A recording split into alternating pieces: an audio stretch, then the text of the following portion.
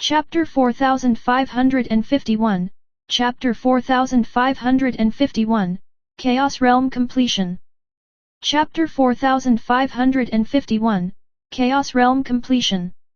Coming to the edge of the pool, Lin Moyu saw that the pool was not large, just 5 meters on each side, with a shallow, still surface. It looked like water, but it wasn't water, it was pure, concentrated power, refined from the bug steel until only the essence remained.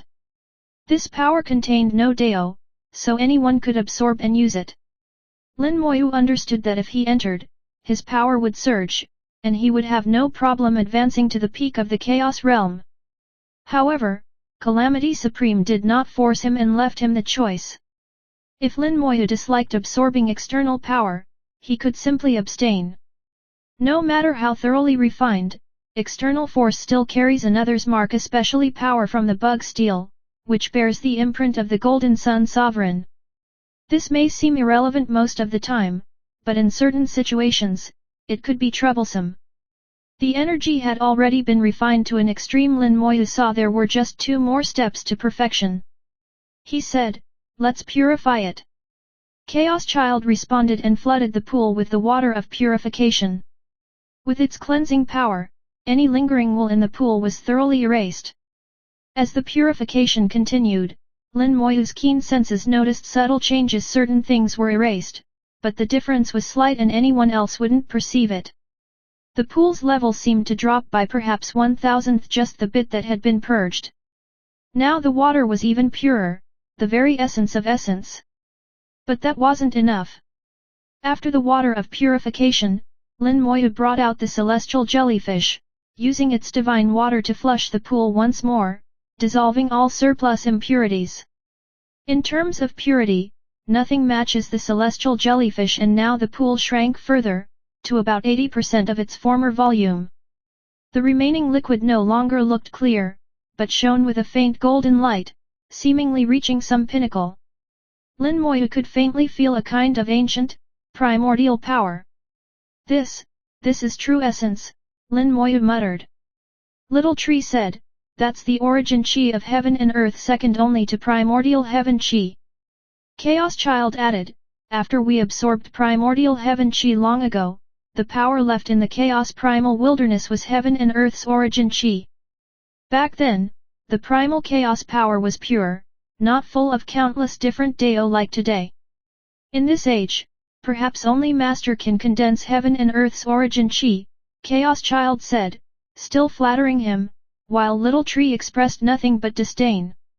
Lin Moyu said, "Since it's heaven and earth's origin chi, let's absorb it together. You both could use some recovery." Chaos Child cheered, "Really? For us?" Lin Moyu smiled, "I don't need much, just a little to break through. The rest is yours." Although he'd extracted such rare essence, Lin Moyu had no desire to absorb it all. He was already at minor accomplishment in Chaos Realm, just a hair away from completion. He would only take enough to break through, keeping his foundation stable and boosting his power greatly. The rest, Little Tree and Chaos Child could have, though not abundant, it would aid their restoration. With the hidden spirit pearl, even if they both fully recovered, as long as they didn't leave the soul world, not even the Dao would notice. They could afford to be bolder. Lin Moyu began absorbing the origin chi. As it entered his body, it rapidly transformed into his own power and merged into his soul. He could feel his cultivation rising swiftly, so much so that it shocked even him. The speed was tens of thousands, maybe hundreds of thousands of times faster than normal. A year's absorption here would equal tens of thousands, or hundreds of thousands, of years of regular cultivation with Chaos Chi. This is fine flour. Lin Moyu realized what Little Tree and Chaos Child ate in the old days was so exquisite that current Chaos Chi is like rough grain by comparison. It's not that rough grain is bad, it's just that after getting used to fine flour, you can no longer go back. No wonder Little Tree and Chaos Child recover so slowly. The Chaos Chi needs to be refined countless times to even come close to meeting their standards. It's easy to see why the ancients were nearly invincible at their level. The foundation is everything without comparison, there's no understanding of the gap. Lin Moyu felt even more convinced by his own path, always solidify the foundation first, even if cultivation goes slowly, the foundation must be strong. Only by proceeding step by step can you go far. Even now, he didn't want to absorb too hastily. He processed and comprehended little by little, letting the energy seep in. As his power rose, he reached the very threshold between minor accomplishment and peak accomplishment in the Chaos realm. There was a membrane he could break through with just a nudge. But this wasn't ideal, so he stopped just at the limit and kept absorbing the origin chi steadily. For several days, he continued until the essence was used up. Then, naturally, the blockage vanished on its own. Lin Moyu didn't do anything, but heard the sound of the barrier breaking, as if pearls were falling into a tray crisp and clear. For others, breakthrough brings an abrupt surge of power, but for Lin Moyu, his aura grew slowly, steadily, until it stabilized. He had advanced to Chaos Realm completion, but externally it just looked like he'd barely entered the stage. No one could tell his foundation was absolutely solid. Unlike others, he didn't need centuries or millennia to stabilize his new level. As soon as he broke through, he was already solid and could wield all the strength of his new realm. "Your turn, take it slow and don't rush," he said to the others, sitting by the pool to contemplate the changes that came with peak Chaos Realm. Little Tree and Chaos Child were careful, absorbing only what they needed, knowing that the hidden spirit pearl wasn't fully refined and it was wise not to go overboard. A root from Little Tree reached out to absorb the origin chi. Chaos Child began pulling in wisps with his own power. Both of them were cautious, just as Lin Moyu anticipated. Lin Moyu examined his own changes.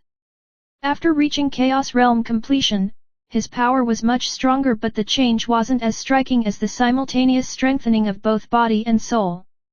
All his undead followers grew stronger too. Their levels now just surpassed his, nearing the middle completion of Chaos Realm. If he used Ascension, they'd rise to top completion of Chaos Realm. The next level, Perfection, was still out of reach in the chaotic void. There was no domain to support it. Yet Lin Moyu had a trick. With primordial heaven chi, he could shatter this boundary. And he had no shortage of primordial heaven chi whatsoever. With a thought, he sent some primordial heaven chi out to the chaos beyond the grand world, letting his undead followers bathe in it. Their strength did not actually increase, but certain limits were shattered for them. Chapter 4552, Chapter 4552, Breaking the Limit, Refining the Hidden Spirit Pearl. Chapter 4552, Breaking the Limit, Refining the Hidden Spirit Pearl. The primordial heaven chi nourished the undead followers. While it did not increase their strength directly, it shattered the upper limits on their potential, allowing them to surpass the usual ceiling of Chaos Realm completion. Even in the absence of a domain, they could now possess the power at the perfection level. Lin Moyu sensed that without the primordial heaven chi, his undead followers' combat power would have stopped at Chaos Realm completion. No matter how miraculous his techniques were, they could not ignore the restrictions of the Chaos rules. This rule, established since Chaos first formed, is the unbreakable iron law of this world. There is only one way to overcome it, that is primordial heaven chi. In ancient times, it was by relying on primordial heaven chi that the greatest experts could break past this iron law even without a domain. They could reach perfection or even go beyond it, rivaling supremes. To them, realms were all illusory, only actual power was real. Now, the primordial heaven chi of the primal chaos wilderness has been exhausted, any remaining traces are too little to sustain the undead followers. Luckily, Lin Moyu possessed another world, where the primordial heaven chi was near infinite, enough for his undead followers to use. However, there was a problem. Undead followers who reached perfection power levels in the primal chaos wilderness would draw the attention of the Dao if they acted. Thankfully, with the hidden spirit pearl, this issue was perfectly solved. Once Lin Moyu finished refining it, its effect could cloak every follower, allowing them to avoid the Dao's notice. Perfect. Lin Moyu clenched his fist, satisfied with the breakthrough. As long as his cultivation advanced, his followers' power could continue to grow up to the true ultimate limit. But where that limit lay, he did not yet know, only by reaching it would he find out. He focused on refining the hidden spirit pearl, his absolute priority. Only when it was fully refined would he be able to act more freely, and Little Tree, Chaos Child, and even Xiaopeng could fully restore themselves. Because the pearl had only one function, it was incredibly powerful. The purer a function, the greater its potency. While refining the hidden spirit pearl, Lin Moyu also multitasked, refining the grand array at the same time. Little Tree and Chaos Child continued absorbing the origin chi of heaven and earth, restoring their strength. Everything progressed orderly. Gradually, a peculiar aura emerged around Lin Moyu. It was so faint that others would easily miss it, or even unconsciously ignore it. Once this aura enveloped Lin Moyu, he seemed to vanish from the world. Little Tree and Chaos Child both noticed the anomaly while absorbing origin chi. "Master, your aura disappeared," they said in unison. In their perception, Lin Moyu was gone. Even the soul world seemed to turn into emptiness. They could not see anything within, as if they stood in a void.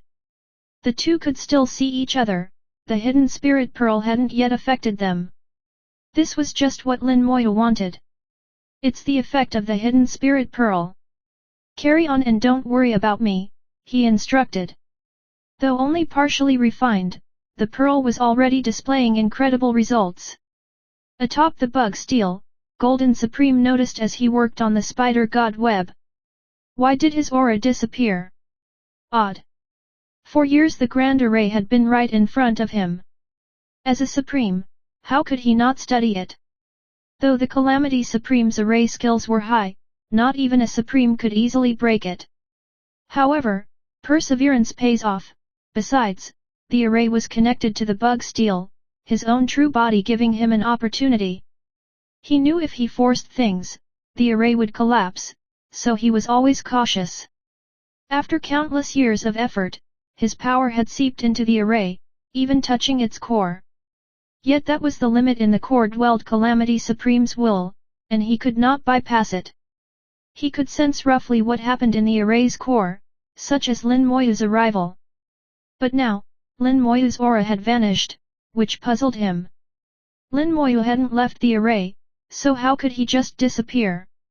A moment later, his aura reappeared, confusing him further.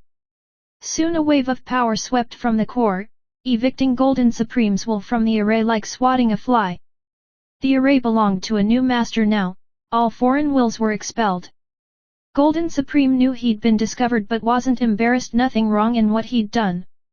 If he didn't feel awkward, it was someone else's problem, not his. He was sure Lin Moyu wouldn't be so simple-minded as to confront him, so he just acted as though nothing had happened. In just a few days, Lin Moyu fully refined the grand array, much faster than before. Inside the core, he could see the outside world and glanced at Golden Supreme. Supremes are cautious, of course he'd inspect things after so long. That's why Calamity Supreme left his will in the core, to guard against other Supremes. Every move had manifold purposes. His careful planning let his schemes endure so long. With the array complete, Lin Moyu threw himself fully into refining the hidden spirit pearl. Little Tree and Chaos Child continued absorbing origin chi. They didn't go too fast, it took them 50 full years to use up the pool's accumulated essence. By now, both had recovered over 60% of their strength, comparable to top perfection level experts. If they reached over 80%, they could surpass perfection and match quasi-supremes. At their peaks, both were no weaker than true supremes.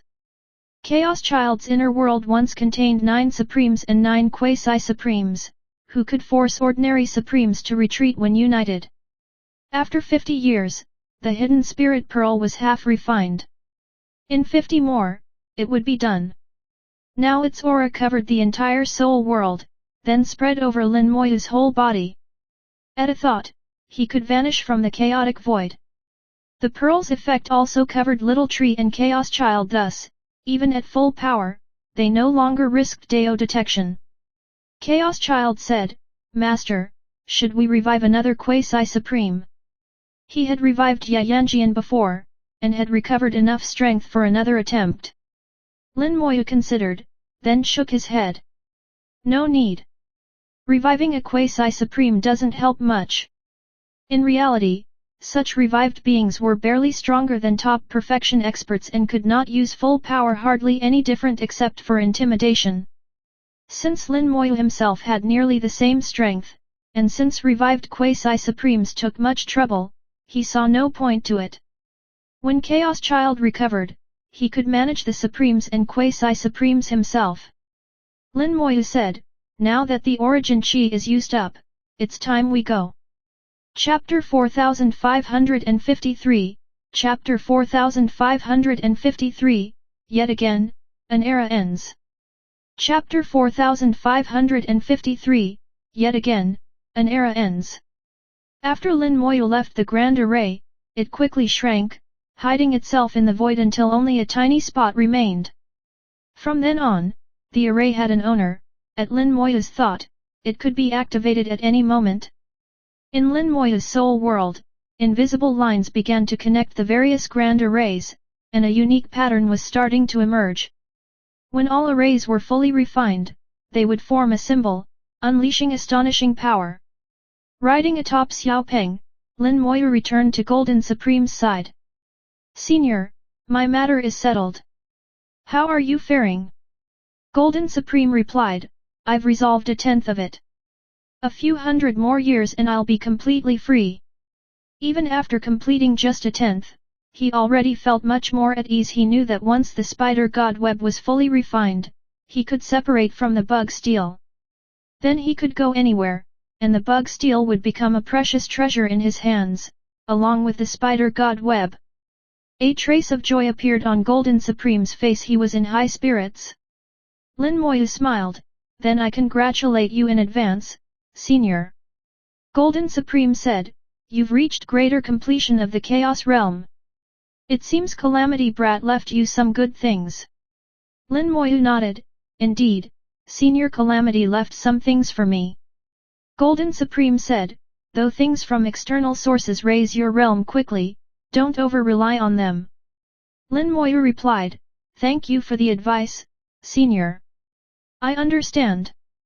Golden Supreme said, now that you are leaving, we may never meet again.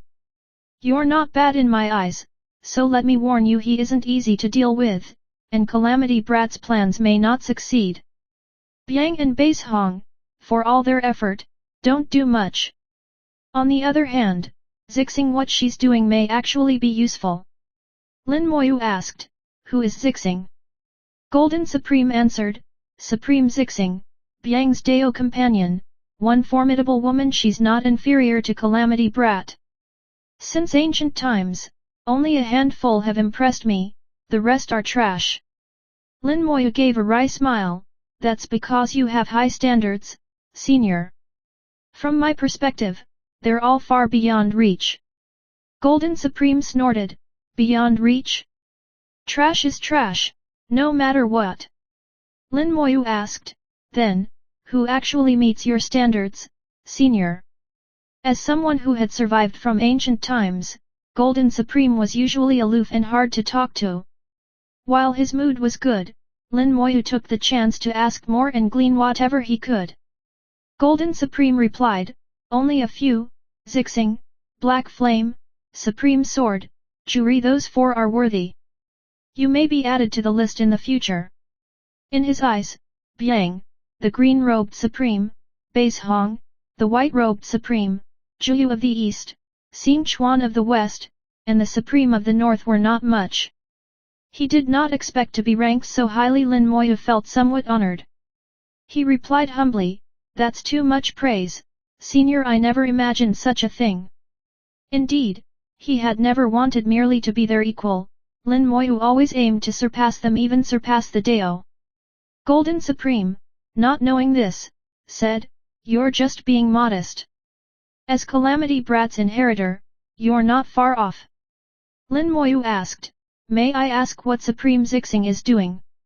Golden Supreme shook his head, no idea, she's very mysterious. But I can sense her undertaking something extremely dangerous. She seems to have a group of young women helping her. If you get involved, be careful. You're aligned with Calamity Brat. Back then, he gathered allies for his schemes and made some enemies. Juyu Supreme of the East and Juri are siblings, they have old grudges with Calamity Brat.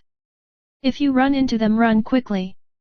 Lin Moyu understood this was a clear warning. Juyu Supreme and Juri will truly kill if provoked. After a bit more idle talk, Lin Moyu took his leave. After he left, Golden Supreme narrowed his eyes. Another eye appeared on his brow.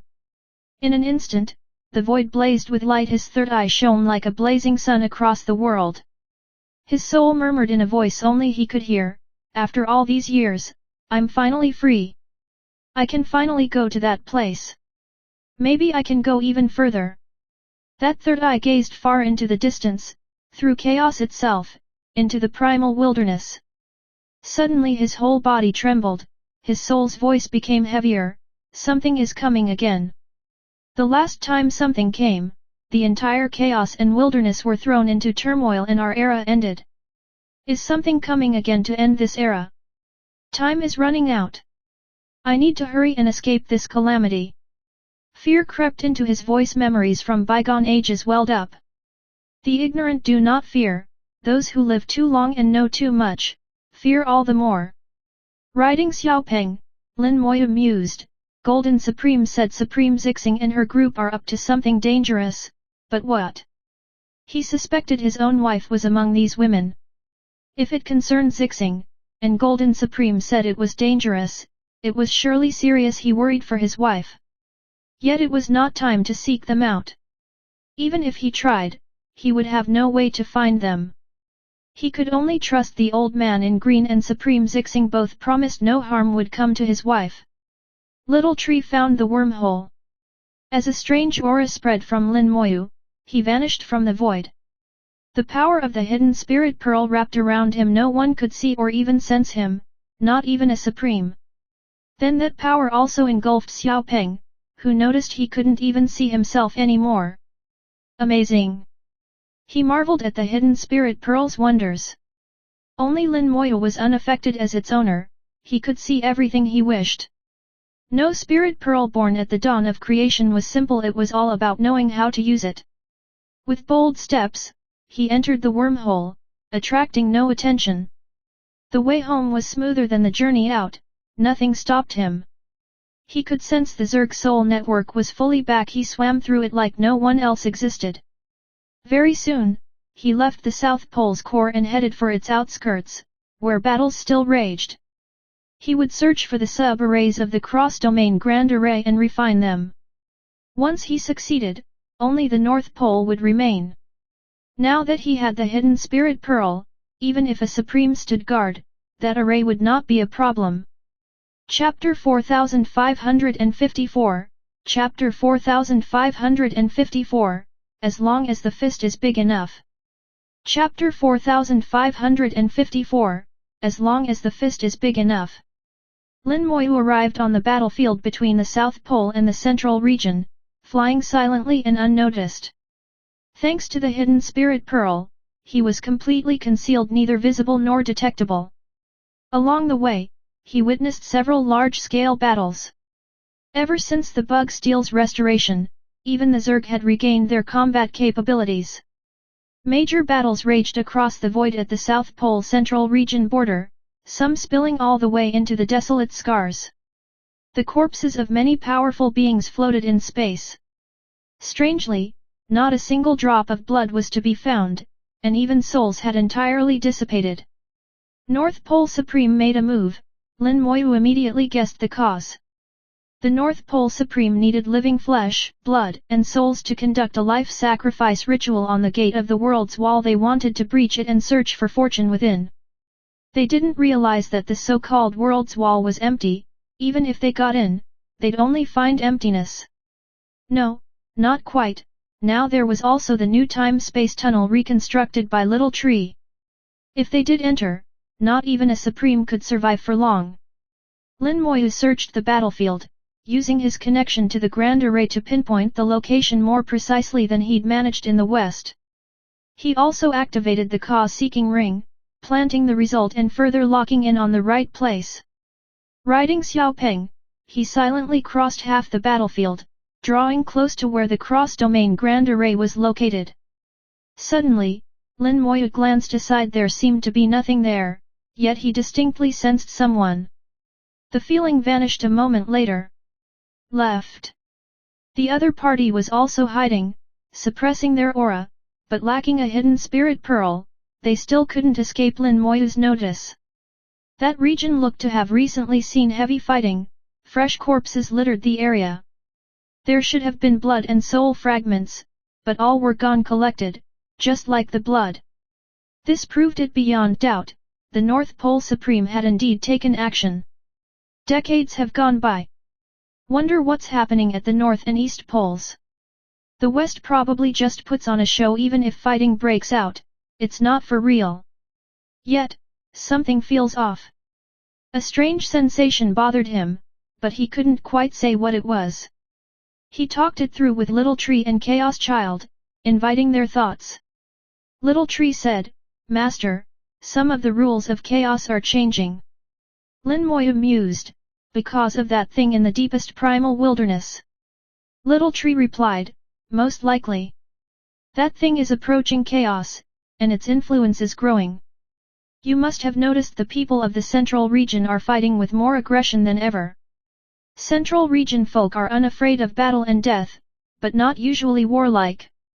Their energy is balanced and calm, even amid chaos and violence their Dao hearts bring this composure. Yet now, something was subtly shifting that, nudging them toward aggression. The change was so subtle even they didn't notice." Lin Moyu saw many more battles and confirmed the transformation. Chaos Child reflected, "Little Tree, don't you remember, didn't something similar happen in our era?" Little Tree answered, "I was thinking the same. Didn't realize then, but looking back now. Even the non-belligerent ones became warlike, not just the warriors. I used to think it was for that flower, but, in truth, a few of them never cared about the outside world. Unless the flower was laid before them, they wouldn't have fought. But later," Chaos Child added, "once my memory came back, I reflected maybe what doomed our era was exactly that flower's influence." Little Tree agreed, "Yes. The flower's appearance invisibly changed us all, sparking great chaos, and ended our era." Chaos Child mused, "Now that something new is emerging in the primal wilderness, is another era's end upon us?" But Little Tree was doubtful, "Not necessarily. Back then, there was no one in the ancient wilderness able to suppress everyone, so chaos only grew. Now, someone of that caliber exists. It may not spiral so wildly again." Even so, Little Tree was not confident. Lin Moyu reflected what they said made sense, but holes remained. Little Tree, sensing Lin Moyu's unease, asked, "Master, do you feel something's wrong?" Lin Moyu answered, "Uncertain, not wrong, just incomplete. This thing's arrival is known to us, to the Supremes, so surely to it as well. With its power, it could easily intercept anything midway, so why hasn't it moved? Is it unable, or has this thing blocked its perception somehow, escaping notice? Or maybe it's waiting. When it got the flower long ago, it became the strongest, but didn't truly reign over the wilderness. It must have faced some problem. Is it possibly waiting for chaos to erupt, or for another being of its level so it has a rival, a stepping stone for further ascent? There's a phrase, break before build. Only the Dao itself knows what the Dao intends. But one thing is clear, it will never be content with its present state. Maybe this emergence from the depths is just its chance. This new thing, changing the nature of chaos, could very well spark the sort of catastrophe that gives the Dao its opening." Lin Moyu's speculations left Little Tree and Chaos Child both deep in thought. They pondered their own long-ago experiences as they worked through Lin Moyu's logic. After a moment, Little Tree murmured, "Master considers things more completely than us. Maybe it's waited and watched all this time for just this opportunity. Whatever this new thing is, it may be exactly what it needs. Chaos Child added, or maybe it simply knows much more than we do, so it acts with better information, while we can only guess. Lin Moyu agreed, that's true. Plus, it works in the shadows, observing the whole of chaos and controlling the Supreme's actions. It can step in at any moment to push things the way it wants. Little Tree's eyes gleamed, but now, we too are about to enter the shadows. Maybe we can finally change the course of things. Lin Moyu shook his head, no, not until we're truly strong enough. No matter what happens in the primal wilderness, we must stay out of it for now. We just handle our own matters. As long as our fists are big enough. There's nothing we can't solve. Chapter 4555, Chapter 4555, To be discovered, impressive indeed. Chapter 4555, To be discovered, impressive indeed.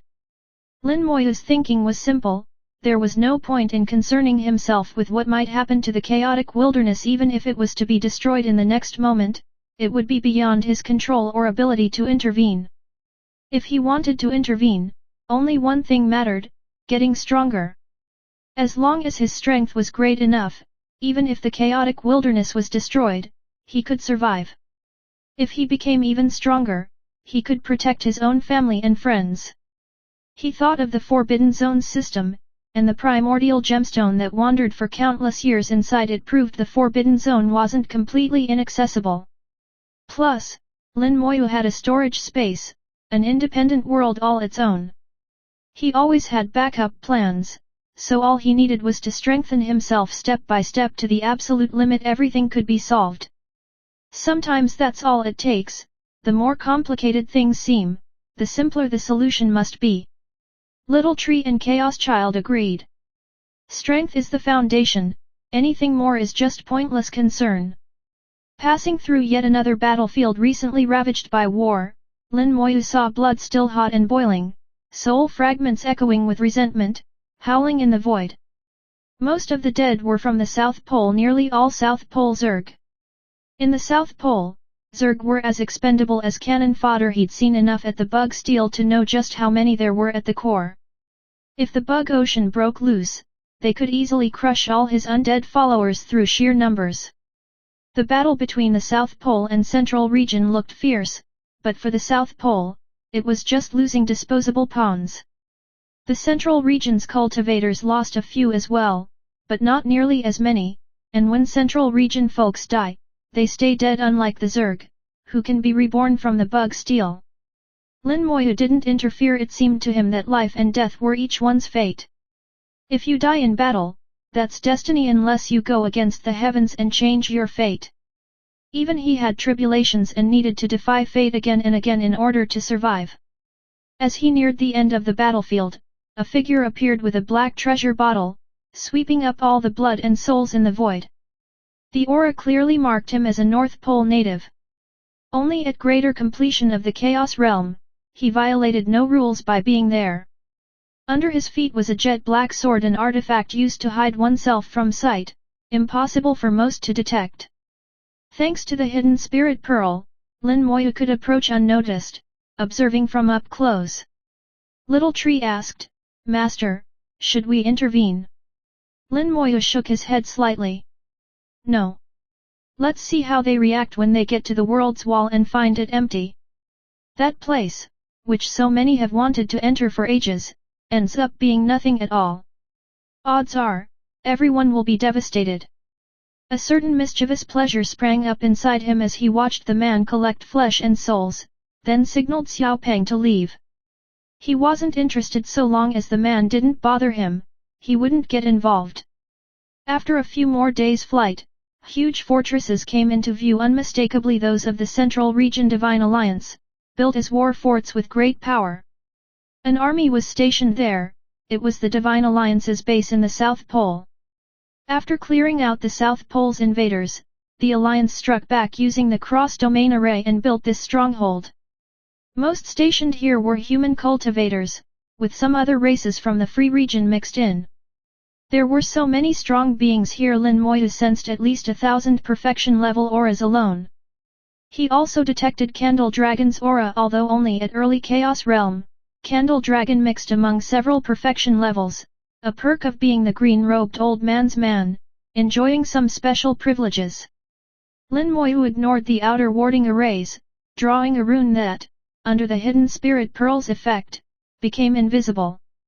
The rune opened a passage for Lin Moyu. None of the Alliance's alarm arrays could detect him. The stronghold was vast. The cross-domain Grand Array was located at the very back. Here the hidden spirit pearl's power was in full effect. Nobody noticed Lin Moyu at all. He soon found the exact site of the Grand Array. Little tree reached through folds of space, locking onto its core. When a rune fell, Lin Moyu entered the array. Who's there? A sharp bark cracked through the air. Lin Moyu turned to see a shirtless middle-aged man eyeing him warily. Upon entry, Lin Moyu had put away the hidden spirit pearl. He hadn't expected anyone inside the array. Normally, nobody would be present. Those sent by transportation would be outside. The man was a perfection level expert, one of the top. Lin Moyu said, Central Region Divine Alliance Grand Elder, Lin Moyu. Who might you be? You're the Grand Elder. The man sounded skeptical. Show your identity token. Lin Moyu produced his token, a purple gold radiance, unmistakable proof of Grand Elder status. Satisfied, the man drew his own token, also purple gold. I am Central Region Divine Alliance Grand Elder Fire Chinza. Greetings, Elder Linear. Lin Moyu asked, why are you here, Deist Fire? Fire Chinzi replied, by order, defending this array. What is Elder Lin's purpose here? Lin Moyu answered, I have business here, but it's not convenient to say. Fire Chinzi paused, a hint of displeasure in his look, but showed no overt reaction. Then is Elder Lin returning to the central region? Lin Moyu shook his head, not for now. As they spoke, Lin Moyu strolled calmly to the array's core, evidently quite familiar with the formation. Fire Chinza trailed warily behind. His orders were to guard the array, no matter who showed up. Lin Moyu didn't stop him, just chuckled, if Elder Fire is so concerned, I'll take my leave. He drew another rune and activated the array. It began humming, and Lin Moyu vanished from Fire Chinza's sight. Gone. Fire Chinza was baffled by Lin Moyu's coming so suddenly and then leaving just as abruptly. Whatever gone is good enough. Unable to figure it out, he returned to his meditation post, keeping watch. Lin Moyu hadn't left. He'd just briefly activated the array, hidden himself using the hidden spirit pearl, and entered the array's true core with another rune, so it seemed he'd teleported out. Inside the array's core, there was yet another statue, just like before. The statue slowly turned toward Lin Moyu and spoke in a deep voice, show yourself. Lin Moyu grinned, to be discovered impressive indeed. Chapter 4556, Chapter 4556, Scheme Within a Scheme. Chapter 4556, Scheme Within a Scheme. All along, no one had ever been able to pierce the concealment of the hidden spirit pearl. When he tested it before, not even Golden Supreme could see through it, but now Calamity Supreme's lingering wool had managed to detect him. Even though this was the core of Calamity Supreme's formation, Lin Moyu's understanding of arrays told him this shouldn't be possible. Lin Moyu noticed some clues, leading him to several suspicions. He withdrew the hidden spirit pearl and asked, is there something you want to tell me? Sensing Lin Moyu's aura, the statue of Calamity Supreme slowly turned away and replied, no. You already know everything. I have nothing more to say. As he finished speaking, the void began to twist and a space-time tunnel started to manifest. Lin Moyu smiled, even if you have nothing to say, I still have questions. The twisting void came to a halt. Calamity Supreme asked in a low voice, what do you want to ask? He remained with his back to Lin Moyu, as though ready to leave at any time. For some reason, Lin Moyu sensed that Calamity Supreme had some urgent matter and was only lingering for Lin Moyu's sake. Now that Lin Moyu had arrived, he was ready to go. Hiding his odd feeling, Lin Moyu maintained his calm. Your will should be concentrated in the primal wilderness, right? Calamity Supreme did not hide this, only making a quiet noise in reply.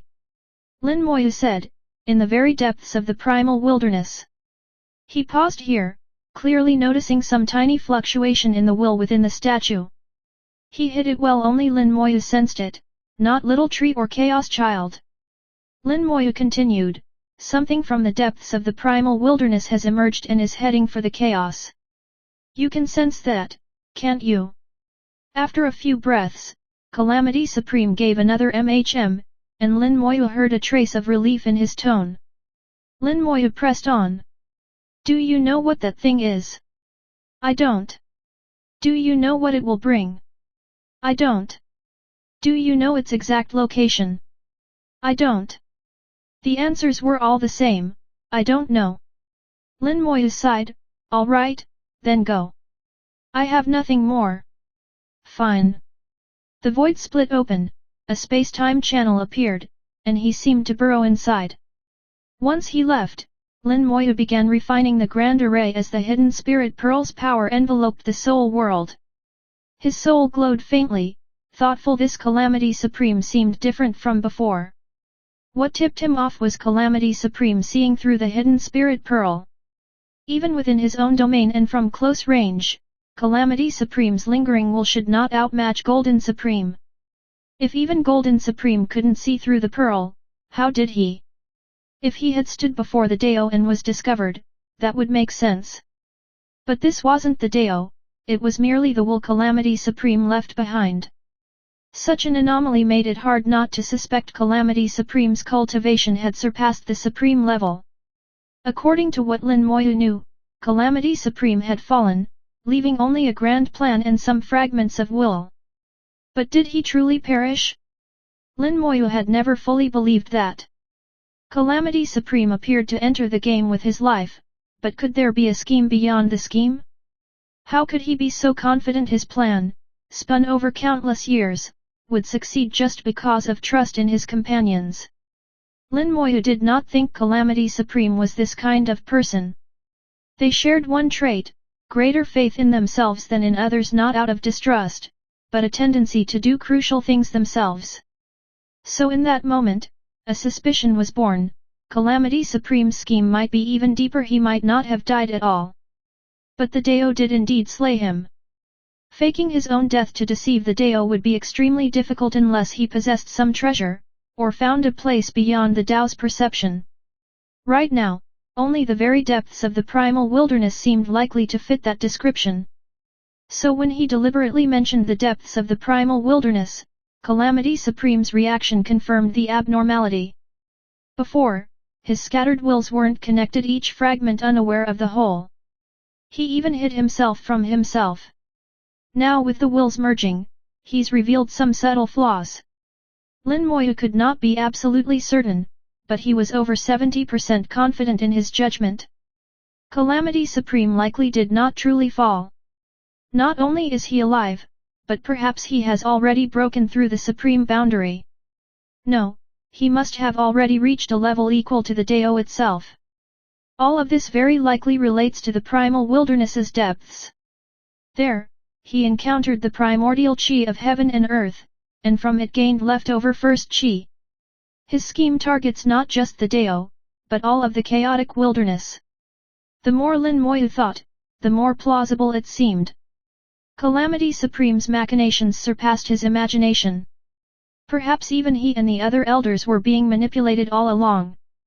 After gathering his thoughts, Lin Moyu summoned the Primal Jewel, Little Tree, Chaos Child, and Xiao Peng to discuss it. He was reasonably confident, but pooling ideas might yield even better answers. Little Tree and the rest listened and agreed with Lin Moyu's reasoning, though, in comparison to Calamity Supreme's planning, they all felt like children. How could one man imagine so far ahead? The Primal Jewel yawned. What's the use in guessing? One day you'll see for yourself at the origin core of heaven and earth. Lin Moyu asked, what is the origin core of heaven and earth? The primal jewel replied, it's actually the depths of the primal wilderness itself. Every world has an origin core, the source of everything. This world's origin is that place. 17. What you said isn't wrong. The origin core indeed contains mysterious possibilities, but it's also very dangerous. Most who go never return. Lin Moyu asked, what exactly is in there? The primal jewel said, I'm too lazy to describe it, and anyway I couldn't clarify it. See for yourself someday. Lin Moyu understood if even the primal jewel couldn't say, it must truly be beyond description. Origin core, the primal wilderness's depths, the origin of this world. After hearing from the primal jewel, Lin Moyu believed his theory was even more likely. Calamity Supreme may have hidden there, feigned death, and gained a fortuitous encounter, then broke through the supreme boundary. It would have been fraught with peril, but knowing Calamity Supreme's nature, he would do it. To reach his goal, he didn't shrink from danger. Now, after all these years, Lin Moyu had appeared, the great game was unfolding, and Calamity Supreme's wills converged. Softly, Lin Moyu murmured, the chaotic wilderness is truly about to fall into chaos. Chapter 4557, Chapter 4557, even Supremes are just pawns. Chapter 4557, even Supremes are just pawns. The cross-domain Grand Array was refined in total silence. Even Fire Chunzi, who was in the formation, did not realize that the array had changed hands. Lin Moyu was adept at this process. There was no difficulty at all. By now, 8 of the 12 Grand Arrays in the Primal Chaos Wilderness had been refined. The ones remaining included the cross-domain array between the Central Region and the North Pole, and the arrays in the North Pole, Upper Realm, and Lower Realm. The arrays in the Upper and Lower Realms were no big deal. The Upper, Middle, and Lower Realms were all on good terms, predominantly human, and had frequent interaction. The North Pole, however, was different. Its Supreme had his own plans and was at odds with Calamity Supreme. Last time Lin Moyu went, he hadn't gained an advantage. Luckily, with the hidden Spirit Pearl, returning would now be much easier. Unless the North Pole Supreme himself guarded the array, his avatars wouldn't be able to detect Lin Moyu. As for those 2 quasi-supremes, they could be completely disregarded. When the cross-domain Grand Array was activated, Fire Chunzi opened his eyes yet discovered nothing unusual. Nobody came, nobody left, so how could the array have just activated? Strange, could something be wrong with this array? Fire Chunzi muttered. In the depths of his eyes, a flame flickered, turning into thin red lines. Unconsciously, he was becoming less willing to think things through. The entity from the depths of the primal wilderness had begun affecting all of chaos. Living beings throughout the chaos were changing, becoming restless, more prone to violence. This was a universal influence. Regardless of how deep your cultivation, you still felt its effects. The only difference was that those with stronger Dao hearts changed less and more slowly, while weaker-willed ones changed more drastically. The process had only just begun, it would soon be more obvious. As the ghost that triggered this, Lin Moyu teleported from the core of the array back to the central region. He arrived in Linan City in the Leaf region, which was heavily guarded. When the array was activated, several perfection-level experts turned their attention to it, but no one emerged, so they were puzzled. Nobody went and nobody came. Did the formation just transmit air? Using the hidden Spirit Pearl, Lin Moyu left Linan City and headed for Wangnan border. Close to Wangnan, he withdrew the pearl and used his status as Grand Elder of the Central Domain Divine Alliance to enter. The teleportation array in Wangnan was closed at the moment, but as Grand Elder, he could use it. At the local alliance branch, he caught up on current events, then teleported to headquarters, and from there set out for Wangbei border. For reasons unknown, Lin Moyu felt an increasing sense of urgency. Chaos would soon erupt in a major way, so he needed to finish refining the arrays as quickly as possible. He also needed to advance his cultivation, solidifying his foundation while doing so, and push Silver Light Rabbit to nurture its own domain. All of this had to happen simultaneously, none of it could be neglected. Even though he suspected Calamity Supreme had even greater schemes, and that he himself might only be a pawn in it, Lin Moyu had no choice but to keep playing the part. He knew he was a pawn, but still had to battle inside the game. Someday, he would leap from the board and turn on the player himself. If my suspicions are right, then I am a pawn, no doubt. But which Supreme in the chaos isn't? With the entire primal chaos wilderness as the chessboard, Calamity Supreme truly impressive. He gave a cold inward chuckle, considering the current state of chaos. The North Pole had gone to war, not with the Central Region, but with the Upper Realm Divine Alliance. The fighting was intense, the Upper Realm side wasn't adept at combat and couldn't match the savagery of the North Pole's natives. But their teamwork was strong. After a long fight, they dragged the front line deep into the North Pole. Without a cross-domain array, the North Pole would struggle to counterattack. Lin Moyu thought all this fighting was merely small-scale skirmishing. If the war kept escalating, it would ultimately come down to the Supremes themselves. When a Supreme took the initiative, every previous effort was overturned. Their victories and losses would directly determine the fate of each domain. Still, Supremes almost never fought to the death, at most, a few symbolic exchanges. Only some quasi-Supremes had true life and death duels, even resulting in actual deaths. When they fought, even just the aftermath claimed countless lives. If a Supreme went all out, it would be much worse. That's why top-level power like the Supremes or quasi-Supremes almost never truly clashed. That was the history of chaos, but this time, Lin Moyu sensed something different. Something from the depths of the primal wilderness might change what was once unthinkable. The North Pole acted. The East Pole was restless and, by present trends, would soon move too.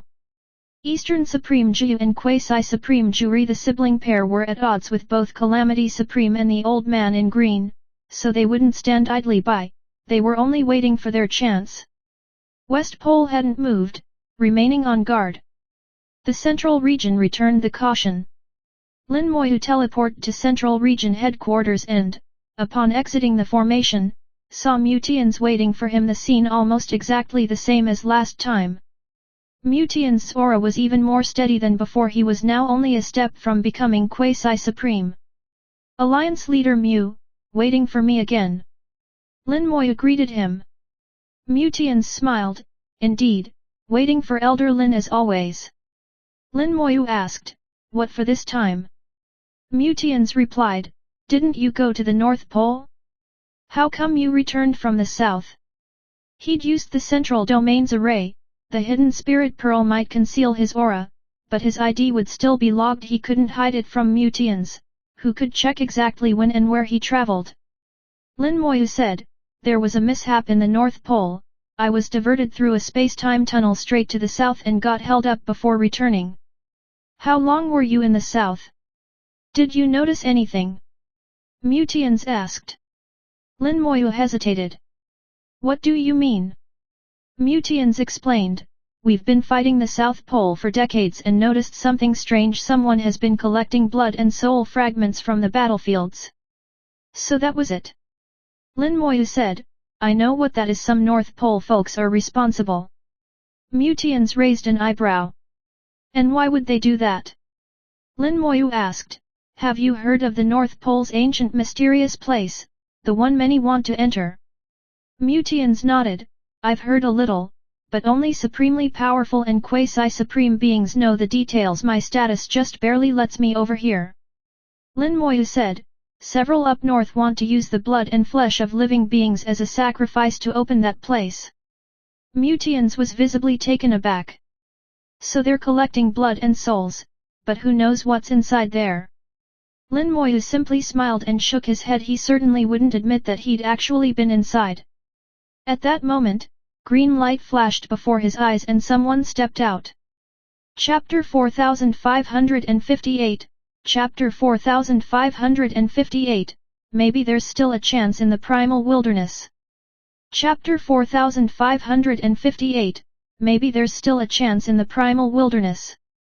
When Mu Tian saw the visitor, he immediately paid his respects. Tian's greets master. The visitor was the old man in the green robe Supreme Boyang of the central region. Unexpectedly, he turned out to be Mu Tian's teacher. Lin Moyu casually offered a greeting, "Senior, long time no see." He owed a lot to the green-robed old man, but the latter had also done many things that irritated him. Calling him senior was already keeping it courteous. Lin Moyu's attitude startled Mu Tian's. Supreme Boyang, however, paid no heed, simply laughing, "Lin, my young friend, long time no see." Lin Moyu shook his head, "It's one thing for me to say that, not for you. I don't believe for a second you haven't been monitoring me. In fact, since our first meeting in that small world, you've always been paying attention to me." Supreme Boyang showed no anger, addressing Mu Tian's instead, "Tian's, I have matters to discuss with Lin. Is there anything else you need?" Mu Tian's quickly shook his head, "There's nothing, master." With that, he withdrew, and only after he was gone did Lin Moyu comment, "So the alliance leader is actually your disciple?" Supreme Boyang replied, "Nothing strange about that. All the Grand Elders of the Central Domain Divine Alliance know. After all, with everyone's strength being close, how could Tian's have become vice leader otherwise? Being a Supreme's disciple settles the question." Lin Moyu said, "Let's cut to the chase. Why did you come looking for me?" With a wave of his hand, Supreme Boyang cast an array that enveloped the two of them, releasing a dense oppressive force that isolated them from the void and created an independent space. Lin Moyu asked, "Why be so careful? You think someone in the chaos can eavesdrop on you?" Supreme Boyang smiled, "Do you remember I once said, walls have ears?" He had indeed said so in the origin continent. Lin Moyu was curious, "Then I'd like to know who is capable of this." Supreme Boyang replied, "The Eastern Pole siblings, Juri and Juyu Quasi Supreme Juri can listen in on the chaos, while Supreme Juyu can watch over most of it. Few things escape their attention when they cooperate." Lin Moyu said, "That's an impressive power, but if someone investigates you specifically, you'd definitely notice." Supreme Boyang replied, "Of course. But if they only investigate you, I wouldn't know, and you'd also find it hard to detect." Find it hard to detect? Lin Moyu thought his soul was no less sensitive than any Supreme's. If someone probed him in secret, he'd sense it. But if Supreme Boyang said so, he'd let it go. "So, why did you come find me this time?" Supreme Boyang asked. "I wanted to ask you, what is the North Pole's mysterious place truly like?" Lin Moyu paused, realizing, "So you're very clear on my movements?" Supreme Boyang shook his head, "Don't misunderstand. I haven't been following you." Lin Moyu laughed, "Then how did you know?" Supreme Boyang uttered 4 words, "Ice Jade Meditation Mat." He'd long since known that the Ice Jade Meditation Mat was special, he'd once owned it, but only ever treated it as a powerful treasure, not realizing it was actually a key to that place. If he'd known sooner, he would have gone long ago. When Lin Moyu refined the mat, turning it into ice crystal, Supreme Boyang sensed it. From then on, he occasionally tracked Lin Moyu's location. So when Lin Moyu suddenly disappeared in the North Pole, and the spot corresponded to that mystical area, it meant Lin Moyu had gone inside. Lin Moyu said, "Actually, it's nothing much. There are some things inside, but for us, completely useless. And we can't even take them. In short, there's no benefit." Supreme Boyang seemed skeptical, but trusted Lin Moyu wouldn't lie. "So what exactly is inside?" Lin Moyu answered, "It's related to the secret of the world's origin, and there is also a passage to another world." Hearing this, Supreme Boyang's breathing became heavy. He knew exactly what this meant. The secret of the world's origin at his cultivation level, that was the only meaningful pursuit left. Cultivation no longer mattered, insight did. All current Supremes knew that the secret of the world's origin was most likely hidden in the deepest primal wilderness, but none of them wanted to risk it. It was too dangerous. Unexpectedly, the North Pole's mysterious cite also concealed this secret. Before he could get too excited, Lin Moyu doused him with cold water. Don't overthink it. That secret is only what's on the surface. Even if you see it, you won't comprehend anything.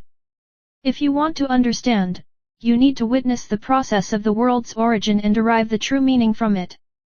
As for the specifics, if you really want to know, I can tell you, but you'll have to give me something in exchange. Supreme Boyang studied Lin Moyu, then softly said, all right. Lin Moyu didn't pursue the matter of what to exchange. He trusted Supreme Boyang understood what he wanted.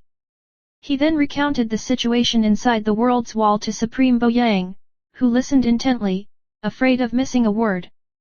As Lin Moyu described, after hearing it all, Supreme Boyang realized that just knowing the result was of little value. What mattered was the process. For example, seeing how the world's wall produced origin treasures, how the origin treasure and the primordial breath fused, and how life began to be nurtured. That was the real secret of the world's origin. Observing this process might let someone grasp a higher realm. But hearing about it now was pointless. After a moment's thought, Supreme Boyang asked, so, after all this, nobody can ever uncover the secret of the world's origin again. Since the world's wall no longer produced origin treasures, and primordial breath had disappeared, that secret couldn't be explored further. But that wasn't entirely true. Lin Moyu knew there were still methods, but he wouldn't reveal them, especially while issues regarding Calamity Supreme remained. He smiled, maybe there's still a chance, in the deepest primal wilderness. Supreme Boyang paused then laughed bitterly, so after all these years, that old guy in the North Pole ends up with nothing. If he really went in, what would he feel? Probably want to cough up blood from the loss. Lin Moyu shook his head, if he really went in, he might die there. There's a space-time passage inside leading to the remnants of another world. If he just charges in blindly, he might never come back. Supreme Boyang sighed, then it'll depend on his luck. Lin Moyu's eyes flickered with new meaning. Supreme Boyang seemed familiar with the world remnants. Could he know of them? That shouldn't be, Supremes shouldn't know about the world remnants. Without revealing his thoughts, Lin Moyu said, now it's your turn. Chapter 4559, Chapter 4559, You misjudged Calamity Supreme. Chapter 4559, You misjudged Calamity Supreme. What he took out was information. Supreme Boyang did the same. The exchange was not some random treasure. Unless it was an artifact on par with the cause-seeking ring, Lin Moyu would have felt insulted. Supreme Boyang did not disappoint. He produced a jade token, inscribed the message within, and handed it to Lin Moyu. It's too complicated to say. Take a look for yourself. Lin Moyu swept it with his soul sense. There was quite a bit of information inside, and it was indeed exactly what he'd hoped for. The first thing it covered was his wives. All of them were safe, having been taken as disciples by Supreme Zixing. Now, each had cultivated to the peak of perfection. Together, the 8 of them could rival a Supreme. Currently, they were busy with a task for Supreme Zixing. The jade didn't specify the details, though it was certainly no simple matter. Supreme Jin of the South Pole seemed aware, but only mentioned it was dangerous. From Supreme Boyang's tone, there should be no real threat. Supreme Boyang said, rest assured they'll be fine. The jade dissolved to dust in Lin Moyu's hand. He asked, which world are you all exploring? Supreme Boyang's expression changed. He was about to reply when Lin Moyu cut him off. No need to explain, I've already guessed. Even if you get primordial breath from that world, it's still hard to go any further unless you have something else in hand. He said it with certainty, giving Supreme Boyang no chance to respond. Supreme Boyang reflected on their conversation and suddenly laughed. You little fox, you. Lin Moyu said, you have to be careful with this. If it ever gets exposed, it will descend on you at once. Supreme Boyang said, we've always been careful and so have you. You used to have someone protecting you, but now that person has gone their own way. Even I might not be able to help next time. Lin Moyu shook his head. I don't need your protection. Everyone just focus on their own business. Supreme Boyang smiled, all right. By the way, did you handle everything in the South Pole? Lin Moyu said, handled. The promise Calamity Supreme made back then is fulfilled. In a few hundred years, Supreme Jin will be free again. Supreme Boyang said, good, one less enemy. Calamity, after all, had a good eye. In his heart, Lin Moyu sneered Calamity Supreme did have a good eye, but they had all misjudged him. Even if Calamity Supreme never intended harm, fate often interfered, things were not up to his wishes. Many things, not even Calamity Supreme could fully control. Lin Moyu said, since you're here, I won't bother anyone else. I'm heading to the North Pole, going to Linbei City to use the cross-domain array. Supreme Boyang smiled, no problem, I'll take you there. Now that war had broken out between the North Pole and the Central Region, Linbei City had been taken over by people from the upper realm. Even Lin Moyu had no right to use the array. He'd planned to sneak over, but with Supreme Boyang accompanying, there was no need. Supreme Boyang didn't use a teleport array, he pulled out a flying boat treasure instead. Supreme Boyang said, this void boat was something I acquired by chance, it's damaged now, not as good as it once was, but it's still faster than a teleport array. Lin Moyu saw it was a precious treasure, beyond the Chaos Realm and holding miraculous abilities. The void boat was likely on par with the Tuer boat, ancient artifacts formed by primordial breath fusing with world origin treasures. Tuer boat was prized for defense, the void boat excelled in speed. Supreme Boyang activated it with soul power and the void boat immediately shot through the void. In an instant, they arrived at Linbei City. Lin Moyu was startled, so fast. It normally took at least 5 days by teleport array from Central Domain Alliance HQ to Wangbei border, and another half-day's flight from the border to Linbei City even riding Xiaopeng. Now it felt like less than 30 minutes. Supreme Boyang smiled, not actually so fast. We passed through a space-time tunnel. It felt like a moment to you, but a whole day actually went by. Thinking back, Lin Moyu realized time really had gotten muddled. Still, even a day was incredibly fast. Supreme Boyang smiled, all right. I'll see you off. With Supreme Boyang's guidance, they entered Linbei City. Alliance rules meant nothing before a Supreme Lin Moyu easily accessed the cross-domain array and departed for the North Pole. During transmission, Lin Moyu used the hidden spirit pearl to cloak himself. In his soul world, he asked, do you know about the void boat? Little Tree said, that wasn't a void boat, it was called a space-time boat. It can travel through space-time. Chaos Child said, back in the day, the only thing as fast as a golden-winged rock was one of those. Little Tree said, speed wasn't even its strongest point, it could attack from the past, striking unexpectedly. It could also distort time, causing confusion and loss of control. Chaos Child added, but so what?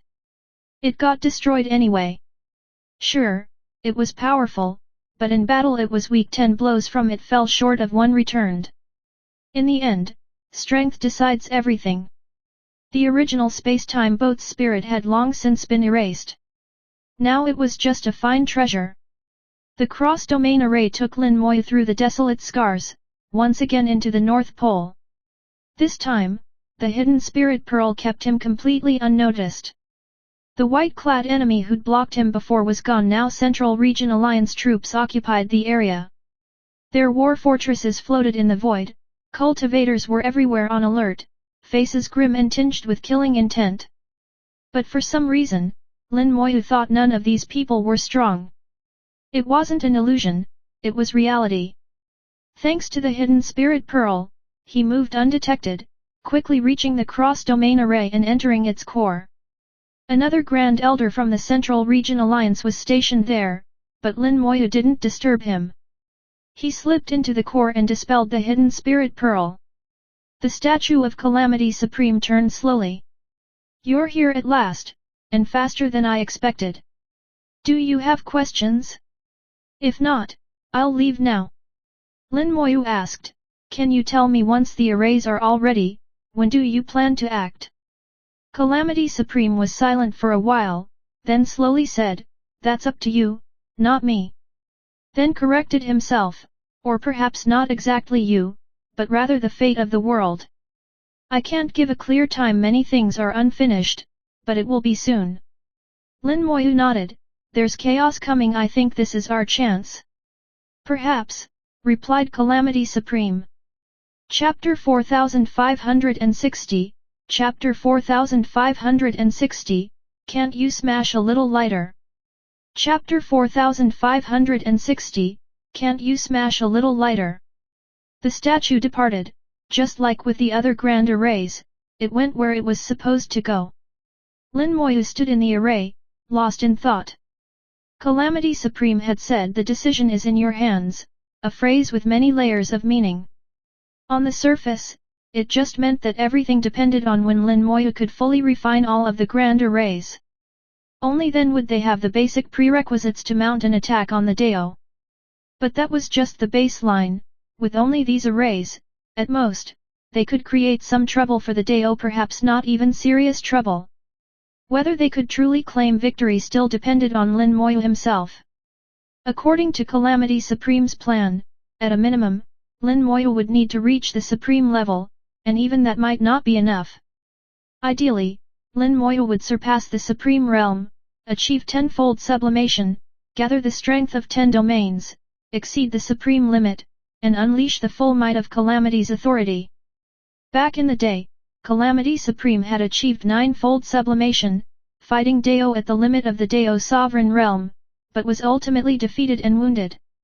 So that still wasn't enough, he'd have to go further. Until now, Lin Moyu had always followed Calamity Supreme's scheme, but put his own changes into it without altering the core. Yet now he'd discovered something unusual about Calamity Supreme. If Calamity Supreme hadn't truly perished and had hidden all these years in the deepest reaches of the wilderness, maybe he'd found something there to break through his previous limit. Otherwise, how could he have seen through the hidden spirit pearl and discovered Lin Moyu's secrets? But what was Calamity Supreme's true ultimate goal in this plan? Was it good or bad? Calamity Supreme is probably the deepest schemer since ancient times, Lin Moyu murmured. Little Tree shook his head, if what you think is true, then they are the same kind of person. He meant Calamity Supreme and the Dao. The Great War back then was nearly over by the time Dao appeared. So many great powers had died or been injured. Dao wasn't the aureole, nor merely lurking in the background, it was the hidden hand behind the hunter. Lin Moyu smiled quietly, improve our strength. In one thing he's right, chaos is about to erupt, and maybe that's our chance. His words had a double meaning, the opportunity ahead belonged to himself and Little Tree, not to Calamity Supreme. Though they were still pawns, soon this pawn would leap off the board and strike at the player. While refining the array, Lin Moyu used sub-arrays to reverse refine the main array. He was already experienced, within days, the refinement was done. At this point, he controlled all 4 cross-domain grand arrays. With a thought, he could make all 4 cease functioning. After refining the 4, Lin Moyu found they'd begun to link together, merging into one structure. Now, with 4 main and 4 sub-arrays, they acted as one formation. He could freely teleport between them, for example, from a North Pole sub-array to any main or sub-array in the south, wherever he wished. All the cross-domain arrays now marked the exact locations of the remaining 3 arrays. No longer just their approximate area, but with a positional error of less than 10,000 li. In the Chaos Void, 10,000 li is a tiny sliver, one stride could span more than that. Leaving the grand array, the hidden spirit pearl enveloped Lin Moyu and Xiaopeng as they flew toward the North Pole's main array. This time he didn't use a North Pole teleportation array, but chose to refine the hidden spirit pearl fully along the way, then use the primordial breath to help Xiaopeng awaken his entire bloodline. With the hidden spirit pearl, even if Xiaopeng's bloodline awakened completely, Dao wouldn't find out. At that point, even if Xiaopeng wasn't quite at the peak of the golden winged rock, he'd be as fast as a teleport array. There'd be no need to hop arrays anymore. Xiaopeng would suffice. Once fully refined, the hidden spirit pearl would keep everyone safe. Xiaopeng regains his bloodline, Little Tree and Chaos Child can finally go all out, the protagonist can recover completely. And when the undead minions hit perfection, they'll be able to fight without reservation. The hidden spirit pearl was too important, it had to be refined soon. Along the way, Lin Moyu witnessed one war after another. The North and Upper Realms were at open war now, slaughter was fierce, casualties uncountable. He saw the North Supreme's avatar scooping up fresh blood and souls on the battlefield, using a special treasure. Rumor had it the East would attack soon, and the North Supreme would be involved as well. Xiaopeng traveled vast distances through the void toward the North's center, flying for decades. The refinement of the hidden spirit pearl was nearly complete, just a little more effort. But that final step eluded him, there seemed to be a wall blocking his soul force from the core. Puzzled, Lin Moyu tried every method, but couldn't pierce the core. Little Tree said, back then even Chaos Sky Swarm couldn't fully refine the hidden spirit pearl. Looks like it's not that he didn't want to, but that he couldn't. Chaos Child wondered, with your soul force now, you should be able to refine it. Little Tree explained, the hidden spirit pearl is one of the world pearls. It absorbed primordial breath, but never gained sentience. Lin Moyu guessed, so the primordial breath gathered at the core, turning into an armor-like shell that protects it. Little Tree said, before gaining wisdom, our instinct is self-preservation. The pearl is the same. Because it never gained wisdom, it used primordial breath for protection. If true, then his soul truly couldn't break it. He roused the drowsing primal gem. Can the barrier at the pearl's core be smashed? The primal gem peered at it. Yes, but after smashing it, the pearl is ruined. Can't you smash a little lighter? Lin Moyu sighed. It's not about strength. By now the pearl and the primordial breath have fully fused. The armor wasn't just protection, it was part of the pearl now. Once destroyed, the pearl itself would shatter. Lin Moyu frowned, is there any other way? The primal gem answered, of course what's impossible for others is simple for you. He brightened. Primordial breath. Chapter 4561, Chapter 4561, Recovery. Chapter 4561, Recovery. Since the armor was made of primordial qi, the best way to break it was with primordial qi itself. The primal gem murmured assent and went back to dozing. Lin Moyu drew a thread of primordial qi, using his soul fire as its vessel, and continued refining the hidden spirit pearl. Sure enough, the previously indestructible formless armor even the World Mother Jellyfish couldn't break now began to loosen. Lin Moyu sensed that the armor protecting the core of the hidden spirit pearl was softening. It wasn't being violently destroyed but was gradually yielding, allowing his soul fire to enter the core itself. This process was slow. Lin Moyu was patient, slowly increasing the amount of primordial qi and speeding up the refinement. Gradually, Lin Moyu finally made contact with the pearl's core and began refining it in earnest. The hidden spirit pearl never developed true sentience, its core felt pure and singular to Lin Moyu. Lin Moyu felt enlightenment. The pearl's state pointed him toward his own path, his soul should remain pure. He realized the road he'd taken wasn't wrong. He abandoned all other daos and focused solely on the immortality dao, thus keeping his soul pure. There was no need to be almighty, going all the way on one path was enough. In ancient times, top life forms like Little Tree all did something similar. Taking hidden spirit pearl as reference, Lin Moyu summoned more primordial qi, this time not for refining, but to transform his soul world itself. The soul world was his core, and using primordial qi as the foundation, he forged an armor for his soul world. He couldn't do this previously, as massive use of primordial qi risked detection by the Dao. Now, with the hidden spirit pearl in hand, he could afford to take some risks. Primordial Qi was powerful and versatile. With its protection, his soul world became much more resilient to threats. A stronger soul world meant a safer soul, and thus greater survivability. After over a decade, the hidden spirit pearl was completely refined and Lin Moyu felt delighted, having gained far more than just the refinement. Now, an invisible armor coated his soul world. By Little Tree's estimate, his soul defense was now several times stronger, and with further evolution, would grow even more formidable. The hidden spirit pearl became one with the soul world, its formless aura spread over Lin Moyu himself and over Xiao Peng, Little Tree, and the rest. Even they felt as if they'd become isolated from the primal chaos wilderness.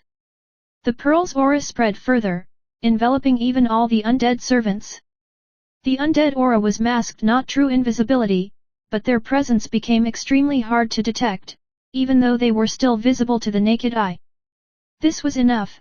Lin Moyu knew that his real adversary to guard against was the Dao. Now, unless the Dao showed up in person, he could avoid its detection. Primordial Qi again was infused into Xiao Peng, helping him fully awaken his golden-winged rock bloodline. Little Tree and Chaos Child were both far better than before, they could slowly absorb the Qi and truly start recovering. Everything proceeded steadily and methodically. Lin Moyu was unhurried, taking every step solidly. The ancient golden-winged rock blood started bursting with activity under the stimulation of primordial Qi. Xiao Peng's speed kept climbing, at a rate that multiplied repeatedly. There was at least a tenfold difference between awakening 90% of the bloodline and full awakening.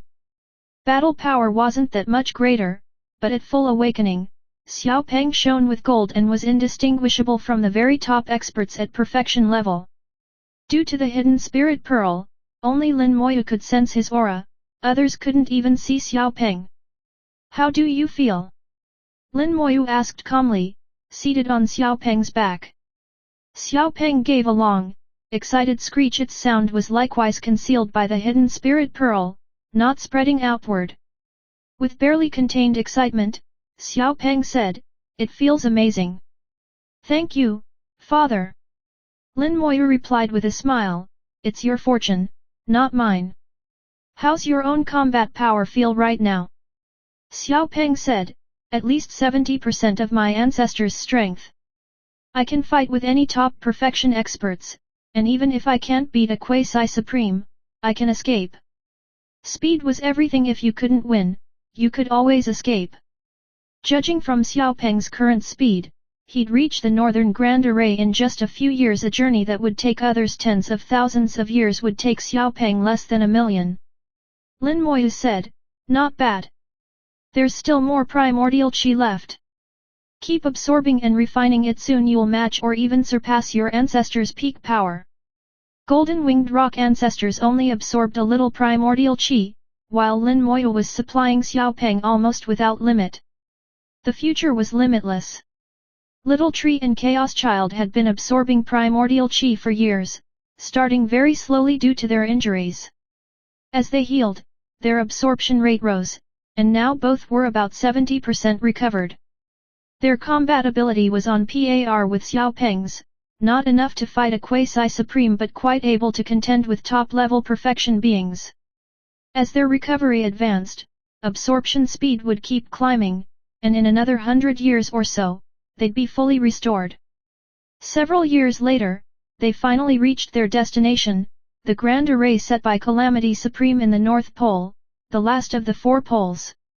From afar, Lin Moyu saw a figure in blue. A blue robe, the North Supreme. No, not the real body, just an avatar, the true body's outside the world's wall. Even faced only with a Supreme's avatar, Lin Moyu preferred not to engage. His goal was to refine the array, not fight. The avatar hadn't noticed Lin Moyu, simply sitting in the void. Nearby, the Grand Array lay hidden in a spatial fissure compressed so small it appeared only as a tiny point to outsiders. Only when activated would the array's true structure appear.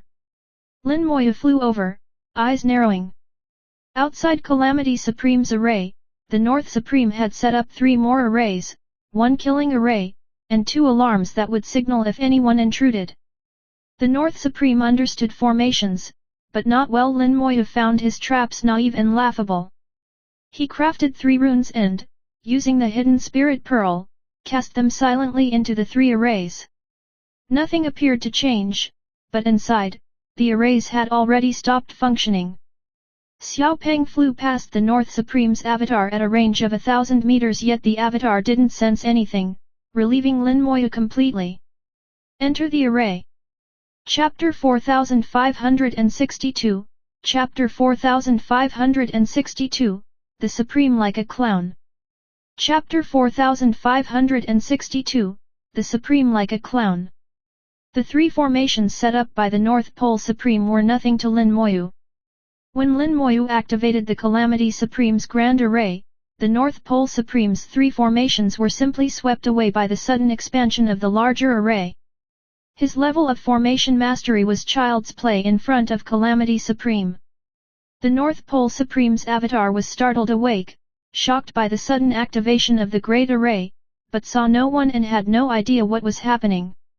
As he was startled, Lin Moyu had already entered the array, heading straight into its core, seeing the familiar scene. Just before entering the core, he dispelled the hidden spirit pearl. "You've finally come. I'm leaving," said the statue bluntly, not waiting for Lin Moyu's response, opening the time-space tunnel and departing immediately. The will of Calamity Supreme in these statues was now linked, so all information was shared between them. Lin Moyu watched as the statue vanished into the time-space tunnel. "Can you pinpoint the location?" Little Tree shook his head. "Too short a time to lock it down. But I can tell this tunnel goes very far, and it's not a normal space-time passage." Lin Moyu's eyebrow rose. "What do you mean?" Little Tree replied, "This tunnel has probably existed for ages, not built in the moment, but always there, only activated when needed. There should be a treasure at the other end, which Calamity Supreme uses to construct the tunnel. While I can't sense the exact spot, it's somewhere deep in the primal wilderness." Lin Moyu nodded. "Got it. Did you notice how hurried he seemed just now?" This time, the Calamity Supreme was different from previous encounters. He seemed rushed, leaving quickly and unlike before. Just a few decades had passed, but something had changed. The urgency was obvious. Little Tree and Chaos Child both sensed it. What's he rushing for? If he's in a hurry, something must be up. What's he doing in the depths of the primal wilderness? Little Tree said, "It's not just urgency." His aura was unstable, possibly related to whatever is coming from the deepest part of the primal wilderness. Lin Moyu nodded slightly. Maybe so. Years had passed almost entirely in seclusion under the hidden spirit pearl. They were virtually isolated from the outside world. In these decades, who knew where that thing had reached, or how much its influence over chaos had grown? It came from the very depths of the primal wilderness, traversing space in ways ordinary cultivators couldn't fathom. While its speed wasn't fast, the repercussions had already stretched across all of chaos. A bigger effect was even felt in the wilderness. With Calamity Supreme and others residing there, their exposure was greater, possibly explaining his anxiety. They'd have to wait until leaving and lowering the hidden spirit pearl to sense for themselves. He began refining the array. With this one, only the upper and lower realm arrays would remain out of 12. The upper realm's array wouldn't be an issue, the central and upper regions were always on good terms. He could enter easily and the position was clear, so finding the array would be no problem. The lower realm, however, would be more difficult. Few even knew its state, and there was nothing on it even in Mutian's data. It was shrouded in mystery, only discoverable upon arrival.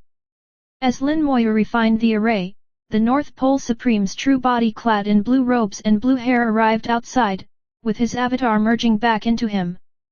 The North Pole Supreme's gaze was sharp as lightning as he stared at the activated array, but in his eyes it was empty.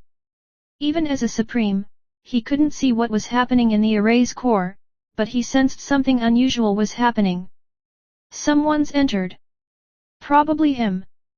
That gate was just opened too. Was that also him? He went in and came out, but I felt nothing at all. What method is he using? Seems I can't catch him by normal means. He pulled out a blue pearl, glowing and chilling. Seal. In an instant, billions of miles of void were frozen, all things silenced. Let's see how you escape this, the North Pole Supreme said coldly. Inside the core, Lin Moyu looked up, seeing with his perception the North Pole Supreme holding the blue pearl, freezing vast space. This pearl, it seems similar to the Hidden Spirit Pearl and Chaos Pearl. Lin Moyu judged the blue bead was also an ancient spirit pearl. Little Tree said, that's the water pearl, one of the 5-element spirit pearls born together in ancient times, containing the powers of metal, wood, water, fire, and earth. They're known collectively as the 5-element spirit pearls. Later, these 5 pearls merged to form the Chaos 5-element Supreme. Chaos Child scoffed. Just a nice name, but honestly worthless. He died quickly. Little Tree chuckled. True, he wasn't strong, was slain quickly, and split again into the 5 pearls, which scattered. That's one of them. Chaos Child grumbled, even merged they were weak. After splitting, even weaker. He was picky now, having known much better treasures. Lin Moyu said, when I'm finished refining the array, Little Tree, you open a time-space tunnel straight out. Little Tree agreed. No problem. Lin Moyu wanted to avoid a direct showdown with the Supreme. The North Pole Supreme thought freezing the void meant Lin Moyu was trapped, but that method was useless against him. With Little Tree's strength returning, making time-space tunnels was almost effortless except in special areas his roots once spread across half of chaos. A dozen days later, the array was fully refined. Let's do it, Little Tree, Lin Moyu ordered. Little Tree, ready, sparked a route through reality, opening a tunnel billions of miles away. Lin Moyu covered himself with the hidden spirit pearl and stepped into the tunnel. The array's core fell quiet, the statue gone, now under new ownership, otherwise unchanged. Outside, the North Pole Supreme had no idea Lin Moyu had already left, still keeping watch. After 100 days, the array began shrinking, turning into a speck again. The North Pole Supreme paled with shock. He's gone. He couldn't believe Lin Moyu had slipped away right under his nose, not even noticing when or maybe long before. He felt like a clown waiting in vain. Fury burned in his eyes. If I catch you, I will cut you down. Unaware, even his way of the heart was no longer the same, growing impatient and restless. Chapter 4563, Chapter 4563, Still have to walk your own path. Chapter 4563, Still have to walk your own path. The hidden spirit pearl concealed Lin Moyu's group as Xiaopeng sped through the void at an astonishing pace. He squinted and joked, the North Pole Supreme must be furious right now. Lin Moyu replied, I'd guess he wants to kill me. Xiaopeng said, when I get stronger, he'll never catch me. Lin Moyu replied, if you recover your peak, your strength shouldn't be inferior to his. Xiaopeng said proudly, of course. Back in those days, the golden winged rock wasn't afraid of any supreme. The cultivation system wasn't even fully established then, but top living beings were not weaker than the great supremes. Now, the cultivation system is established, and heavens and earth have strict rules. The number of supremes is limited to 9. It appears that the world has weakened and can't support more supremes, but Lin Moyu believes that, in fact, the world has become even stronger. The reason for the limit on top-tier power isn't weakness, but the Dao, which occupies too many resources and restricts the number of supremes. That said, there are still quasi-supremes below the supreme level, and they aren't limited. Thinking about the supreme limit, Lin Moyu suddenly realized something he'd overlooked. If Calamity Supreme isn't truly dead, then to deceive the Dao, he must have abandoned his supreme status. And in his plan, the supreme position was reserved for Lin Moyu. Without the supreme position, and if Calamity Supreme has already surpassed that realm, no destruction, no creation. Lin Moyu realized that Calamity Supreme had probably planned everything including an escape route long before this scheme began. He must have discovered something in the depths of the primal wilderness that drove his schemes.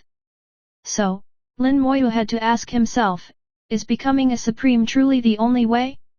On the surface, it seems like the only path, but Calamity Supreme's actions prove otherwise. The road of the Supreme isn't the only choice. No destruction, no creation. Lin Moyu mulled over those 4 characters, realizing he'd fallen into a trap. To create something new, you must first destroy, but only after you have. In other words, he'd need to become a Supreme, then abandon that position to break and then stand anew. This is the path Calamity Supreme took, and so far, he succeeded. But Lin Moyu's foundation is far stronger, perhaps he can stand without breaking, surpass the Supreme directly from that basis. Besides, he has a storage space and limitless primordial chi advantages unique to himself. With these, he can blaze a road all his own, as he always did in the Great World and Origin Continent, walk where no one else has. The world limits Supremes to 9, besides the Dao hoarding resources, there must be other reasons. When I become Supreme, the secret will likely reveal itself. That's a rule of heaven and earth. Some mysteries only open up at the right realm. On their way out, Xiao Peng had taken decades to fly, the return took under 10 years, a several-fold speed increase. They passed silently through the battlefield, through the upper realm's army camp, and confidently entered the cross-domain array unnoticed. Xiao Peng asked, Master, are we going to the upper realm? Lin Moyu shook his head. No, we're going to the lower realm. Xiao Peng was surprised, isn't the upper realm easier? Lin Moyu said, because it's easy, we'll leave it for last. Xiao Peng didn't ask more if Lin Moyu decided, he trusted him instinctively. Lin Moyu had a feeling, once all the arrays were refined, something uncomfortable would happen. On the surface, the arrays look like there is the same thing Calamity Supreme said, but is that really true? Even after refining the arrays, Lin Moyu can't claim to see through every arrangement from Calamity Supreme. What if Calamity Supreme's formation skills are higher than he imagined, and a trap is hidden at the core? Entirely possible. After discovering Calamity Supreme's strange behavior, Lin Moyu became more and more cautious. The cross-domain array's sudden activation drew attention from the upper realm's experts, but they couldn't find the cause. Several days later, Lin Moyu quietly returned to the central region. He left Linbei City and entered Wangbei border, finally dispelling the hidden spirit pearl. He intended to teleport from Wangbei border back to the Central Region Alliance HQ, and from there proceed to the lower realm. This is the only way. Familiar chaos energy greeted him, and Lin Moyu felt the difference immediately. If you're always in chaos, you barely sense the changes, but leave and return, you'll feel them clearly. Little Tree and the others also noticed. Little Tree said, that thing's influence has grown even stronger. Lin Moyu replied, just now, I saw a warlike light in the eyes of those at Wangbei border. Little Tree said, yes. They've lost their absolute calmness. The thing from the deepest primal wilderness, for reasons unknown, first erases creatures' absolute calm. It impacts their Dao hearts, making them impulsive and hot-headed. This influence is silent and gradual, no matter how high your cultivation, you can't avoid it. Before, Lin Moyu's soul was pure, so he was barely affected. Now, with a layer of primordial chi armor outside his soul world, he is shielded even further. No matter how high the origin of that thing, it can't surpass primordial chi. Lin Moyu remained absolutely calm, able to weigh all things dispassionately. Entering Wangbei border, which was under martial law, his status as a Central Region Alliance Grand Elder still allowed him to use the teleportation array back to HQ. At the headquarters, Lin Moyu sent Mutians a message, saying he needed to meet. Mutians soon arrived. Elder Lin, what brings you here? He was even more respectful than before. Seeing how Lin Moyu had spoken with Supreme Boyang last time, Mutians knew their relationship was special. He'd never seen anyone speak to a Supreme like that before. Lin Moyu asked, anything strange in the primal chaos wilderness lately? Mutians, who tracked all alliance affairs, would know. Mutians thought for a bit. The North, South, and East Supremes have all acted already, only the West defends, seemingly uninterested in action. Other than that, nothing odd in chaos, but the wilderness has been different. Some beings from the wilderness entered the desolate scars and clashed with the inhabitants. Rarely happens. Lin Moyu knew the influence was greater in the wilderness. Has the old man in the green robe ever told you chaos will soon descend into chaos? Lin Moyu pressed. Mutians replied, he did. Chaos between the extremes is already in total upheaval. Lin Moyu shook his head. That's not real chaos. Mutian's expression changed. You mean it'll get worse? Lin Moyu responded, yet. The leader may wish to carefully observe. Aren't human cultivators becoming more combative? Chapter 4564, Chapter 4564, The World-Shading Beast. Chapter 4564, The World-Shading Beast. Lin Moyu's question made Mutians fall silent, as he recalled recent events, everyone he'd encountered, their moods and words, and all sorts of matters within the Central Region Divine Alliance. After a moment, Mutian said in a low voice, internal disputes in the alliance have increased lately. A lot of people have opposing views, and where once they'd just argue, now they start fighting at the slightest disagreement. It didn't used to feel like much, but thinking back, there's definitely something wrong. Lin Moyu said, soon, the living beings from the primal wilderness will cross the desolate scar and enter the chaos. At that point, it won't just be a war between the extreme domains, but a conflict between the wilderness and chaos. Mutians was clearly startled.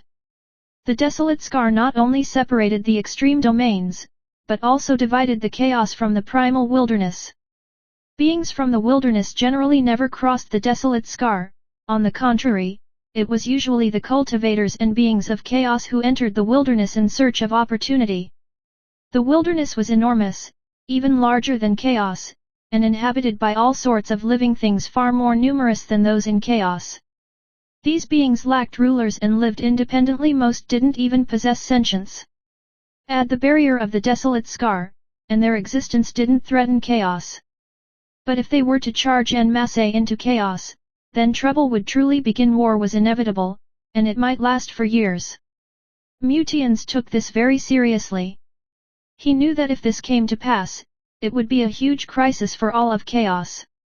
He asked quietly, do you know why this is happening? Lin Moyu responded, the reason is simple, but it's inconvenient for me to explain. Every Supreme knows. If you wish to know, you can ask them yourself. Mutians frowned. Master has never talked about this. Lin Moyu said, that may be because your master has his own thoughts, or perhaps my answer isn't entirely accurate. But the impact is unavoidable. I think you should make preparations. You may be able to reduce the damage. Lin Moyu trusted that Mutians knew what to do. There was no need for further advice after all. Mu had lived countless years and was a wily old fox. Mutians replied, thank you, friend Lin. I'll make arrangements. Lin Moyu smiled, there's another matter, I need your help. I want to visit the lower domain, and I'd like to know about its situation. Mutian seemed ready. He flipped out a jade tablet. Here's information on both the upper and lower domains. My master said you might visit both, and asked me to prepare in advance. Lin Moyu checked the jade. The information on the upper domain was detailed, but very little on the lower domain, and much of it vague at best. Mutian said, the lower domain is mysterious. I've never been, and know very little. If you go, be cautious. Lin Moyu was puzzled, aren't the upper, central, and lower domains allies? Mutian said, they are, but there's little day-to-day interaction. Upper domain people are more sociable, so there's more contact. The lower domain isn't friendly to outsiders. Some have visited, but came back soon after. And, the environment in the lower domain, is extremely unfriendly to most people. Mutians put it delicately, in the data it says, the lower domain's Dao is treacherous, the environment extreme, cultivation is difficult, and its treasures have hidden baleful force unusable. That alone would turn most cultivators away. Why even go to the lower domain? For opportunity materials or treasures unavailable elsewhere, or perhaps for cultivation or profit. But if neither goal can be reached, why bother risking it? Only the treachery of the Dao remained unclear to Lin Moyu. He understood the rest. He said, I'll be going now. Mutians replied, allow me to escort you. He led Lin Moyu to a great formation in the Alliance HQ, which had two passages, one to the upper domain, the other to the lower. Mutians personally opened the tunnel to the lower domain and watched Lin Moyu depart. Looking a bit somber, he was taking Lin's earlier words very seriously, knowing he had to be ready for the worst. Between the central and lower domains there was no desolate scar, only a space barrier. Without this, the central and lower domains would be basically one. By Little Tree and Chaos Child's account, in their era there was no concept of extreme domains, just chaos and wilderness. Chaos was a single whole, without scars or divisions. The desolate scar appeared later, after Little Tree and Chaos Child had perished, so they didn't know the details. As the passage pierced the barrier, Lin Moyu sensed the definite presence of artifice. This was a man-made division. Could someone really have split the world into upper, central, and lower domains? Who could have this power? Not even a supreme, surely. Chaos Child said, I sense a familiar aura in the space barrier. Big Tree, don't you feel it? Little Tree replied, it's the skin of the world-shading beast. Then they explained what the world-shading beast was. In those days, there was a colossal creature of that name. It could change size at will, round, square, or flat. It controlled the power of space, spread out, it could cover unimaginable distances, once wrapping up three beings of the same tier by itself. It could layer space endlessly, trapping others. In that era of endless mighty beings, the world-shading beast stood at the very peak. Little Tree wouldn't dare claim he could best it. When Little Tree and Chaos Child fell, the world-shading beast was still alive. But now, it appeared that the world-shading beast had ultimately died, and its hide was used as a space barrier to separate the central and lower domains. The two were filled with emotion, but Lin Moyu pondered another issue. In the old days, most great beings fell before the appearance of the Dao, which arrived much later. Every powerful being had a body. What about the Dao's true body? He'd asked Little Tree and Chaos Child before, they only knew of the Dao, not what its real form was. When it appeared, the Dao slaughtered countless powerhouses. It killed Little Tree and Chaos Child before either saw its appearance or even knew what method it used to kill them. For that, they both carried deep fear of the Dao. Chaos Child sighed, even the world-shading beast was killed. That thing is truly terrifying. Little Tree said nothing. He didn't want to comment further and avoided talking about the Dao. Soon, they arrived at the end of the passage and Lin Moyu emerged into the lower domain. What he saw shocked him, so this is what it's like.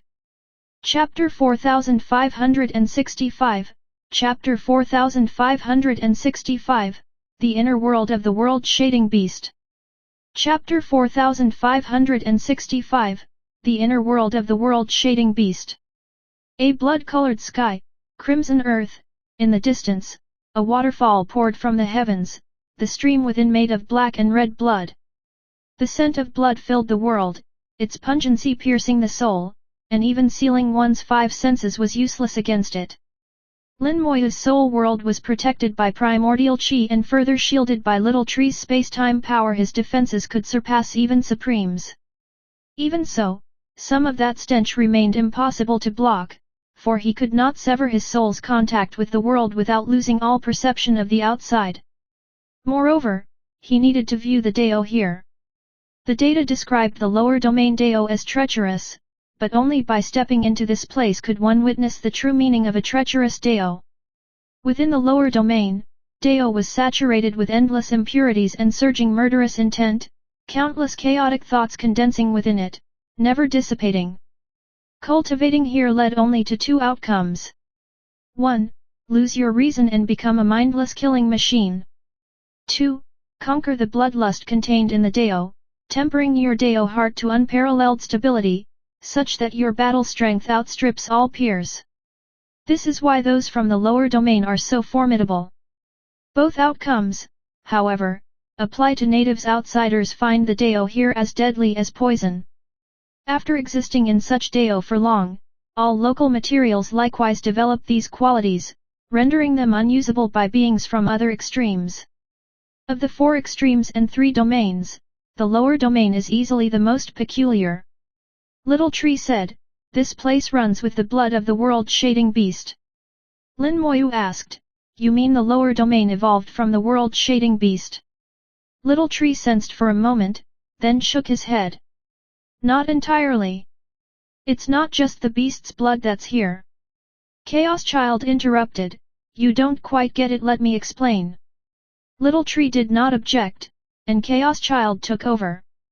The world-shading beast had an inner world. It would drag other beings into it, then create countless spatial layers within to trap and kill them. Once slain, the victim's blood, flesh, and wool would remain in this inner world, available for the beast's use. The more the beast devoured, the stronger it became. Of course, its blood eventually filled with impurities, but those impurities didn't bother the beast itself. Now the beast was dead, its hide had become the spatial barrier, but the blood, flesh, and wool of countless slain beings in its inner world had burst forth alongside its own blood. If I'm not mistaken, this lower domain is actually the world-shading beast's inner world as it once was. Chaos Child, possessing his own inner world, was deeply aware of such rules, so his analysis was definitely more accurate. For the lower domain to exist as the beast's inner world seemed reasonable. Lin Moyu asked, "If the lower domain is the beast's inner world and the space barrier is its hide, what about the central and upper domains?" Chaos Child replied, "The central domain is just regular chaotic space, nothing special. It's at the heart of chaos and gathers all sorts of daos, truly balanced. As for the upper domain, only a visit will reveal its true nature. Judging by its people, though, it likely has nothing to do with the world-shading beast." Lin Moyu said, "Let's see. This place collects not just the beast's intent but that of every being it consumed, each filled with resentment at death. No wonder the place became this way. From what the data suggests, the lower domain is still dominated by humans. Whoever can cultivate successfully here must have a Dao heart far firmer than their counterparts in other extremes. The formation laid by Calamity Supreme is at the center of the lower domain. In such a chaotic environment, what energy could his Grand Array hope to absorb, and what sort of energy is it?" Lin Moyu was curious. Every Grand Array absorbed a type of energy, but the lower domain's power was wildly disordered. He didn't know what power Calamity Supreme wanted here. Chaos Child answered, "It must be spatial power." The world-shading beast's core was a spatial divine mountain, the true body of the space beast. That divine mountain was the source of all spatial power in primal chaos. The spatial Dao originated from here. In ancient times, some life forms stood above the Dao, some Daos even formed only after their deaths. The world-shading beast's true body is the spatial divine mountain, the source of all spatial power. Little Tree also possesses spatial power, yet the two are distinct. Little Tree's spatial ability focuses more on penetrating space, while the world-shading beast's is all-encompassing, penetrating, creating, expanding, compressing, and more. Everything Little Tree can do, the beast can as well, but not vice versa. "Let's move," Lin Moyu said, gazing at spirit flames in the distance as someone approached a quasi-supreme, no less. He activated the hidden spirit pearl, vanishing into the void 1,000 miles away. Only 10 breaths later, a man in black arrived. He wore black clothes, black hair, bore a strong aura, and his gaze was as sharp as a blade. He scanned the area but found nothing, his brow furrowing. "Gone." He waved his hand and time reversed, the past rapidly replayed itself. Lin Moyu was surprised. He hadn't expected this and hadn't erased his traces from time.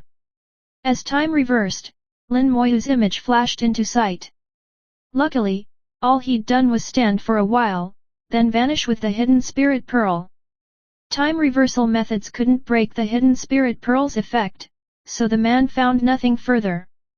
A human from the central domain at peak chaos realm. Looks like he's from the central domain. His tone eased a little. The alliance between central and lower domains is decent, and a central domain visitor is not strange. Knowing Lin Moyu's origin, the man relaxed, turned, and left. Lin Moyu whispered, "The lower domain's on high alert." He'd barely arrived when a quasi-supreme was dispatched. Such power is not sent out lightly. Clearly, something must have happened here for vigilance to be raised so high. Buzz. Ripples suddenly spread through space, visible as waves spreading quickly across the land. Lin Moyu frowned. "What's that?" Little Tree said, "It's the world-shading beast's spatial power treble at the spatial divine mountain, but I don't know what." "Xiao Peng, let's go!" Lin Moyu commanded, speeding toward the source. The lower domain wasn't as large as the central domain, being the smallest of the four extremes and three domains, and Lin Moyu hadn't landed at the edge. With Xiao Peng's speed, they could reach the center in at most 2 months. Along the way they repeatedly encountered space ripples, which erupted at irregular intervals, sometimes minutes, sometimes days, each time stronger than before. On the journey, Lin Moyu saw many giant beasts flying, running, all headed the same way. Lower domain beasts looked bizarre, impossible to describe, but one thing was always true. They were all black and red, as if bathed in blood. These beasts were mightier than those anywhere else. As they neared the center, beast numbers multiplied. After a month, Xiao Peng had crossed half the distance. Then, violent energy waves surged from ahead. Blood shot through the air like arrows, space twisted, and blood in the twisting void rained down everywhere.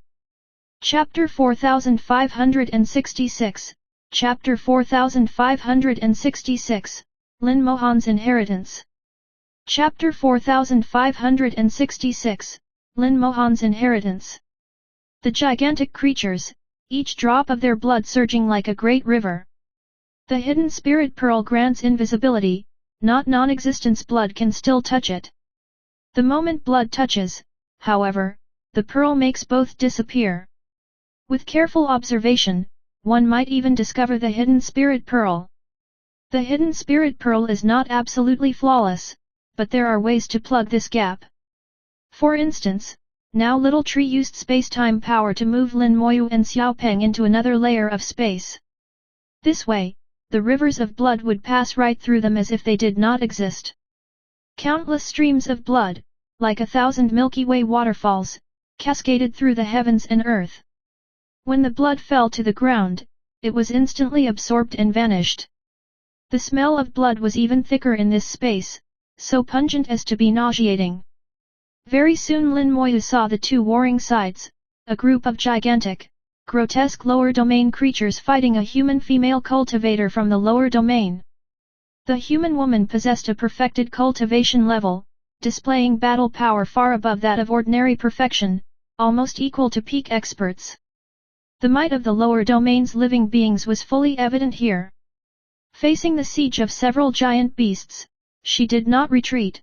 Her sword slashed through the void, unleashing countless sword chi, carving deep wounds on the beasts.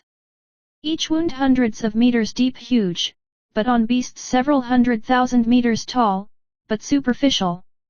Blood spurted from the wounds. Her sword contained a special force, halting the healing. Lin Moyu watched for a bit, at first intending to leave, for this level of battle was merely worth a look to him. One sword to cleave the heavens. A fierce shout rang.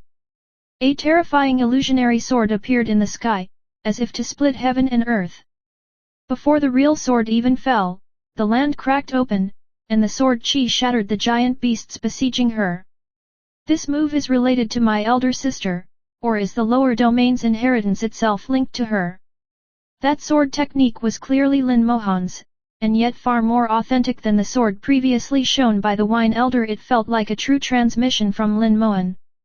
The Wine Elder's sword seemed strong, but that was only because the Elder himself was strong. Certainly, the Wine Elder understood some true meaning of the sword, but compared to this woman, he fell short. It was as if the Elder had learned by imitation, and this lower domain woman possessed the complete inheritance. If Lin Mohan once left her legacy in the lower domain, it would not be impossible. Originally intending to leave, Lin Moyu now felt some interest. The beasts shattered, their corpses raining from the sky. Blood turned into a downpour and the woman bathed in blood, radiating a blood glow. All the blood that touched her was absorbed and refined. At the same time, red vapor drifted from her body, drawn from the blood as impurities, only the essence was absorbed. So much blood upon the land, that she could not absorb it all. It pooled into a sea. She tossed her sword straight into the blood sea, refine. At her shout, the blood sea boiled, rolling and surging as her sword drew in the blood. Her soul force poured into the sword, resonating with it, and for a moment the blood rushed skyward, shrouding the world. Within the boundless blood, a bloody divine sword took form, humming and shivering, growing sharper by the second. She's refining the sword with blood fast, but an outside method. Looks like Big Sis's inheritance is incomplete. He knew well what Lin Mohan was like. By her nature, Lin Mohan would never approve of using outside abilities like him. She sought only her own power. Especially since Lin Mohan's Dao was the sword, her pursuit was ultimate purity. If she saw this, she'd surely slay the girl on the spot to keep her sword's path untainted. Lin Moyu didn't interfere. This wasn't the first time, and the woman was practiced at refining her blood sword. Intervening now would mean little. He thought back to what the old green-cloaked man once said, soon there would be no one left to protect you. At the time, he wondered when had anyone ever protected him? But later realized, he'd always been protected, first by the system, then by Lin Mohan. Even if Lin Mohan seldom intervened, at any crucial moment she would appear.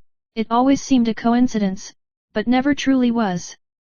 Now, knowing Lin Mohan's true identity, he could be certain their sibling bond was not accidental, but inevitable. But what mattered was their bond as siblings before, now, and always. The woman finally finished refining the blood sea, the sword intent grew subdued, all the essence drained, only dregs left behind. She sheathed her sword to depart, when Lin Moyu's voice suddenly sounded, "Your method is wrong." "Who?" she shouted, head snapping around, great soul force stirring the void and sending blood rising from the earth. Yet after searching, she found no one. Again, the voice, "No need to panic, I mean you no harm." Lin Moyu released the hidden spirit pearl and revealed himself. He stood nearby, just 1,000 meters away, nearly face to face. She pointed her sword at him. "Are you from the Central Domain?" "I am Lin Moyu, Grand Elder of the Central Domain Divine Alliance." "Greetings." "You don't strike a friendly face," so Lin Moyu remained courteous. She could not well take offense, and his identity commanded respect. She glanced at his badge and confirmed he was honest. With a return gesture, she answered, "I'm Yu Kuei from the lower domain." "Greetings." Lin Moyu said, "I did not mean to pry, Yu Kuei, but your method of refining sword intent has problems." Yu Kuei frowned, "You know the sword?" Lin Moyu shook his head, "No, I do not." She stared. "If you don't, why say I'm wrong?" Lin Moyu said, "Though I don't know the sword, I know the Great Sword Sovereign well." She scoffed, "You a mere late Chaos Realm, how did you become a Grand Elder, and you claim to know the Great Sword Sovereign? That's laughable." Lin Moyu just smiled. "I speak only the truth, believe as you like. I wager your inheritance was incomplete, and the method for refining sword intent you devised yourselves, it wasn't part of the legacy." Yu Kuei's brow furrowed tighter, he'd hit the mark. Seeing her expression, Lin Moyu knew he'd guessed right. "I have some connection to the Great Sword Sovereign," so I wanted to offer a word. If you'd rather not hear it, I'll take my leave. As he turned to go, Yu Kui instinctively called out, "Wait, Elder Lin, please advise me." Whether right or wrong, she would lose nothing. She wanted to hear him out. Lin Moyu paused. One thing about the Great Sword Sovereign, she used no external force, sought nothing but her true self, in all things. Chapter 4567, Chapter 4567, The Spatial Divine Mountain. Chapter 4567, The Spatial Divine Mountain. In truth, it was only because of Lin Mohan that Lin Moyu was willing to offer a few more words. He did not want Lin Mohan's legacy to be distorted or sullied. Unfortunately, Yu Kui was not appreciative.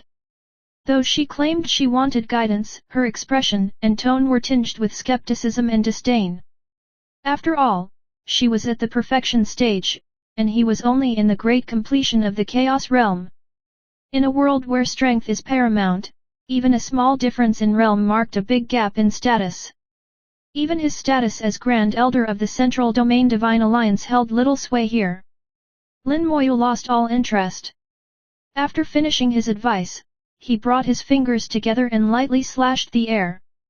A sharp sword shadow appeared in the void, cleaving into the earth exactly the heaven-cleaving sword that Yu Kui had just used. Lin Moyu's heaven-cleaving sword was not powerful, far weaker than Yu Kui's, but the sword intent revealed moved her to her core. His sword fell upon the ground, and though the surface seemed unchanged at first, after several breaths a thin crack appeared, endlessly stretching downward and forward, forming a slender, deep sword mark with no visible end. Not only that, a crack opened in the sky as well, as if the entire heavens had been split in two. Yu Kui stood in shock, recalling her own heaven-cleaving sword. Though its destructive power was immense, in pure sword intent she lost to Lin Moyu. It was as if Lin Moyu's sword was the real thing, and she merely wielded a copy. That difference was all in the sword intent. Lin Moyu's sword intent was several times more refined than hers, and yet he claimed he did not understand the sword. If he did not understand the sword, what did that make her? Friend Lin. Yu Kui suddenly awakened from her daze, only to find Lin Moyu had vanished. She searched all around, but there was no sign of him, as if he had never appeared. Helpless, she turned Lin Moyu's words over in her mind, use nothing external, seek only the self. Could it be, that our method truly is wrong? With a sigh, Yu Kui turned and left, by coincidence heading in the same direction as Lin Moyu. To Lin Moyu, Yu Kui's episode was a mere interlude. He forgot about it once it was over. A month later, Xiao Peng reached their destination. Far off, Lin Moyu saw a great mountain. This mountain floated in the void, twisting and distorting in midair, at times high, at times low. Powerful spatial fluctuations spread from within. The many spatial ripples encountered on the way all originated from this mountain. Chaos Child said, "That's the spatial divine mountain, the world-shading beast's true body." Above the spatial divine mountain, Lin Moyu spotted the grand array set by Calamity Supreme and was preparing to approach, when a warning surged from his soul, "Danger ahead." At the same time, Little Tree called out, "Wait! There's something wrong with the space in front." No sooner had he spoken than a hum vibrated the air. The spatial divine mountain trembled and unleashed a massive spatial ripple. In an instant, the space ahead underwent a dramatic change. Countless auras appeared, soul flames dancing wildly before their eyes. The territory surrounding the spatial divine mountain, millions of miles across, suddenly burst forth with people and creatures. Lower domain giant beasts, as well as cultivators, erupted into battle. The number of giant beasts, seemingly without end, attacked the human cultivators fiercely. The human cultivators formed ranks, rebuffing the assault. The giant beasts' attacks were relentless and overwhelming. With their sheer numbers, the defenders had great difficulty holding them back. Many of the beasts were at peak perfection, just a step below true supremes and quasi-supremes. The strongest among the human side were but ordinary perfection cultivators, defending with superior talent and skill, but the situation looked grim. Lin Moyu observed the Great War, but did not interfere. He saw that despite the pressure, the defenders' strength was more than enough to hold on for the time being. But the giant beasts, each one attacking in berserk madness, drew his attention. Their eyes. Lin Moyu realized these beasts' eyes glowed blue, yet otherwise were almost lifeless. It hit him, these monsters were not merely crazed, but were being influenced by something else. That something was, of course, the thing that came from the primal wilderness. The lower domain was full of the world-shading beasts' lingering impurities. These mindless beasts were also full of that dross. The impurities were dregs, resentment, the agitated wills of many departed powerhouses. It was these messy wills that made the lower domain's beasts first to be affected, warlike, bloodthirsty, stripped of their calm. Now, inexplicably, they had gathered to storm the spatial divine mountain, this wave already vast, the next still to come, with no end in sight. Xiao Peng murmured, but why are these people from the lower domain getting more excited the more they fight? Facing so many monsters, they should be under crushing pressure, yet the cultivator's eyes gleamed with excitement. That was not simple battle lust, something else was at work. Watching for a while, Lin Moyu chuckled, realizing, these people are using the beasts for practice. Exactly right, the lower domain's perfection powerhouses were using the tide of beasts to hone themselves. These people were born to fight, and through battle grew stronger, breaking through in the midst of blood and death. Every great battle was an opportunity for them. Boom! The spatial divine mountain trembled again, unleashing another massive spatial ripple. The world shifted. Lin Moyu discovered that his surroundings had changed and that he'd entered another space entirely. The lower domain ground vanished, the heavens became void. He now stood within chaotic emptiness. The battle still raged, and on a much grander scale. Far more giant beasts appeared, many wars broke out on every side, far more than the one he first saw. The spatial divine mountain was not nearly as small as he'd thought at first, either. The black-red earth had not vanished, but could be seen far off, each region was its own independent space. Only now did Lin Moyu realize that this was the true lower domain. What he'd witnessed before was only an independent space created by ripples from the spatial divine mountain, real, but only a part. As he drew near the mountain, the ripples grew more frequent, and at last he experienced the genuine lower domain. From the scale of these battles, the fighting here was no less than that among the other domains. At minimum, there were 1,000 battlefields, each separate and independent. Tens of millions of lower domain cultivators fought, with over 100,000 at the perfection stage alone. Thanks to the hidden spirit pearl, no one noticed Lin Moyu's presence. What's within the spatial divine mountain? He wondered aloud. He could vaguely sense something within the mountain. Checking his perception, he realized the grand array was inside the spatial divine mountain. Without a sound, he approached and asked Little Tree, "Any way inside?" Little Tree was uncertain but pondered.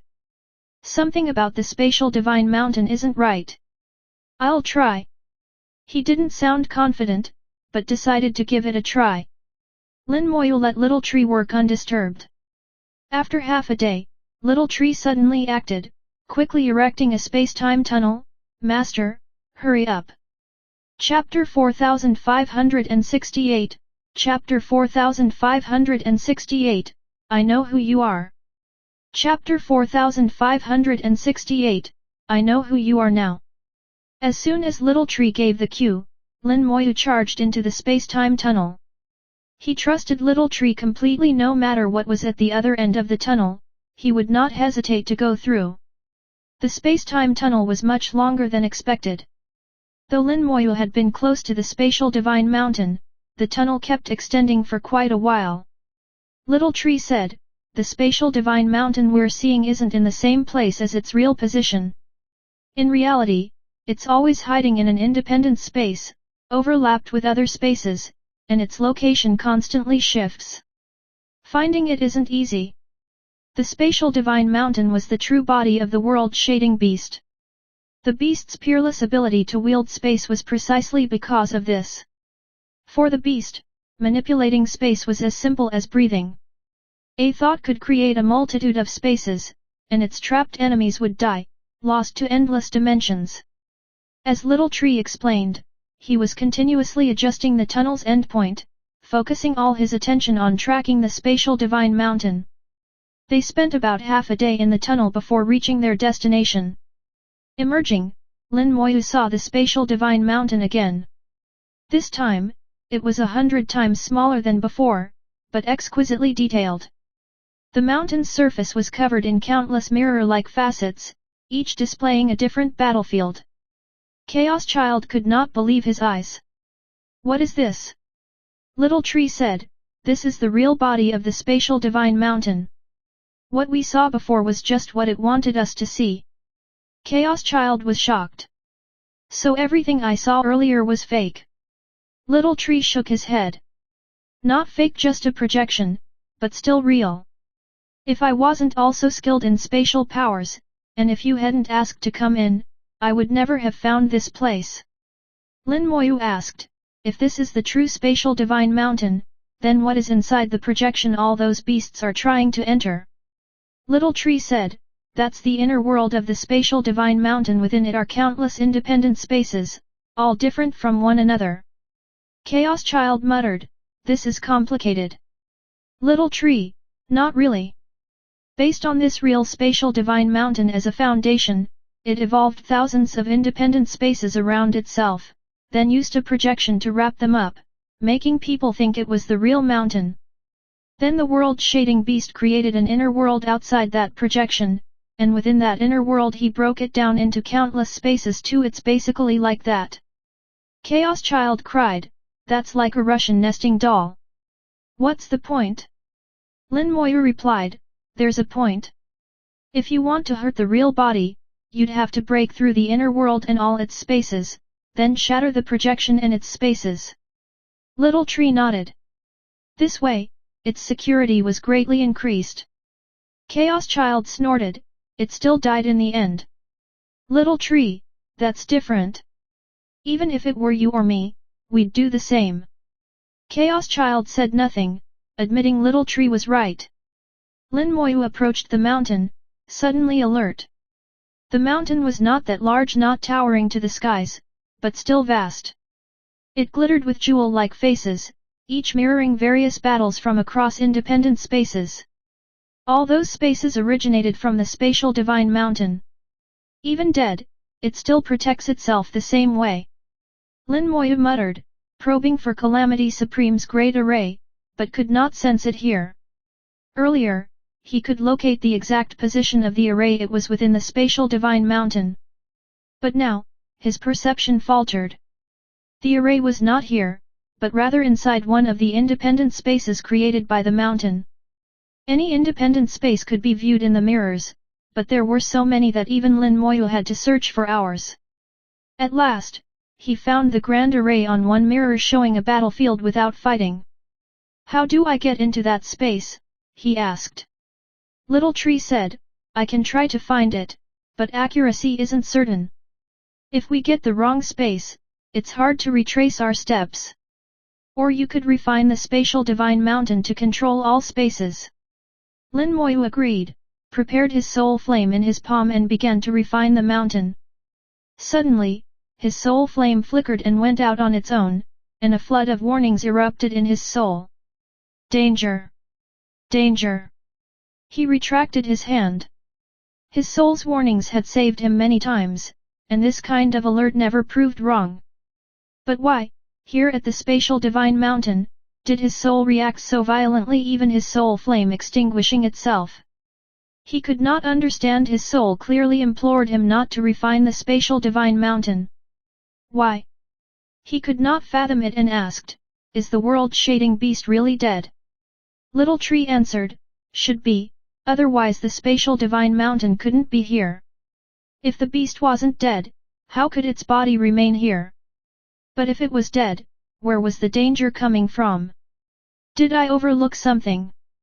Lin Moyu said to Little Tree and Chaos Child, tell me everything you know about the world-shading beast, everything, Don't leave out a detail. They realized the gravity of the request and revealed everything they could recall. Lin Moyu compared that with his own knowledge, organizing and analyzing all the information over and over. His eyes narrowed dangerously, his expression grew intense, and a faint smile appeared rare for him, only when he found something both risky and intriguing. After much pondering, he reached a conclusion: not absolute certainty, but over 90%. He seldom claimed a guarantee. There's always an escape, nothing is absolute. But 90% was enough. I finally know who you are, he blurted, not loudly but with conviction. Chaos Child asked, Master, who do you mean? Lin Moyu shook his head, I'll explain later. Little Tree, let's focus on finding Calamity Supreme's formation. At the same time, he took out the path-seeking ring to help Little Tree and ensure he could succeed. Chapter 4569, Chapter 4569, You really are both skillful and bold. Chapter 4569, You really are both skillful and bold. The process of planting the fruit was smooth, the backlash from the causality ring was mild, and Lin Moyu handled it with ease. With the help of the causality ring, Little Tree found the location of the formation quickly. In less than half an hour he had locked onto the right space. Only a supreme artifact like the causality ring could accurately pinpoint the formation's space among tens of thousands of independent spaces. Tree roots pierced the space, opening up a space-time tunnel. This time, the crossing was short, and in a moment, they arrived. This space was not large, a single, small spot floating in the void. Lin Moyu instantly recognized it as the location of Calamity Supreme's formation. He drew chaos runes, activated the formation, and entered the core region. Inside, a statue of Calamity Supreme turned around. A deep voice echoed, You are here. I am leaving, then. Lin Moyu chuckled, Senior, you really are both skillful and bold. The statue paused, Calamity Supreme's voice sounding again, What did you say?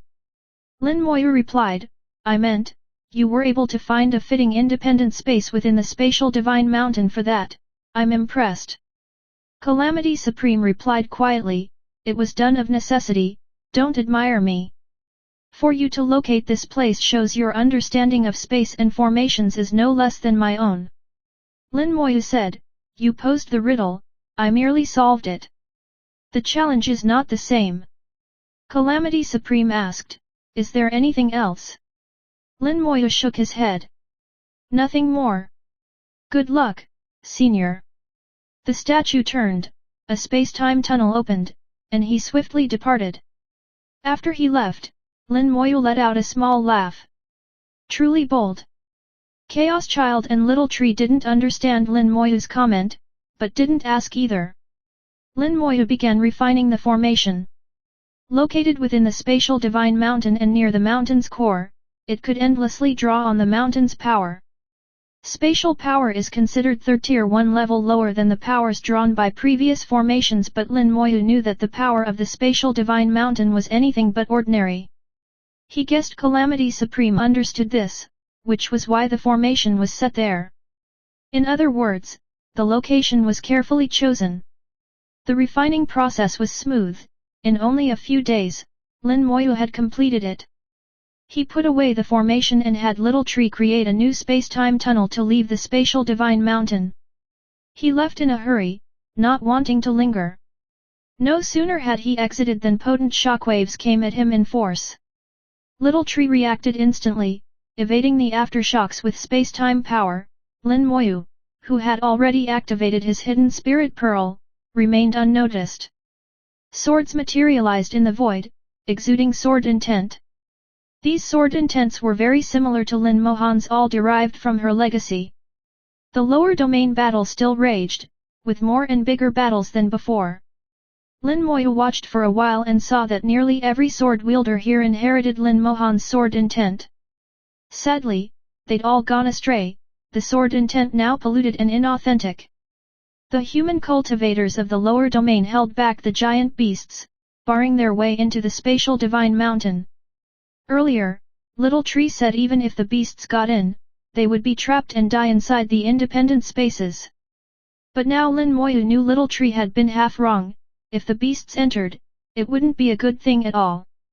The lower domain's true Supremes and Calamity Supreme were allies. On Calamity Supreme's orders, they guarded the spatial divine mountain, repelling the beasts.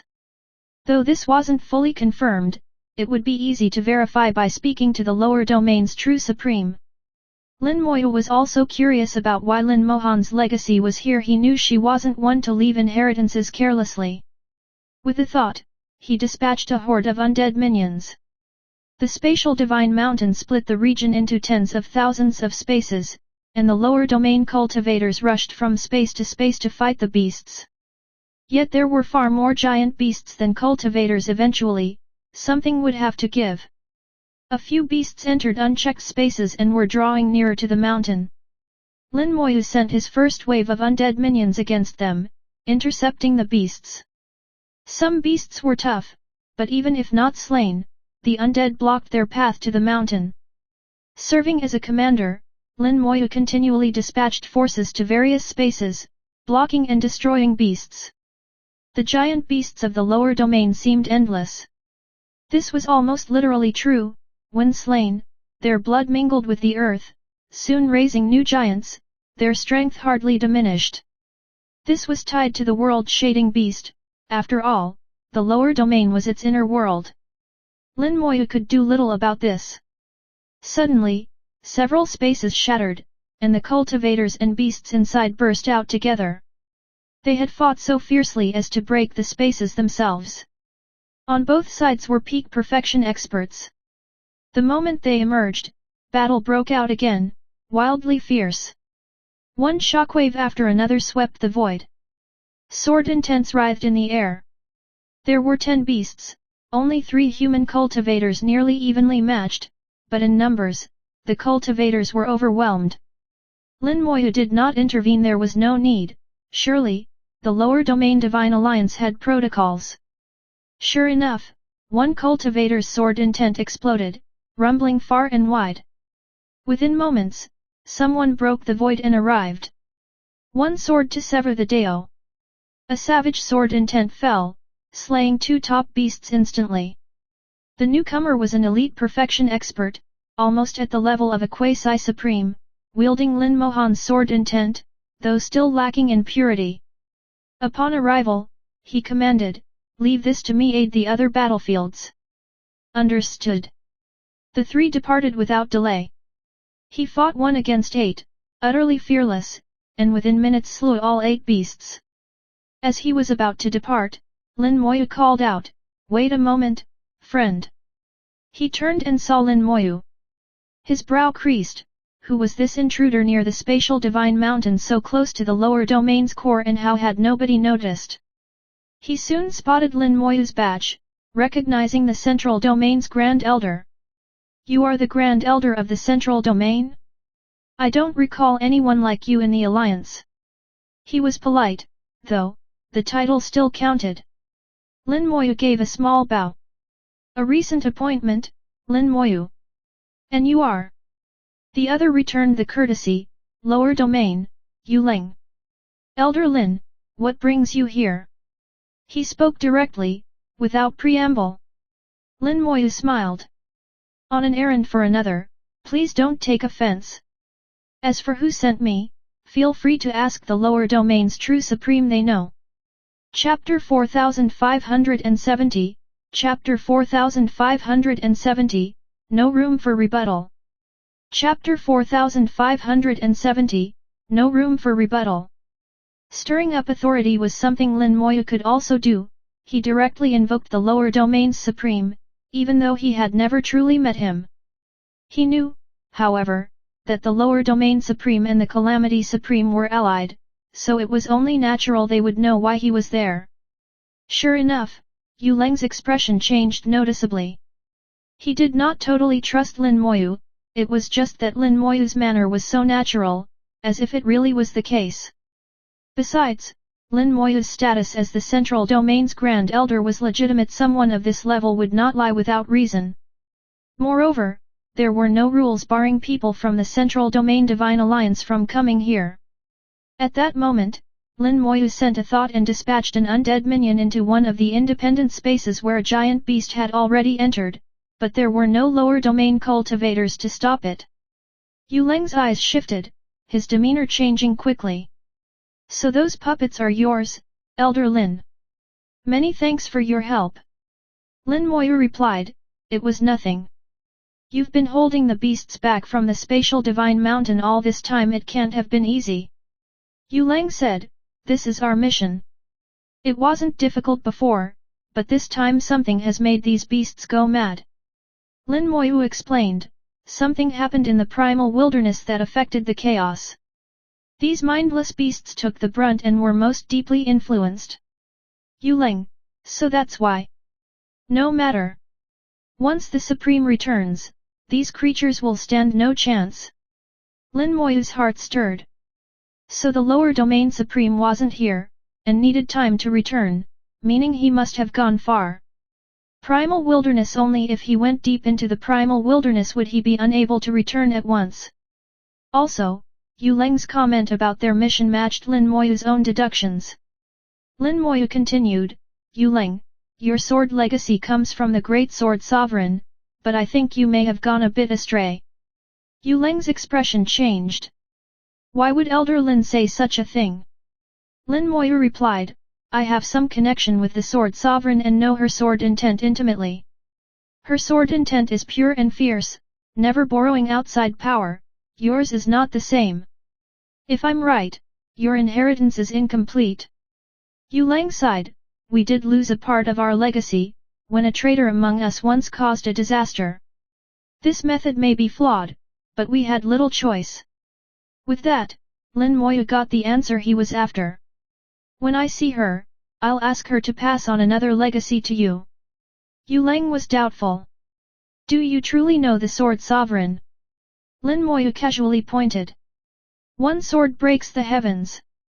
A pure, fierce sword intent split space. Its force was not overwhelming, but Yu Leng immediately recognized the quality of the intent, it was exactly what he sought. He instantly believed Lin Moyu. You really are a divine figure, Elder Lin. Then, I entrust it to you. Lin Moyu replied, as is right. Her legacy shouldn't be lost. My own power is limited, all I can do is catch a few that slip through. The bulk will be up to you. Yu Leng said, your help is more than enough, a few getting through now and then is no great problem. Lin Moyu nodded. Understood. More sword cries echoed from a distance. Yu Leng immediately said, that's another call for help, I'll go support them. Turning into a streak of sword light, he sped off to assist his kin. Lin Moyu, having gotten what he wanted, continued to dispatch undead minions to help block the beasts. What was shaping up to be a hard-fought battle of attrition grew easier thanks to his intervention. Soon they stabilized the lines, got reinforcements, and at the right moment Lin Moyu withdrew his minions, activated the hidden spirit pearl, and quietly slipped away. He left in haste, and in just 2 days was out of the lower domain core, unable to sense the spatial divine mountain at all. Only now did Lin Moyu finally relax. His fist remained clenched, his heart a little excited, not because of a new cultivation level, but from unraveling certain truths. From Yu Leng's information, he learned that the lower domain Divine Alliance's mission was to guard the area, keeping giant beasts out of the spatial divine mountain. The lower domain was originally the world-shading beast's inner world, full of the blood, flesh, and wool of countless powerful creatures, a chaotic place. The humans who managed to endure became stronger by tempering their Dao heart in the chaotic will. Those who failed to withstand it transformed into the bizarre giant beasts. All these beasts shared a common instinct, to enter the spatial divine mountain. Normally, this urge was weak and only occasionally drove them to attack the mountain. But this time, something from the primal wilderness had agitated them, triggering a mass frenzy and catching the human cultivators unprepared. As to why the mountain was being attacked, it likely had to do with Calamity Supreme's grand array. Once Lin Moyu had calmed down, Chaos Child asked, Master, can you tell us now? Lin Moyu replied, yes, but don't be shocked. These are only my deductions, don't ask for proofs or reasons. Chaos Child agreed. We won't, Master. We'll behave. Lin Moyu said, here's what I've deduced, the one you most fear is the world-shading beast. Ah! Chaos Child shrieked, and Little Tree couldn't help blurting out. Both looked at Lin Moyu, not disbelieving, exactly, but not daring to believe. They wanted to ask why, but Lin Moyu had already said not to. Lin Moyu went on, there's reasoning behind my guess. First, the world-shading beast was extremely powerful even in your era, he wasn't yet dead. And, going by your accounts, he is almost impossible to kill, I can't imagine anyone who could. Second, the true body of the spatial divine mountain is entirely unscathed. If the beast was killed, its core would not be like that. Its flesh and inner world became the lower domain, its true body, the spatial divine mountain, is the core, its hide, the barrier between lower and central domains. It looks as if he was dismembered, but a dismembered being should show injuries and there are none, not even a mark. That is not right. From this, I guess the world-shading beast didn't die. What happened to his soul? Where did it go? You all know he only appeared late, but you were already dead by then and never truly met him. Isn't it possible he used his spatial powers to kill you? Don't rush to refute this. From the ground here, it's clear the world-shading beast could devour all life, including their blood, flesh, soul, and maybe secret arts. Building on this, I suspect that later on he obtained the flower, which allowed his soul to break free from his body, becoming a new entity. So he became the Dao, and what remained underwent other changes, a price he paid. But something went awry in this process. The transformation was incomplete, resulting in the lower domain. That's why he's never been able to master the whole chaos after so many eons. This time is his chance. He wants to fix what went wrong, and as his true body, the spatial divine mountain is key, he has to regain it. But for certain reasons or rules, reclaiming the spatial divine mountain isn't easy. He's subject to restrictions, maybe left over from that long ago incident. That's my deduction. Little Tree and Chaos Child listened carefully, and their eyes grew strange. They had to admit, Lin Moyu's logic was sound. Chapter 4571, Chapter 4571, The Most Deeply Scheming Person. Chapter 4571, The Most Deeply Scheming Person. Believe it or not, Lin Moyu believed his own conclusion. It was rare for him to be stubborn about something, but for this he had simulated and reviewed the possible explanations countless times, repeatedly looking for any point of doubt, and only then did he arrive at his answer. With over 90% certainty, he was convinced his deduction was correct. To this end, Lin Moyu had Little Tree and Chaos Child list all the powerful beings of that era, even ranking them by their own understanding. Little Tree placed himself about 30th, and Chaos Child somewhere beyond 50th. Chaos Child put himself at 40th, with Little Tree at 25th. Their rankings varied a bit, but not too much. Both of their lists agreed on the top three. The most powerful was called Hun Tien Huang Long, a divine dragon born of the power of primordial chaos, acknowledged as the ancestor of all dragons to follow. He had almost no flaws, whether in defense, attack, or physical might, he was unchallenged. Only his soul was a little weaker by comparison, but still surpassed the second-ranked Jishan Beast. The Jishan Beast ranked second, as both agreed.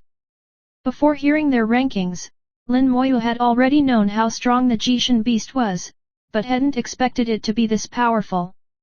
He wasn't just proficient in spatial power, he had mastered it, able to wield space as easily as moving his own hands.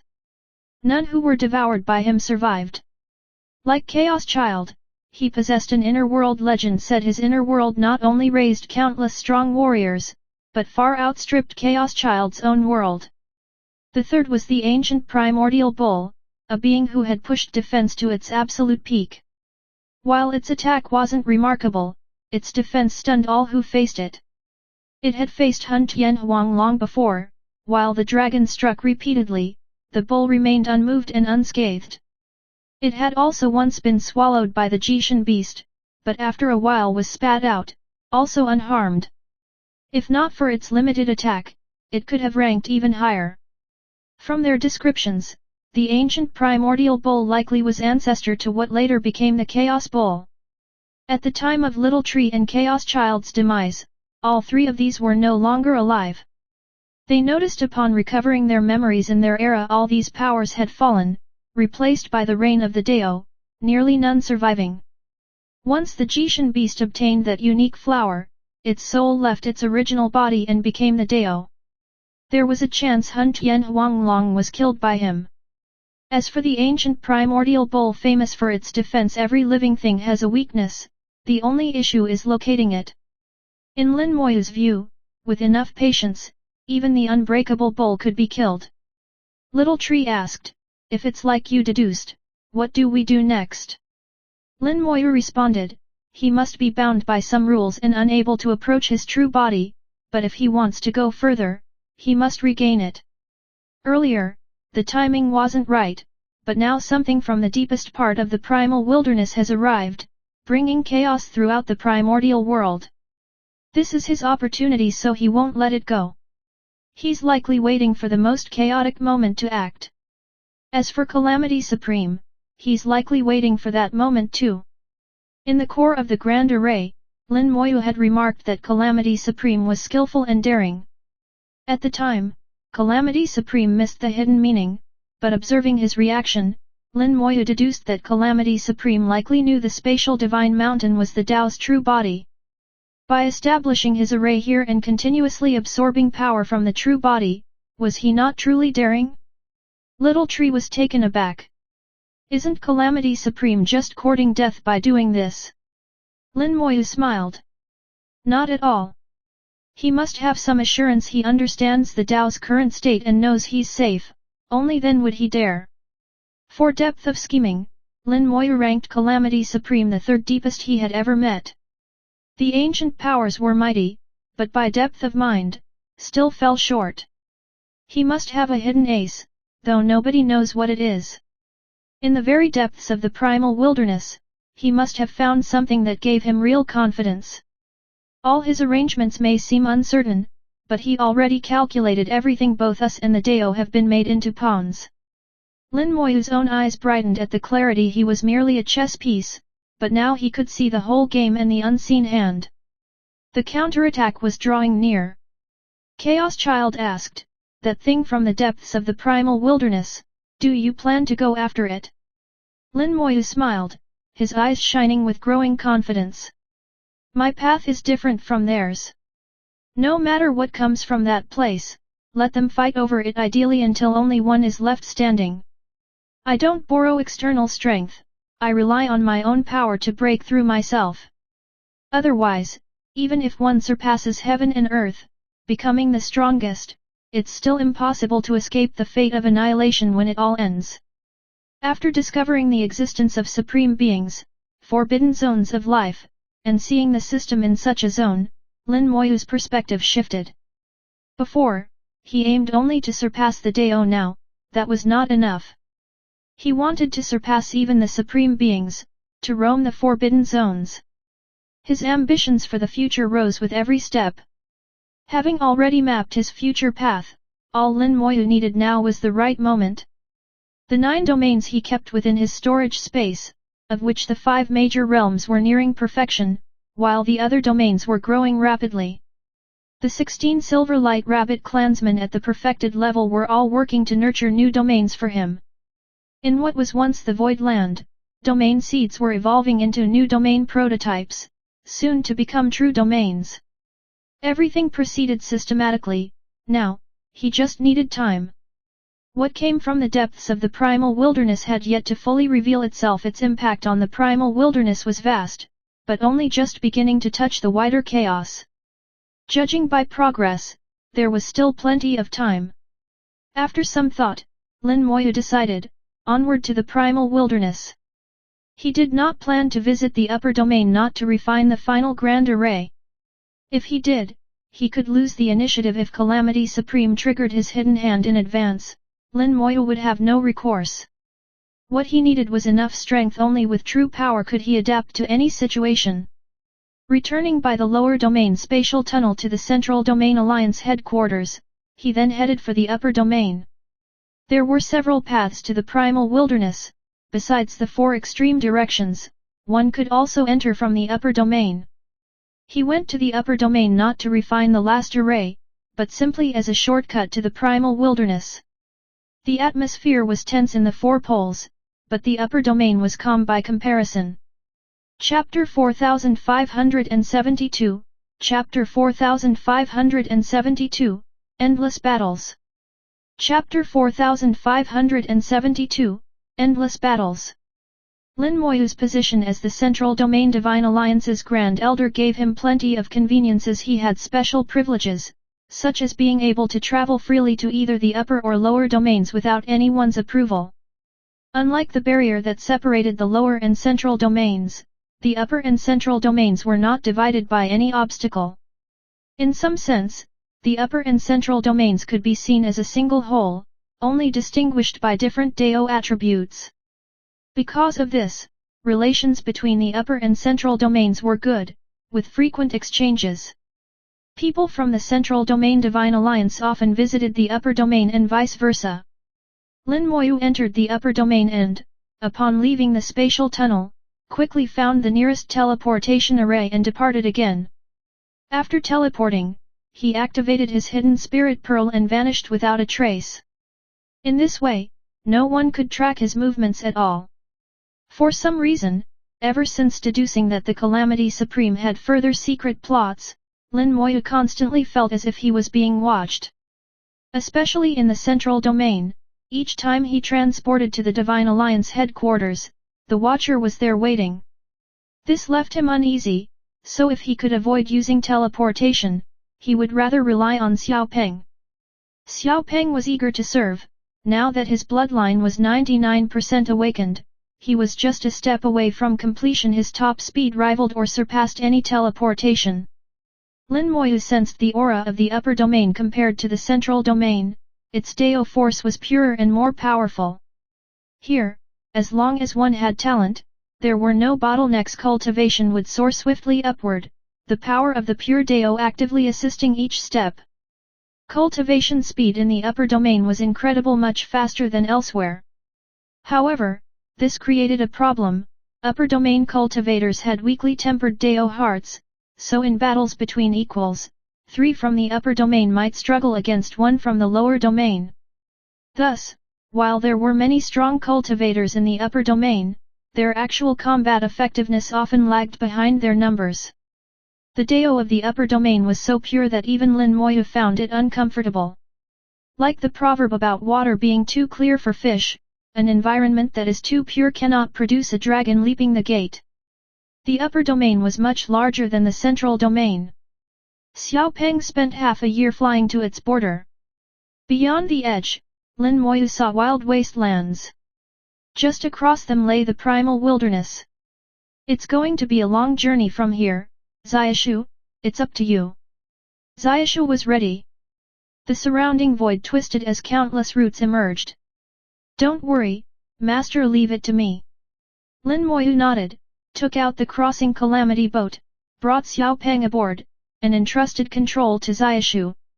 Within the wilderness trace, they had to travel by time-space rift. Xiao Peng's speed, though great in open space, was less suited here, but the calamity boat excelled. With Xiaoshu piloting, the boat dove into the wilderness trace and began searching for rifts. Having recovered much, Xiaoshu's skill at finding time-space rifts was now far superior to before. Some rifts weren't peaceful, there were bugs within. But these could not affect the calamity boat or the time-space power of Xiaoshu. The boat shuttled continually through the rifts, moving steadily toward the primal wilderness. With the hidden spirit pearl, nobody noticed Lin Moyu and his party along the way.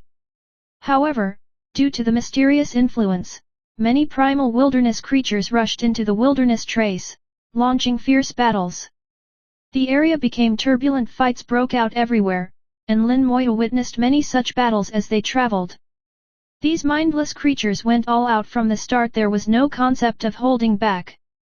Wilderness traces were covered in fragmented void, which the world's laws would try to heal, but sometimes the destruction was so great it took time to repair. Many time-space rifts were destroyed, yet just as many new ones formed. Lin Moyu saw bugs flying out of rifts. Once they left, they lasted only moments before dying.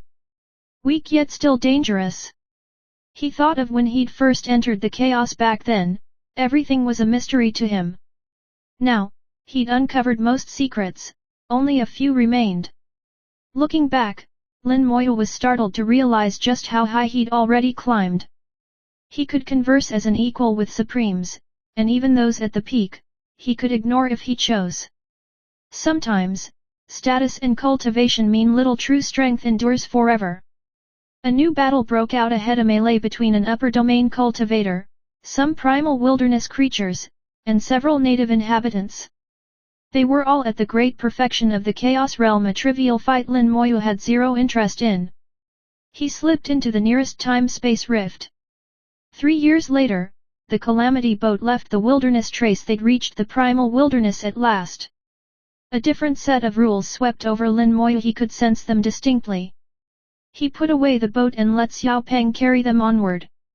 In 3 years, Xiao Peng had advanced a bit more, now just a hair from complete bloodline awakening. The primal wilderness was enormous, much larger than the chaos. At Xiao Peng's top speed, it would take over a century to reach the deepest parts. But Lin Moyu was in no hurry on the way. He carefully observed the primal wilderness and its changes.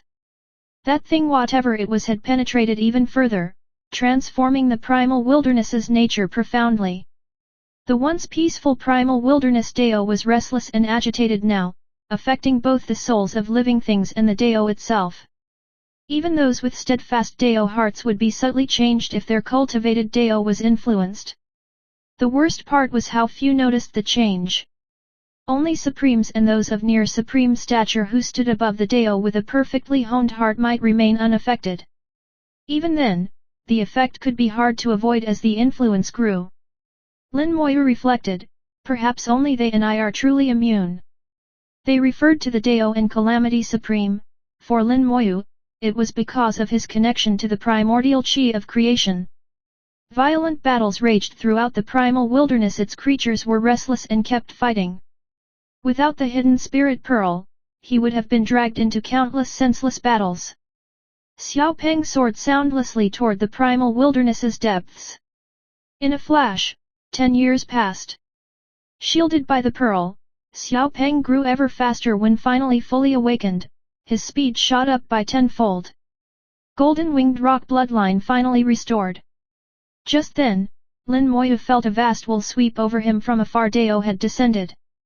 Chapter 4573, Chapter 4573, The Deduction Becomes Reality. Chapter 4573, The Deduction Comes True. Back in those days, the golden-winged rock was said to be the fastest. Only the time-space boat outpaced it, but the boat had many restrictions and wasn't truly superior. Xiao Peng's bloodline had fully awakened, letting him show his former majesty. Not only his speed, but his combat power had soared.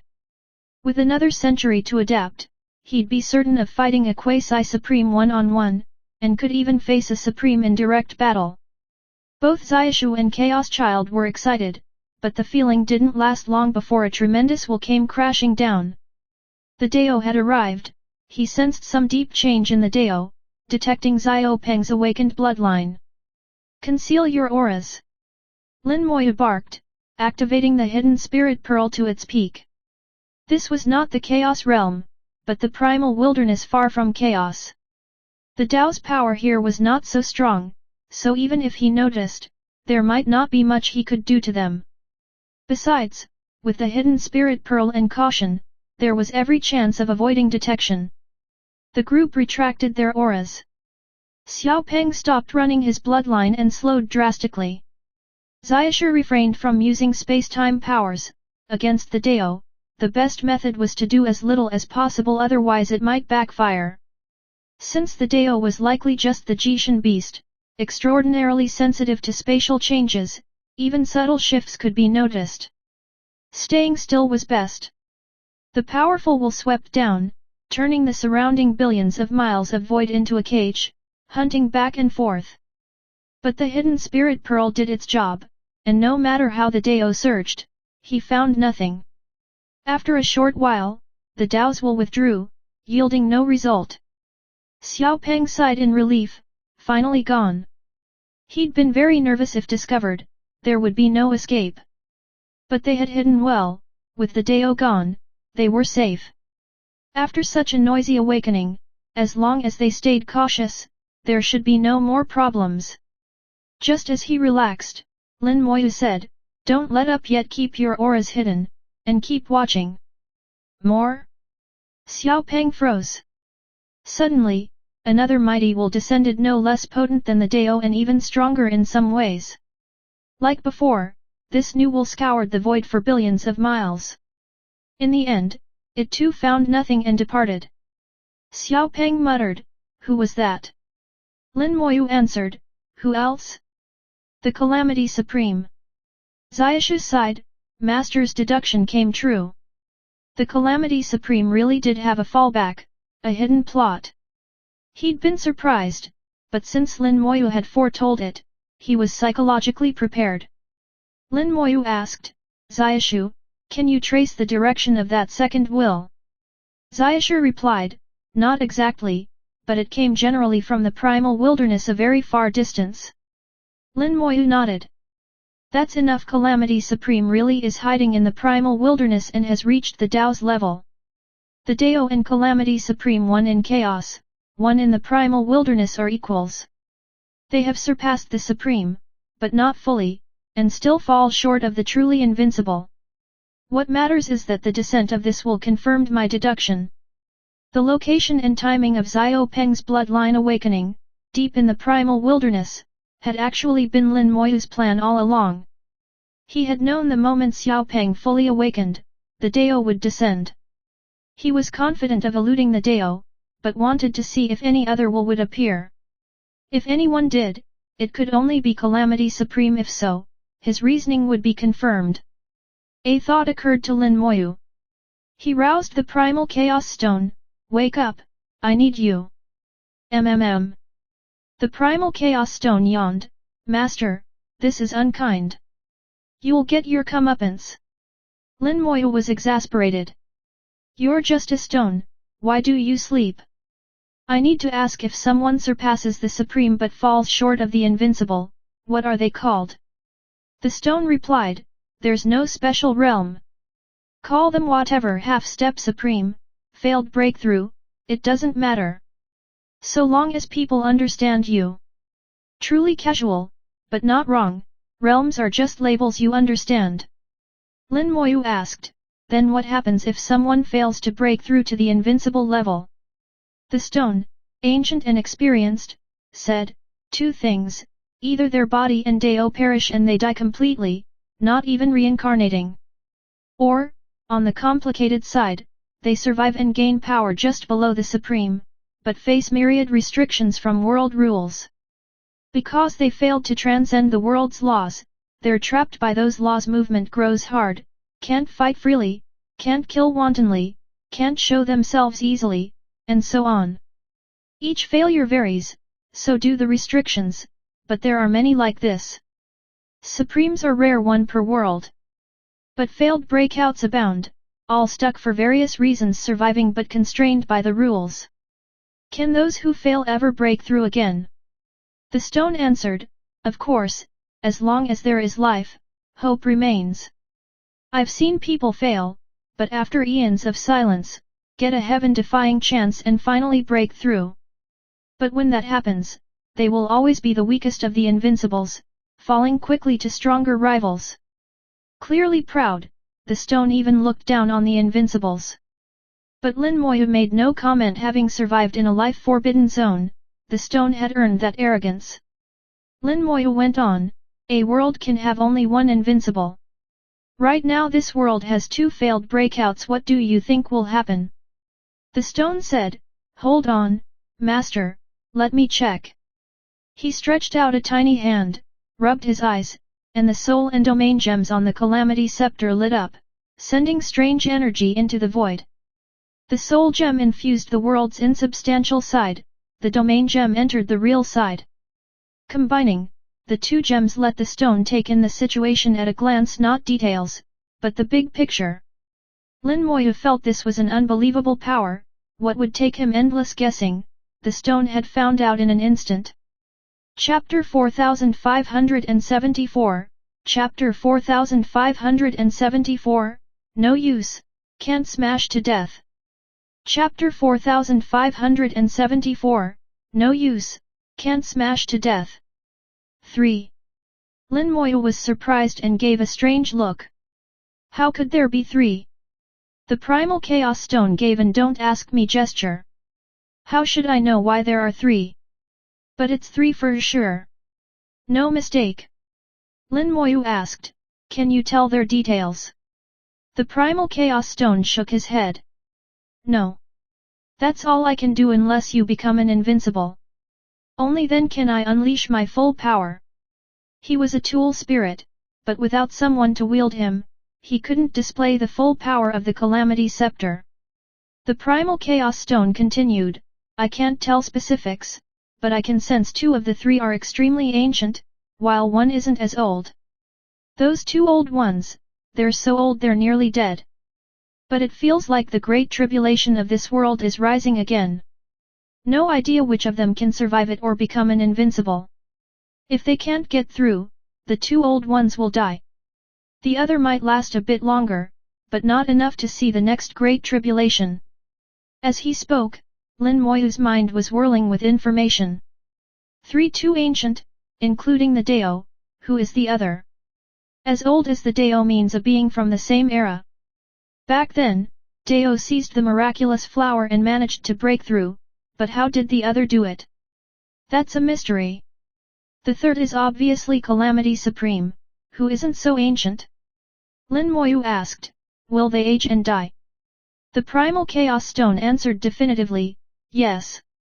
They failed their breakthrough, they're bound by the rules of the world, and one limitation is time. After failing, they can live only 1 great tribulation's worth. Those 2 ancient ones likely broke through last tribulation, so this is their final chance. The other broke through later, but this tribulation is also his last shot. He won't make it to another. The stone delivered a new message. Lin Moyu calmly asked, what is a great tribulation? The primal chaos stone explained, all worlds have tribulations, its destiny. Worlds are born and die by tribulation.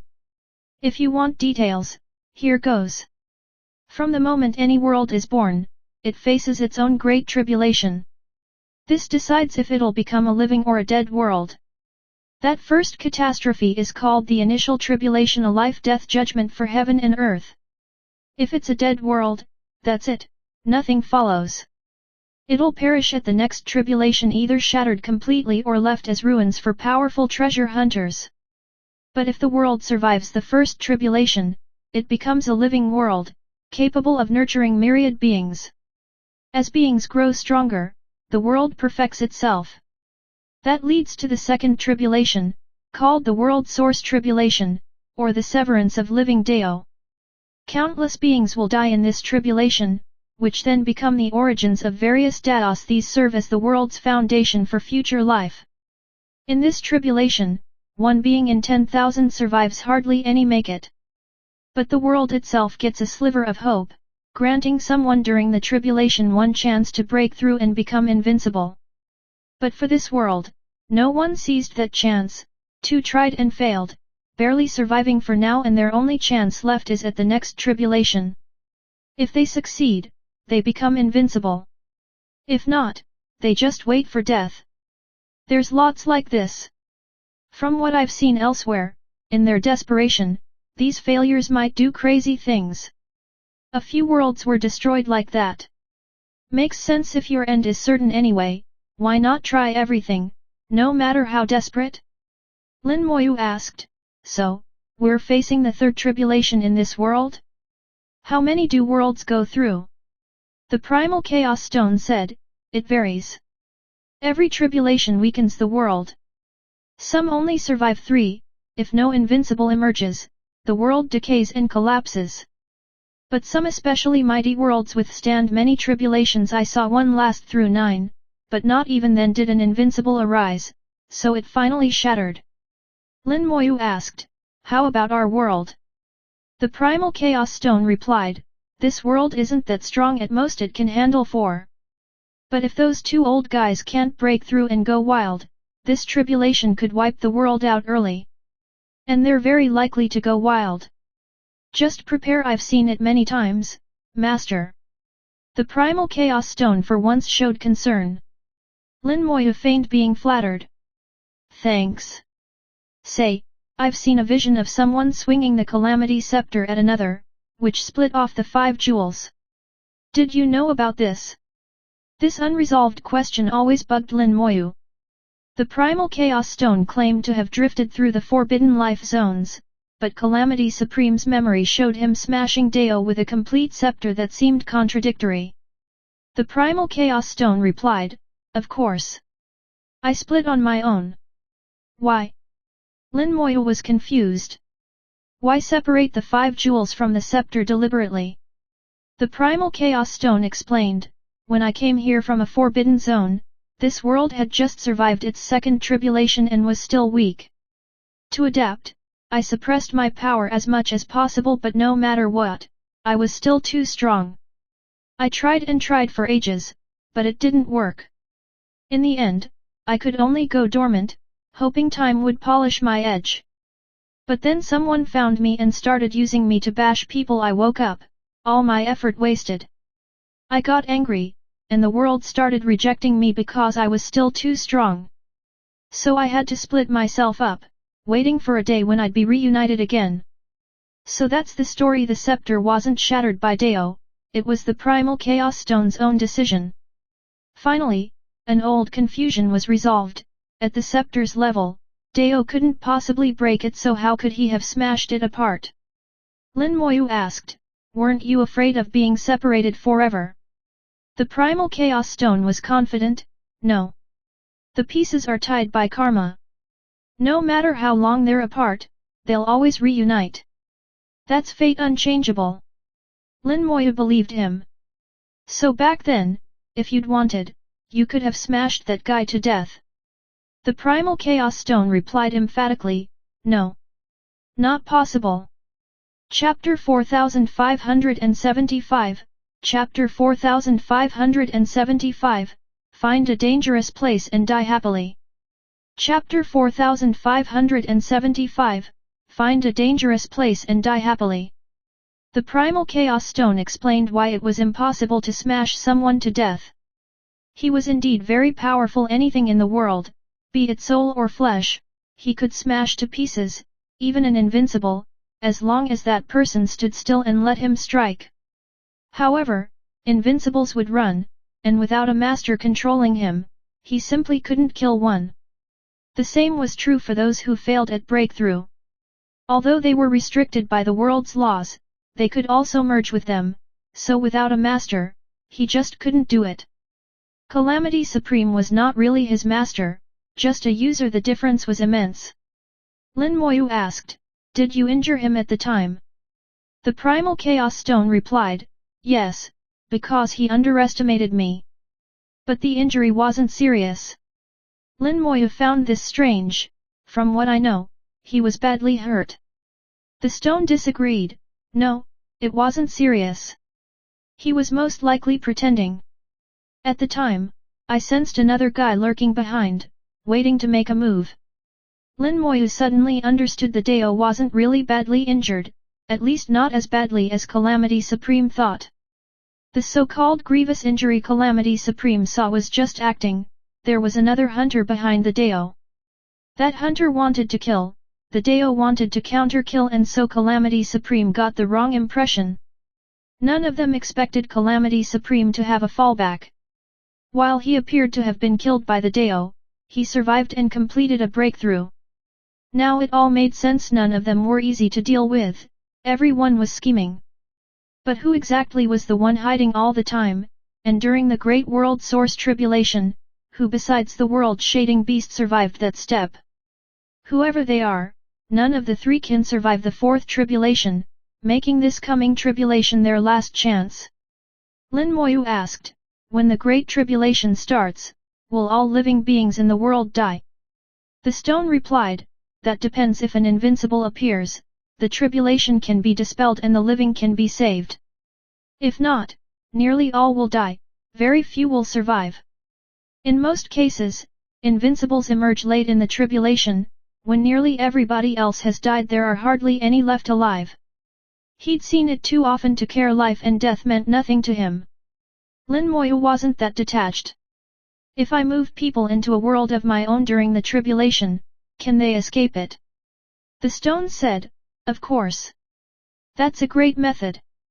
Lin Moyu was happy. This meant there was a way out. Whether or not it would be needed was another thing, but having an option was crucial, especially regarding the lives of friends and loved ones. He wasn't afraid of dying himself but wouldn't want those close to him, especially his wives, to perish. So before the tribulation broke out, he would have to put his wives into the storage space for safety. But his strength was still lacking now. Fortunately, the tribulation wasn't ready to erupt and would take more time to brew. Lin Moyu asked, do you know what's in the deepest part of the primal wilderness? The stone replied, that's the source of the world, where everything evolved from, and where the original chi of creation comes from, also known as the beginning of the world. Every world has 2 points, the beginning, and the place linked to the world's boundary. The beginning represents the start, the boundary represents the end. There will always be some original chi in the beginning, and other things left over during world evolution. Sometimes something slips in from the boundary, landing in the beginning with the original chi.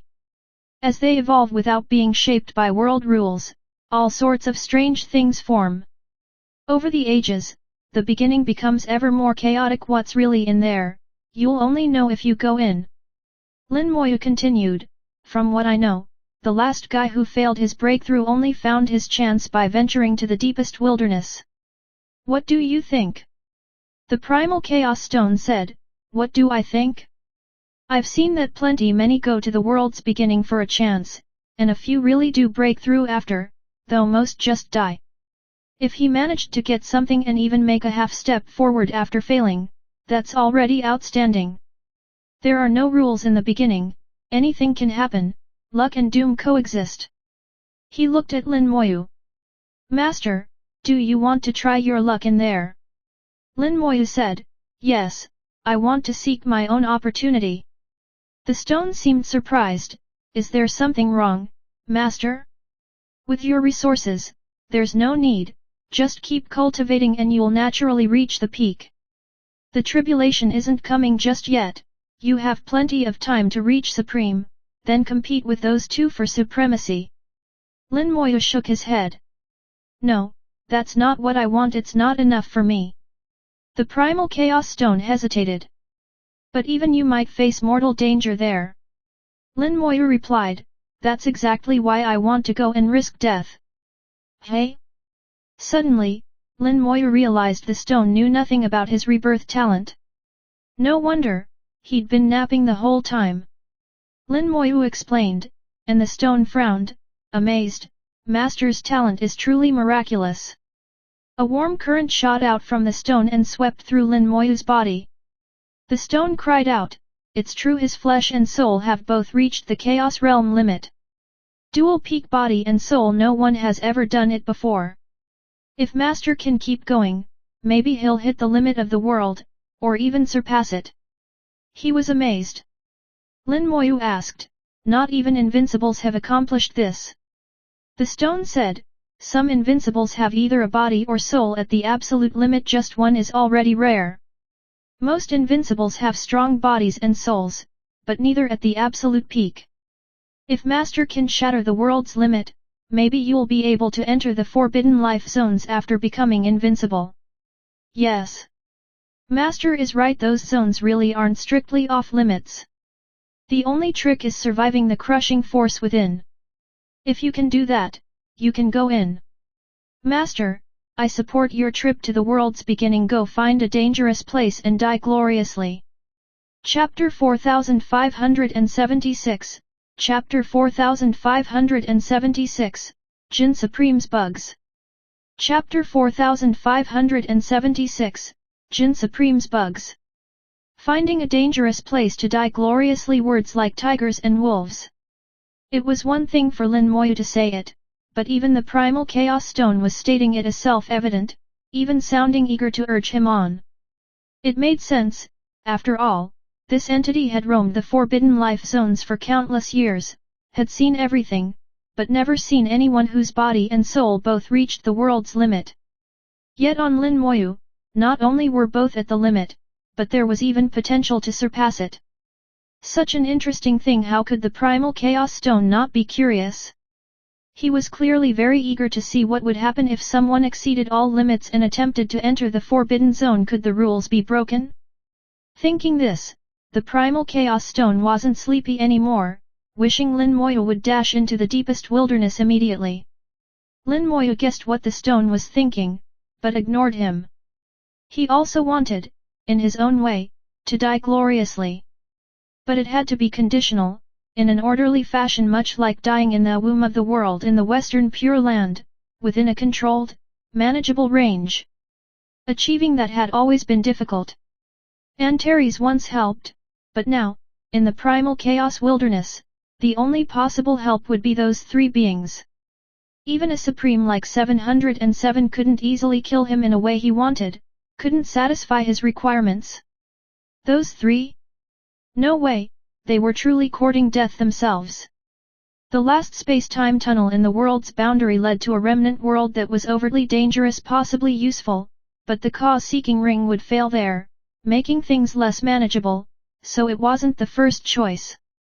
That left only the deepest part of the primal wilderness. Maybe there, the right kind of environment could be found. There was still some way left to that place. Xiao Peng was flying at peak speed, but even Supremes used up time crossing the vast primal wilderness. The further from chaos, the more influence Supremes lost, speed dropped as a result. Within chaos, they could fold space, crossing regions in no time. As chaos grew distant, Dao's power was thinner. Lin Moyu noticed his own undying Dao didn't change much, neither stronger nor weaker, it just stayed the same. In fact, except for entering that remnant world, the undying Dao had never really been affected. He was certain he'd fully fused it into himself, making it independent from the primal chaos wilderness. There was no other explanation. On the way, Xiaoshu constantly sensed surrounding spatial changes, adjusting their direction accordingly. The deepest wilderness was also the world's beginning. It was inside the primal wilderness, yet without any absolute direction. Xiaoshu hadn't actually entered that far but had probed before and knew roughly where it was, guiding Xiao Peng. Along the journey, Lin Moyu saw crowds of awakened wilderness beings, all marching or fighting. Every last one had awoken. The number of primal wilderness beings was impossible to count. The powerful usually slumbered, but now all were awake. According to the primal chaos stone, the tribulation hadn't erupted yet, it was still brewing. During this, most ancient beings would awaken. In Xiaoshu's time, nearly all the strong had perished, but a few must have escaped and hidden in the wilderness. They would wake for the new tribulation, seeking a shot at being invincible. Even if they cared little before, the influence of the tribulation would change their Dao hearts and spur them onward. The tribulation was one for all of primal chaos, nobody could entirely avoid it. Suddenly Xiaoshu said, "Master, I've seen bugs." He projected the scene. The bugs were of the kind found in the southern pole, tiny as dust, their presence even weaker than mortals. Yet they could survive in the wilderness. The unique, invasive force there didn't affect them. "Xiao Peng, get closer." At Lin Moyu's command, Xiao Peng approached. Wrapped in the hidden spirit pearl's power, Lin Moyu observed the minuscule bugs up close. The bugs were scattered not in swarms over a wide area. As wilderness beasts trampled past, many bugs died. But immediately, neighboring bugs would fly over and consume the dead, then rapidly split to refill their numbers, never really diminishing. Clearly, unless wiped out completely, so long as one lived, their population soon rebounded. These bugs come from the bug tablet. Jin Supreme didn't give them combat power but endowed them with a special trait to survive safely in the dangerous wilderness. He sent them here to search. At this, Lin Moyu understood Jin Supreme's goal. He too was seeking opportunities, perhaps also the deepest wilderness. Even among the ancient beings, few knew the exact location of that place, most only heard rumors. Jin Supreme was likely one of them. Dissatisfied, he could never settle at the supreme level, always searching for a way to break through. The bugs were his eyes, extending his reach throughout the wilderness. With this realization, Lin Moyu saw how Jin Supreme kept uncovering secrets. He'd mentioned before how Zixing, the Dao companion of Biang Supreme, was doing something dangerous, a detail Lin Moyu once found curious. But now it was clear, Jin Supreme scattered all sorts of bugs across the realms. Those bugs spied everywhere, allowing him knowledge of countless secrets, a truly frightening ability, one he didn't even fear being discovered. Within the southern pole, on his own turf, other Supremes wouldn't mess with him. He'd even called Calamity Supreme that little brat, showing total lack of fear. If I could control these bugs, could I then learn things, maybe even find Zixing Supreme and bring Yi and the others back? Lin Moyu didn't care what Zixing Supreme was up to if he could find her. If there was any chance, he'd rescue Ning Yi and the others. No matter what dangers might come, the first priority was their safety. With a wave of his hand, vast power swept across, countless bugs died in an instant. The next second, undying flame turned the void into a sea of fire. Chapter 4577, Chapter 4577, This world is too boring. Chapter 4577, This world is too boring. The tiny bugs quickly became revivers. They couldn't speak, but that didn't matter, they had souls, which was enough. Lin Moyu spread his soul force and quickly invaded their spirits. In an instant, he saw a huge network spanning the primal chaos wilderness. Countless points of light flickered in the soul dimension, each was a bug. One spot had especially dense lights, the South Pole. Jin Supreme had used his own means to draw a map of the primal chaos wilderness. Naturally, this map wasn't complete, just a rough outline. Before Lin Moyu could study it, all points abruptly vanished. Then Lin Moyu saw Jin Supreme himself. Jin Supreme's expression was blank, it was impossible to discern his feelings. Friend Lin, quite a trick. Lin Moyu was utterly unashamed. Just happened by, I was curious. This sort of reply fooled no one. Jin Supreme didn't believe it, and Lin Moyu knew he didn't, but trusted Jin Supreme wouldn't call him out. Indeed, Jin Supreme didn't push further. Are you looking for someone, friend Lin? Lin Moyu didn't hide it. I'm looking for Zixing Supreme. Jin Supreme's eyes narrowed, hinting at danger. Why are you searching for her? Lin Moyu replied, private matters, inconvenient to say. Could you point me toward her? I'll remember your favor. Jin Supreme chuckled. No need. I owe you too much to repay all at once. You're in the wilderness now, Zixing Supreme is as well, though far from you. Countless dots reappeared, forming another map, this time only showing locations within the wilderness. Two spots were especially bright, one marking Lin Moyu, the other Zixing Supreme far apart. Lin Moyu used the positions, plus the formation left by Calamity Supreme, to determine Zixing Supreme's actual location. Jin Supreme continued, the wilderness is enormous. I've explored it for years without mapping it all, some places are impassable even for me. If you go to her, be careful. She's not easy to talk to. Lin Moyu nodded. Understood. Thanks. Jin Supreme said, I wish you luck. All the lights disappeared, and Lin Moyu was ejected from the bug network. He reflected on what he'd seen. Jin Supreme hasn't reached the true depths of the wilderness. His bugs probably can't go that far. Zixing Supreme isn't in the deepest part, but is still far away. It'll take ages to get there and now is not the time. Lin Moyu wanted to send Ning Yi and companions into his own world, but with his current strength it wouldn't be easy to seize them from Zixing Supreme. And he didn't know what tricks Zixing Supreme might have for controlling them. Based on what he knew, a Supreme could use any means to reach her goals. Some valued loyalty, but faced with interests, loyalty became secondary. Now was not the time to seek Zixing Supreme, he needed to get stronger first. According to the plan, head for the deepest wilderness. At the very least, I must reach the supreme level in body and soul before I can act. Xiao Peng set off for the depths again. In the South Pole, Jin Supreme squinted at the bug tablet.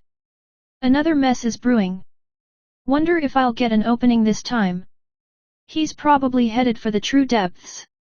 Calamity Brat went before and found something. Maybe I should go myself. Having survived so long, it's time to take a real risk, otherwise, what's the point? This world is so boring. If there's no fun to be found, I'd rather die.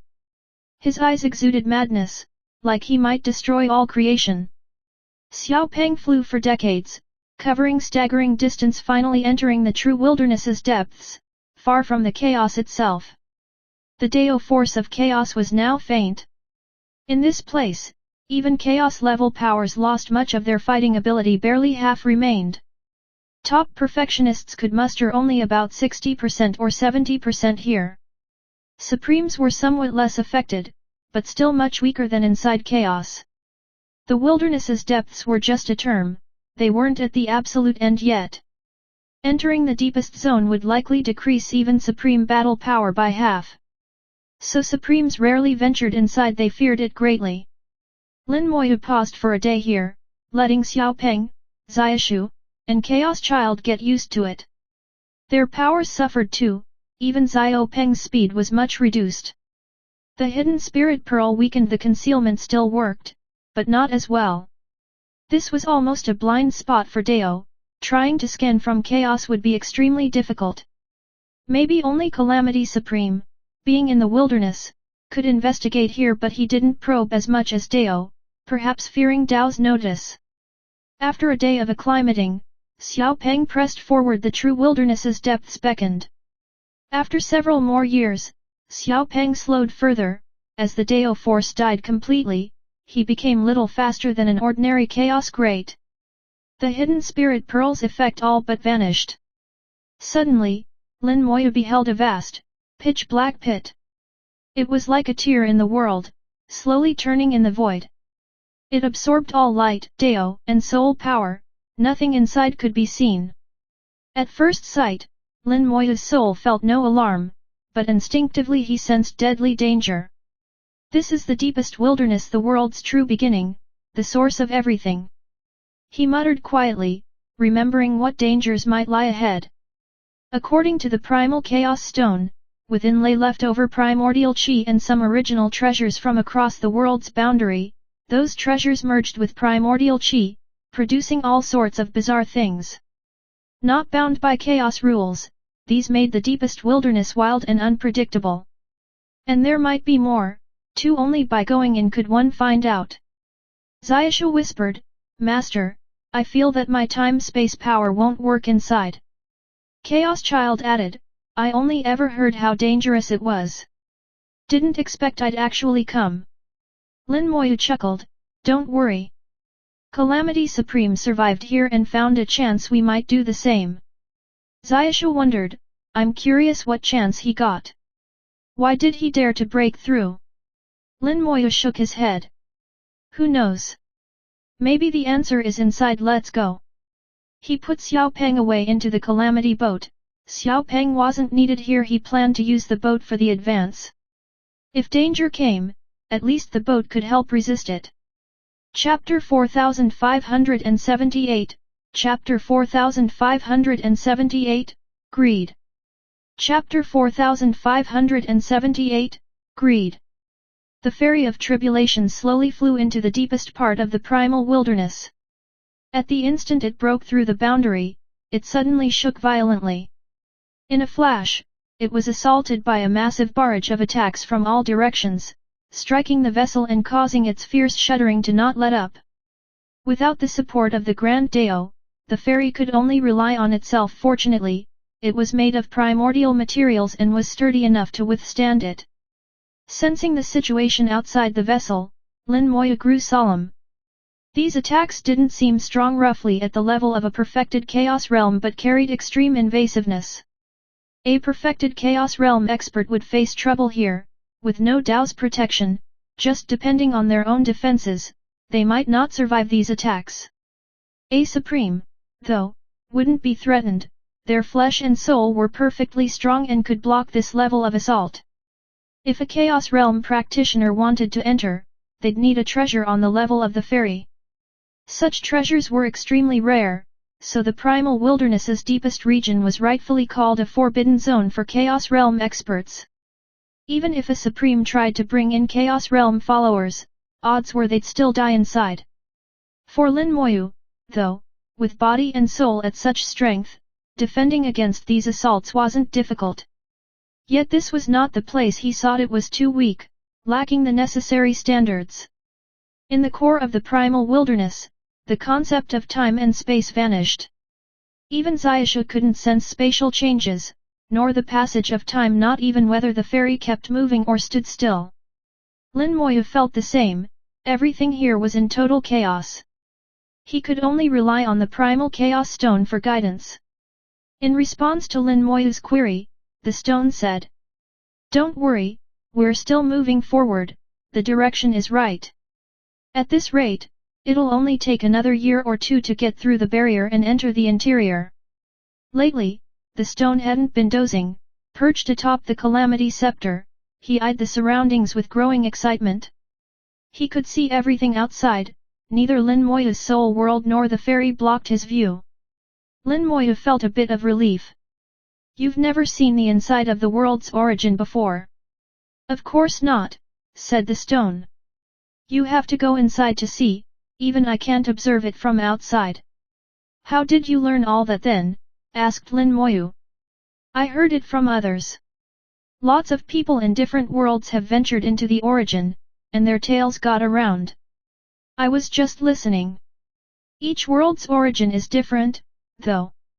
What I said was just the more common things. Just be careful. Luckily, this world isn't too strong. The origin shouldn't be too dangerous. As long as you're alert, not too stupid or reckless, you should be fine. Of course, you're here to tempt fate. You came to die here, after all, so die well, die thoroughly, let me see how you do it." The fellow now sounded wide awake and even a little naggy. Lin Moyu tuned him out and focused all attention on what lay outside. He couldn't see as easily as the stone. In his perception, countless attacks pounded the ferry like a dense hail, but nothing else could be made out. Still, Lin Moyu persisted in seeking more. Any time his soul force reached out beyond the ferry, it was battered to shreds, causing a faint stinging in his mind. But he didn't give up, knowing this was a rare opportunity. This was the threshold to the world's origin, the earliest foundation of reality. Adapting to these attacks would greatly benefit his next steps. Every danger has two sides, risk always carries opportunity.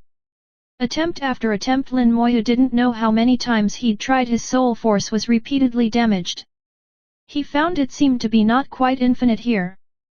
Xiaoshu's space-time power was restricted, he couldn't draw energy from the outside to replenish himself. With a thought, Lin Moyu opened a channel to his storage space, letting Xiaoshu enter and draw power from his world. Soul force became limitless again. Through repeated efforts, Lin Moyu made a discovery. The endless, dense barrage of attacks actually followed a pattern. There were minuscule gaps between each strike, so small as to seem negligible. Seizing one such gap, he sent his soul force outward. Soul force now returned with images from beyond the barrage, a void filled with countless points of light, each marking a distinct world. Endless worlds, none very large, less than a domain. The attacks came from these worlds. Centered on the ferry, at least 100,000 were attacking at once. The transmitted soul force didn't bring much information, so he kept searching the gaps, sending his soul force through again and again. Fortunately, he had unlimited soul force and quick recovery, so he feared no damage. Anyone else, even a Supreme, wouldn't be able to stand this kind of depletion. With enough tries, Lin Moyu finally understood. Apart from these peculiar worlds, the void held many domain seeds. The primal wilderness's core, also called the world's origin, was the source of all things, and domain seeds originated here. Some seeds blasted away during evolution, becoming domains in the chaos, while many others never left and were transformed into small worlds by primordial chi. Those weren't bathed in chaos rules or blessed by the Dao, but held wild, primordial power, essentially proto-domains. Over endless ages, the number of such worlds multiplied, lining the void and together battering all intruders. They formed the origin's first barrier. Only Supremes or Quasi-Supremes could pass unharmed, even peak-level strongmen faced deadly peril. The entrance alone is this dangerous, truly not a place of kindness. These domain seeds. Lin Moyu focused on some of the yet unformed domain seeds, each could evolve into a true domain. If he took them into his own world, they could grow there. His 10 domains were strengthening, and these seeds would be ideal nourishment for them. A trace of greed welled up. He wanted the seeds. The primal chaos stone seemed to notice. Master, got greedy, eh? Too bad it's very difficult, but there's a little time. You can try it out. Chapter 4579, Chapter 4579, Saying hard is hard, saying not hard is not hard. Chapter 4579, Saying hard is hard, saying not hard is not hard. There was only one way to obtain these domain seeds. Lin Moyu had to leave the Ferry of Tribulations and get them himself. Luckily, the attacks here weren't too strong. As long as he was careful, he could handle it. Even if he died, he could be reborn. Dying wasn't the problem, the only trouble was having to control the ferry at the same time. Lin Moyu released Xiaoshu, letting him control the ferry. Then, grasping the Calamity Scepter, he flew out. Instantly, endless attacks crashed down from all sides. He became the second target, after the ferry, facing the same barrage. The attacks weren't strong, but hitting his body still peeled his skin and split his flesh. It wasn't lethal, but still painful. Lin Moyu didn't like the sensation and would rather die outright. He swung the Calamity Scepter in an impenetrable arc, dispersing most of the attacks. The Primal Chaos Stone cried out, "Master, this isn't fair." "How's it unfair?" Lin Moyu asked. "This isn't how I'm meant to be used," the stone answered. "I'm not strong enough yet to use your full power, so I have to do this. Isn't it effective?" "But Master said not to rely on external objects." "I'm not relying on them for cultivation. I'm just lazy right now, you know what I mean." The stone couldn't argue. Lin Moyu was his master, so sometimes he had to give in. Eventually, he just resigned himself and transformed into a little figure sitting on Lin Moyu's head to watch the action. Lin Moyu said, "Better view from here, right?" "With my power I can see clearly from anywhere," grumbled the stone. Lin Moyu laughed, "Then tell me which domain seed is nearest." The attacks were too dense, and waving the scepter also affected his sight. He could only roughly sense the seed's location, not precisely. The stone snorted, "I won't say. You're so capable, find them yourself." No luck with goading? Soft approach wouldn't work, so Lin Moyu softened further. "I know I could find them myself, but the efficiency would be much higher with your help. Don't be so stingy, it only takes a word to help." The stone relented, "Well, since you're asking so sincerely, I'll point it out. There's one there." He indicated a direction, and Lin Moyu immediately headed that way. Sure enough, after a short flight, he found a domain seed. It was close, but the endless barrage of attacks and chaotic light, plus the soul-dampening wilderness, hid its presence. Lin Moyu reached out and grasped the tiny seed. It was a rare treasure. Many experts had gotten domain seeds before most used them to strengthen their own domains, some gave them to juniors to help them cultivate domains. Lin Moyu, too, considered domain seeds the best nourishment for his domains. Though this seed wasn't perfect, it was as good as many top materials. He collected it and began searching for a second seed. The Chaos Stone kept pointing directions, making the hunt smooth. One domain seed after another was gathered. By the time he finished crossing the entrance region, Lin Moyu had acquired over 20 domain seeds. Unfortunately, a special force kept pushing him forward, the only reason he couldn't linger longer and collect even more. Of the 20+ seeds, none were perfect, so when Calamity Supreme found a perfect one, it was truly a rare luck. When Lin Moyu handed the seeds to the elders of the Silver Bunny clan, they were both shocked and envious beyond words. The seeds would greatly speed up the growth of his domains, shortening the previously estimated time. After passing through the entrance, all attacks ceased, and the endless worlds behind vanished instantly. Lin Moyu asked, "Can I return to the entrance and try again?" The stone replied, "You could, but you'd need to figure out how to get back first." Just then, a faint light glimmered from afar, and Lin Moyu felt something new inside his body. A tiny mark abruptly appeared on his soul ancient, not a rune suddenly etched there regardless of what Lin Moyu wanted. Even defenses built from primordial qi didn't help. It felt strange and uncomfortable, as if he'd lost some control. He told the stone, "Do you know what this mark is?" The stone laughed, "That's the world's origin mark. It means you've been granted the world's recognition. From now on, you'll be able to enter the deepest wilderness freely." He seemed almost gleeful, "But if you want to cross that stretch and get domain seeds again, it's impossible now. That stretch was a test for outsiders. If you passed, the world acknowledged you, and you won't have to face the test again." It wasn't what Lin Moyu wanted, but that's just how the world is utterly unreasonable. As long as he remained a being of this world, he'd have to accept its influence. The stone continued, "This world origin mark is only half. You can enter, but not leave at will. To go in and out freely, you'll need to obtain the other half, but that's not easy. Some of the beings here are tough." "Some beings?" Lin Moyu just started pondering when the stone cried, "They're coming, watch out." His soul instantly reacted. Lin Moyu almost instinctively turned to nothingness, returning to the ferry. The ferry was battered in wild space as a transparent creature appeared, then struck the ferry and sent it flying. The vessel spun uncontrollably in the void. The enemy's strength was nearly beyond perfection. By pure power, they equaled Lin Moyu, but the opponent had other skills. Their form was invisible to eyes or soul, appearing only briefly during attacks. More abilities were surely hidden. Many wilderness creatures are born of primordial treasures and qi, like those born after the First World Tribulation, possessing one or more unique powers. Lin Moyu chose not to risk fighting, letting the enemy attack the ferry. After all, the vessel was sturdy enough that it could withstand the blows.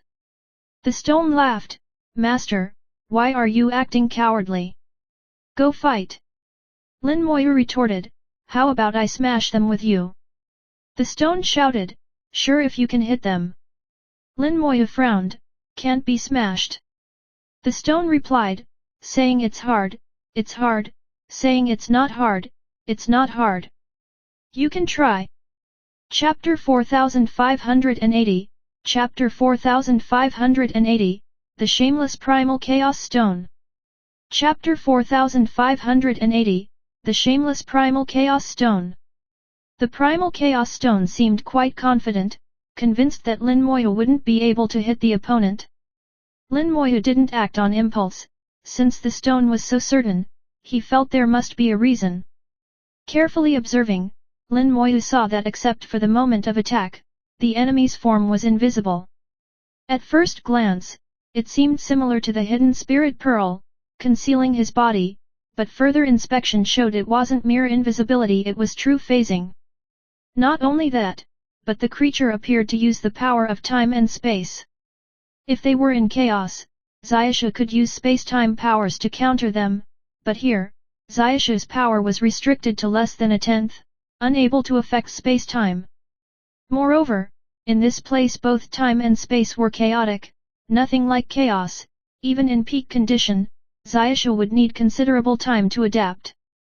Thus, for Lin Moyu to hit the enemy, he'd have to strike at the exact instant they attacked. That seemed logical, but, based on the stone's advice, it wasn't so simple. Phasing, time and space. With my power, even without the Calamity Scepter, I should be able to handle this opponent. Let's observe more. Lin Moyu decided on further observation. The space here was vast, and the fairy was tossed about like a ball, but it wasn't a problem for now. The creature's attack strength was not overwhelming, just slightly above top perfectionists. Lin Moyu believed he could handle it.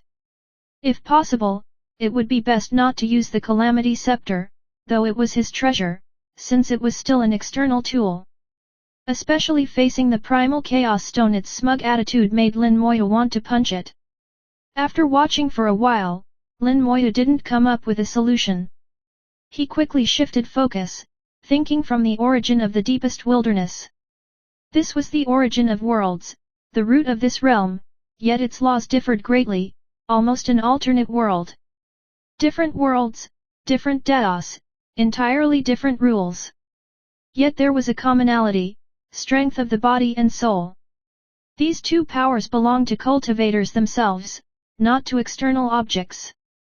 No matter the world, if strong enough, even if the world's Dao limits abilities, the restriction isn't severe, not like other Daos which may become useless. Here, Lin Moyu's own flesh and soul were unshackled by realms. Thus, the best way to deal with the opponent was through these two forces. Focusing on that, he had his soul's power sense the chaos around, tracking changes in space and time when the enemy attacked. At last, Lin Moyu noticed something. The enemy didn't shift into another space-time, merely using the powers of time and space separately, not combined. Their speed of attack was much slower than it appeared, hundreds of times slower. The sense of instantaneous attack came from their manipulation of time, pausing it temporarily as they struck. This produced the illusion of blazing speed. By the time Lin Moyu saw them attack, the fairy was already struck, with only a brief outline visible. The primal chaos stone's confidence came from this, since time was paused. Even using the Calamity Scepter, Lin Moyu would rarely hit the target. Pausing time is a pure talent, not a Dao, not a technique. Interesting.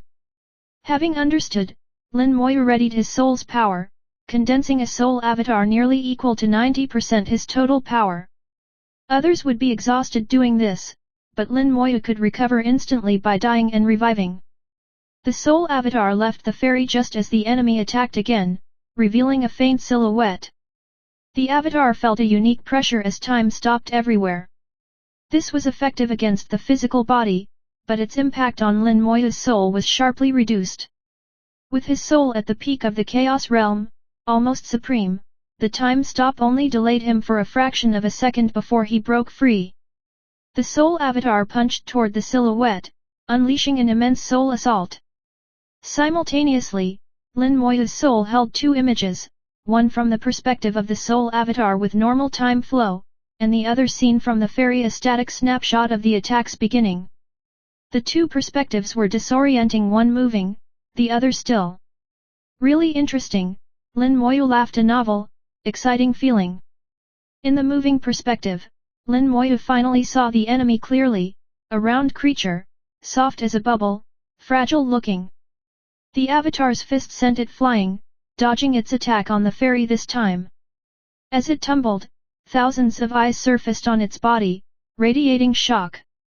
It was stunned that Lin Moyu could land a blow such a bizarre life form. Lin Moyu smiled again, and the avatar instantly chased after, hitting it again. The bubble creature's eyes narrowed and it vanished completely. Escaped. Not only did it pause time, it could phase its body, vanish at will. Its only weakness was weak attack power. The next moment, the fairy was attacked again. The creature hadn't truly fled, but had phased back into space to strike the fairy. The vessel was knocked flying again. Lin Moyu's soul avatar returned, striking again, while the bubble creature repeated its phase and attack on the fairy, ignoring the avatar and focusing as if the fairy were its prey. In the void, a dramatic chase played out. The avatar was strong but couldn't catch it. Lin Moyu frowned. It could go on forever. He wondered how long the opponent's assault would last. Meanwhile, the primal chaos stone chuckled. It was unaffected by time stops, watching the whole scene like a show. Lin Moyu knew that if he armed the avatar with the Calamity Scepter, he might deliver a killing blow. But the stone's irritating attitude made him give up that plan. Let's see if I can burn him. Lin Moyu summoned the flame of world destruction into the soul avatar's hands. Even in the deepest wilderness, that fire could burn all. Soon after, Lin Moyu seized his chance. The flame of world destruction erupted, turning the void into a sea of fire. Chapter 4581, Chapter 4581, The boat may be strong, but it can still break. Chapter 4581, The boat may be strong, but it can still break. Within the sea of flames, the bubble creature appeared, screaming in agony. Lin Moyu heard its cry for the first time, so harsh and piercing, it sounded like countless needles stabbing the soul. Beyond its thousands of eyes, it also had thousands of mouths, all shrieking in chorus. Amid the screams, its weakness was fully exposed. Its soul was weak and could not withstand the burning of the flame of world destruction, a power that had grown even fiercer after refining the remains of worlds. For those with weak souls, the flame of world destruction was a lethal weapon. The bubble creature rolled in the fire, completely engulfed. Its death was just a matter of time. The primal chaos stone clicked its tongue. This fire is truly something. Lin Moyu replied, even you can't identify this fire, so of course it's powerful. The stone corrected him, that's not quite right. There are lots of flames I haven't seen, but they're just too weak to bother with. Lin Moyu didn't bother arguing. It didn't matter. If even the knowledgeable stone couldn't recognize the fire's origin, it showed how extraordinary the flame of world destruction was. Not only could it refine worlds and remnants of creation, but it was also a supreme tool for destroying souls far beyond most treasures, even rivaling the fairy of tribulations. In Lin Moyu's mind, the flame's power surpassed even the Calamity Scepter. Why did that mysterious master entrust him with the flame? Who was the mysterious master within the great world? Lin Moyu had seen only a shadow, unable to ascertain the person's identity, and shrouded in mystery. The bubble creature was finally burned to ash, soul devoured by the flame becoming its fuel. After its death, Lin Moyu saw a wisp of primordial qi emerge from its soul, which the flame of world destruction also consumed. Leftover primordial qi. It seems different from what's in my storage space, Lin Moyu mused. With a single glance, he could instinctively distinguish the two, though the difference was subtle, only he might notice it. Previously, he'd observed that the primordial qi in world remnants was also distinct from his own. The stone commented, that's normal. Different worlds, after all. Even if their sources are identical, they end up unique. The creatures here also receive primordial qi, but without chaos rules, they fail to fully digest it. What doesn't get digested dissipates at death. When the master refines their soul with the flame, any residual primordial qi emerges. Lin Moyu asked, do all creatures here possess primordial qi? The stone shook its head, not necessarily. Life is split into two forms: virtual, like the one just now, which was formed from primordial qi for some reason and has no physical body. The other is real, born from the fusion of world essence and primordial qi, then refined. They have a physical form. Essence that crossed chaos absorbed enough rules, and they've almost always fully digested their primordial qi, making them much stronger. The master should be careful. Lin Moyu smiled, if I really can't beat them, I'll smash them with you. The stone replied, I guarantee you'll hit every time. The soul avatar dispersed, the flame of world destruction returned, and after consuming a wisp of primordial qi grew even stronger. By now, the fire had refined 3 distinct types of primordial qi, each iteration boosting its power. Lin Moyu felt it was evolving, using primordial qi as fuel to transform. Such evolution was very difficult. The fire began refining worlds, then souls. Eventually, simple soul refinement wasn't enough, and it even began selecting worlds, ignoring ordinary ones. Later, the flame itself seemed to require domain refinement, and now it had gone as far as refining entire worlds. But worlds were hard to come by, primordial qi could substitute. In a sense, primordial qi represents world essence, containing all its quintessence. Lin Moyu had once given the flame as much primordial qi as it could absorb until it wouldn't take any more, meaning his world's primordial qi had been fully digested. As a result, the flame's power jumped a level. After devouring world remnants, it grew even stronger. At that point, Lin Moyu sensed the fire could easily kill ordinary chaos cultivators, burn major ones to death, and threaten perfectionists. If it could absorb more primordial qi, it might even threaten supremes. Now, the deepest wilderness's creatures contain residual primordial qi, perfect fodder for the flame of world destruction. Did Calamity Supreme once hunt here to obtain primordial qi? Lin Moyu wondered. To break past the supreme bottleneck, primordial qi was essential, making this a prime hunting ground, though nothing easy. But for Calamity Supreme, it should have been possible. The Fairy of Tribulations pressed forward. Here, all sense of direction vanished, and space itself faded away. Lin Moyu didn't know where he was going. Xiaoshu couldn't guide him, space powers restricted. The stone admitted ignorance. This was his first time in the world's origin, and they all varied, so nothing served as reference. The ring of causality's effect was greatly diminished here, but at least it still functioned. Lin Moyu used it, planting causes to seek a way forward, failing several times, until after 10 or so attempts he finally succeeded. The trail was faint. Lin Moyu sensed that success was never guaranteed, but had little alternative for now. After barely getting a result, he picked a direction and continued flying. The stone warned, "Your fairy is strong, master, but be careful. Here, it might just get smashed." The Fairy of Tribulations was a treasure born of world essence and primordial qi. Once it had intelligence and was famed for defense, but later was smashed, its spirit destroyed. No defense is truly invincible, especially here, where its protection was weakened, and it could genuinely be broken if careless. With luck, the stone added, you might find rare materials to repair it, perhaps even make it stronger than before. The broken fairy should be able to refine itself if provided the right stuff. Lin Moyu sensed a glimmer. Can it recover its wisdom? The stone replied, of course. Nothing's impossible in this world. If beings dead for billions of years can revive, restoring its intelligence is possible, just difficult. The specific method do you want to know? The stone wore such an annoying expression, waiting for Lin Moyu to humbly beg for the answer. Lin Moyu didn't care about dignity. Please, enlighten me. The stone was delighted. Since the master asked so sincerely, I'll gladly share. Chapter 4582, Chapter 4582, Levels of Worlds. Chapter 4582, Levels of Worlds. Just as the primal chaos stone said, anything can happen in the world, nothing is absolute. This is the law of all realms, no matter how large the scope, the rule holds true.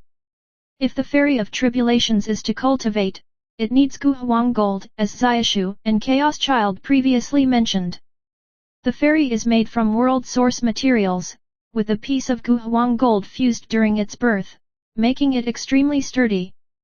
Later, its wisdom was erased and its body damaged in a great battle, but with Guhuang Gold within, the vessel as a whole remained intact and could self-repair.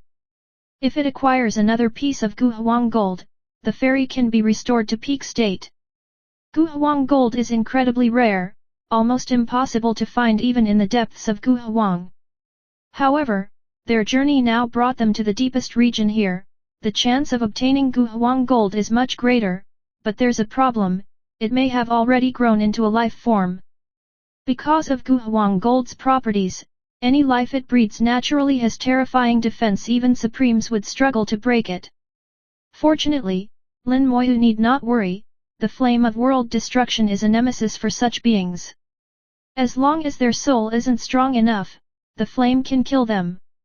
As long as Guhuang Gold can be found, Lin Moyu is confident in taking it. The real challenge lies in restoring the fairy's wisdom. If that can happen, it would be able to steer itself.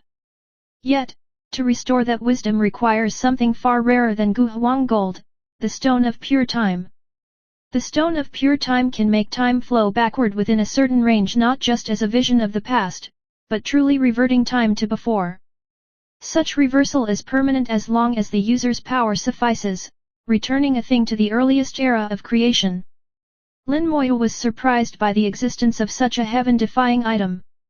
He narrowed his eyes, murmuring, if the Stone of Pure Time is this powerful, wouldn't it be invincible as a weapon if refined into a treasure? The Primal Chaos Stone shook its head, impossible. Why? Asked Lin Moyu. All worlds create stones of pure time during their evolution, sometimes hundreds, sometimes only a few, replied the stone. The stone's power comes from it bearing a record of every moment of the world's time. But it's so overpowered that strict limits apply. It can't be given a spirit, refined into a weapon, used to reverse time on a living creature, or make reversed space permanent. It's more like an archive. You can't wield it to strike others, and even changing a small region's time lasts only a brief moment before being corrected by world forces. Lin Moyu nodded, so I need to find a stone of pure time, alter the time for the fairy, returning it to when it had wisdom, then take it away from this area. Exactly, said the stone. Lin Moyu nodded, understood. What about the Ring of Causality? Can it also restore wisdom? The stone replied, in theory, yes, but I don't recommend it. Why? Lin Moyu did not understand. If the ring could restore wisdom, it might be a better solution. The stone responded, that thing is just too heaven-defying, its karma too great. Just ask those two, wasn't it destroyed at the start of the calamity, dying early? In Xiaoshu and Chaos Child's rankings, the Ring of Causality ranks 5th and 6th, extremely powerful. But Xiaoshu also said it was destroyed as soon as the war broke out. Its place in the rankings is high only because so many attacked it, and it killed quite a few in the process. Listening now, Lin Moyu realized something was off. The stone continued, the world needs a completed law of karma. If the ring didn't die, the world's karmic Dao wouldn't be perfected. That's why it must die. If it regains its wisdom, previous karmic debts would impact you. And for your goals, it wouldn't help as much as the fairy. Lin Moyu understood the stone's perspective was above his own. You're right. Forget it. The Ring of Causality carries too much karma and too many restrictions. It's fine to just use it as a treasure and not push past limits. As for the fairy, finding the method is good, but not necessary if it can't be done. If his power rises further, the fairy's usefulness will naturally diminish anyway, fixing it back to wisdom is simply an idea not essential. The fairy drifted through the void. Deep in Guhuang, space became strange, time faded away, even distance blurred. Lin Moyu didn't know how far or how long the fairy flew, nor how fast. Everything blurred of everyone present, only the stone could perceive clearly, but was reluctant to share. After who knows how long, Lin Moyu suddenly sensed something abnormal. There's something ahead. It was distant. Lin Moyu was about to look when suddenly, that distant presence arrived in front of him, as if the fairy had teleported. It slammed hard into whatever it was with a thunderous crash. The fairy, wrapped in lightning, was thrown back. Lin Moyu saw a high wall, crackling with endless lightning, forming a wall of light. Lightning wove itself into a whip and lashed out, wrapping the vessel and dragging it back. Lightning became a cage, the fairy trapped inside. Next, countless bolts fell onto the fairy, shaking it violently. Lightning poured through cracks, exploding inside the vessel. The usually dozing Xiaopeng was jolted awake by the lightning, sent flying with torn flesh. Here, without the protection of Daos, Xiaopeng's defenses plummeted. Unable to withstand the lightning, Lin Moyu swept Xiaopeng into a storage space and let the lightning hit himself, unmoved. His body, in chaos, rivaled top perfectionists second only to Supremes and Quasi-Supremes. Top perfectionists have Dao defenses, but without those, their bodies are not as strong as Lin Moyu's. Bathed in lightning, Lin Moyu didn't even furrow his brow. Not enough. This can't kill me. He even sounded disappointed. If it were stronger, he could use the lightning to temper body and soul. The Calamity Scepter also bathed in the lightning with its level, such power was beneath notice. The stone remarked, "This Thunder Source stone is weak, but so is this world." Lin Moyu asked, "Are there big differences in the levels of worlds?" "Of course," said the stone, "the gaps are immense. I divide worlds into 3 levels. Do you want to hear?" He clearly wanted Lin Moyu to ask, and Lin Moyu smiled, "Please share. I'd love to know." Chapter 4583, Chapter 4583, The Playground of the Flame of World Destruction. Chapter 4583, The Playground of the Flame of World Destruction. The Primal Chaos Stone, with a tone of seriousness and a hint of pride, declared, "I've observed countless worlds enough to defy calculation and divided them into 3 levels. Dead worlds aren't even worth discussing, let's talk only about living worlds. Any world that survives 2 rounds of Great Tribulation ranks at the lowest level. Worlds that withstand 3 to 4 rounds are mid-level, and those that survive 5 to 6 rounds are high-level. Similarly, the supreme beings born in low-level worlds also rank low among their own kind. You're probably wondering how to judge how many rounds a world can endure. I can tell you from all my experience, I can see it at a glance. How many tribulations a world can endure is innate, determined from the very start. Each round of tribulation is a massive disaster for a world. If a world is weak and can only bear 2, and fails to produce a supreme 863 during that time, it will inevitably perish, quickly collapsing into world remnants. The first tribulation is a life or death ordeal, delineating whether a world becomes living or dead. Every world experiences it, no exceptions. So, weak worlds have only 1 round to give birth to a supreme being. The duration of tribulations isn't fixed, sometimes fast, sometimes slow, sometimes long, sometimes short. According to the Primal Chaos Stone, it's roughly 100 billion to 500 billion years. So the shortest-lived worlds last a little over 100 billion years. However, the rules restricting weaker worlds are also weaker, making it easier for them to produce supreme beings. Conversely, powerful worlds have stricter rules, making it a bit harder to become a supreme. Lin Moyu had expected the stone to reveal something earth-shaking, but it was close to what he already thought. The world where Lin Moyu resides, Chaotic Guhuang, can easily survive 3 rounds, the 4th is uncertain, so it's a mid-level world. The 3rd tribulation has already started. If a supreme doesn't appear, the world's chance will soon be gone. Lin Moyu asked, "I understand what you said, but you once mentioned a world that survived 9 tribulations. What's that?" The Primal Chaos Stone replied, "That world is unique, one of a kind. There are worlds that withstand 7 or 8 rounds, but it doesn't matter, none of them have ever produced a supreme. If a world is too strong, its rules become so strict that no one can break through, and no supreme can ever be born. Such worlds are doomed." The stone was adamant. In all its observations, every world surviving beyond a certain threshold never produced a supreme. These worlds ultimately die after all tribulations and become world remnants. Lin Moyu lamented, "Such a pity. In the end, these worlds become remnants, nothing more than a playground for supremely strong explorers." "Wishful thinking," scoffed the Primal Chaos Stone. "Even remnants at that level are a death sentence for regular supremes who go there. Especially those that endured several rounds. Though now just remnants, nobody can get in. Anyone who tries, dies. I remember there was a Supreme from a high-level world, arrogant as could be, entered that world and died almost instantly. Lin Moyu clicked his tongue, so it's true a starving camel is still bigger than a horse. Of course, huffed the stone. A world that powerful is inconceivable. Lin Moyu asked, so is there anyone at all who can enter? The stone pointed at itself, I can, but I don't want to. Plus, that being the master saw in the Forbidden Zone should also be able to get in.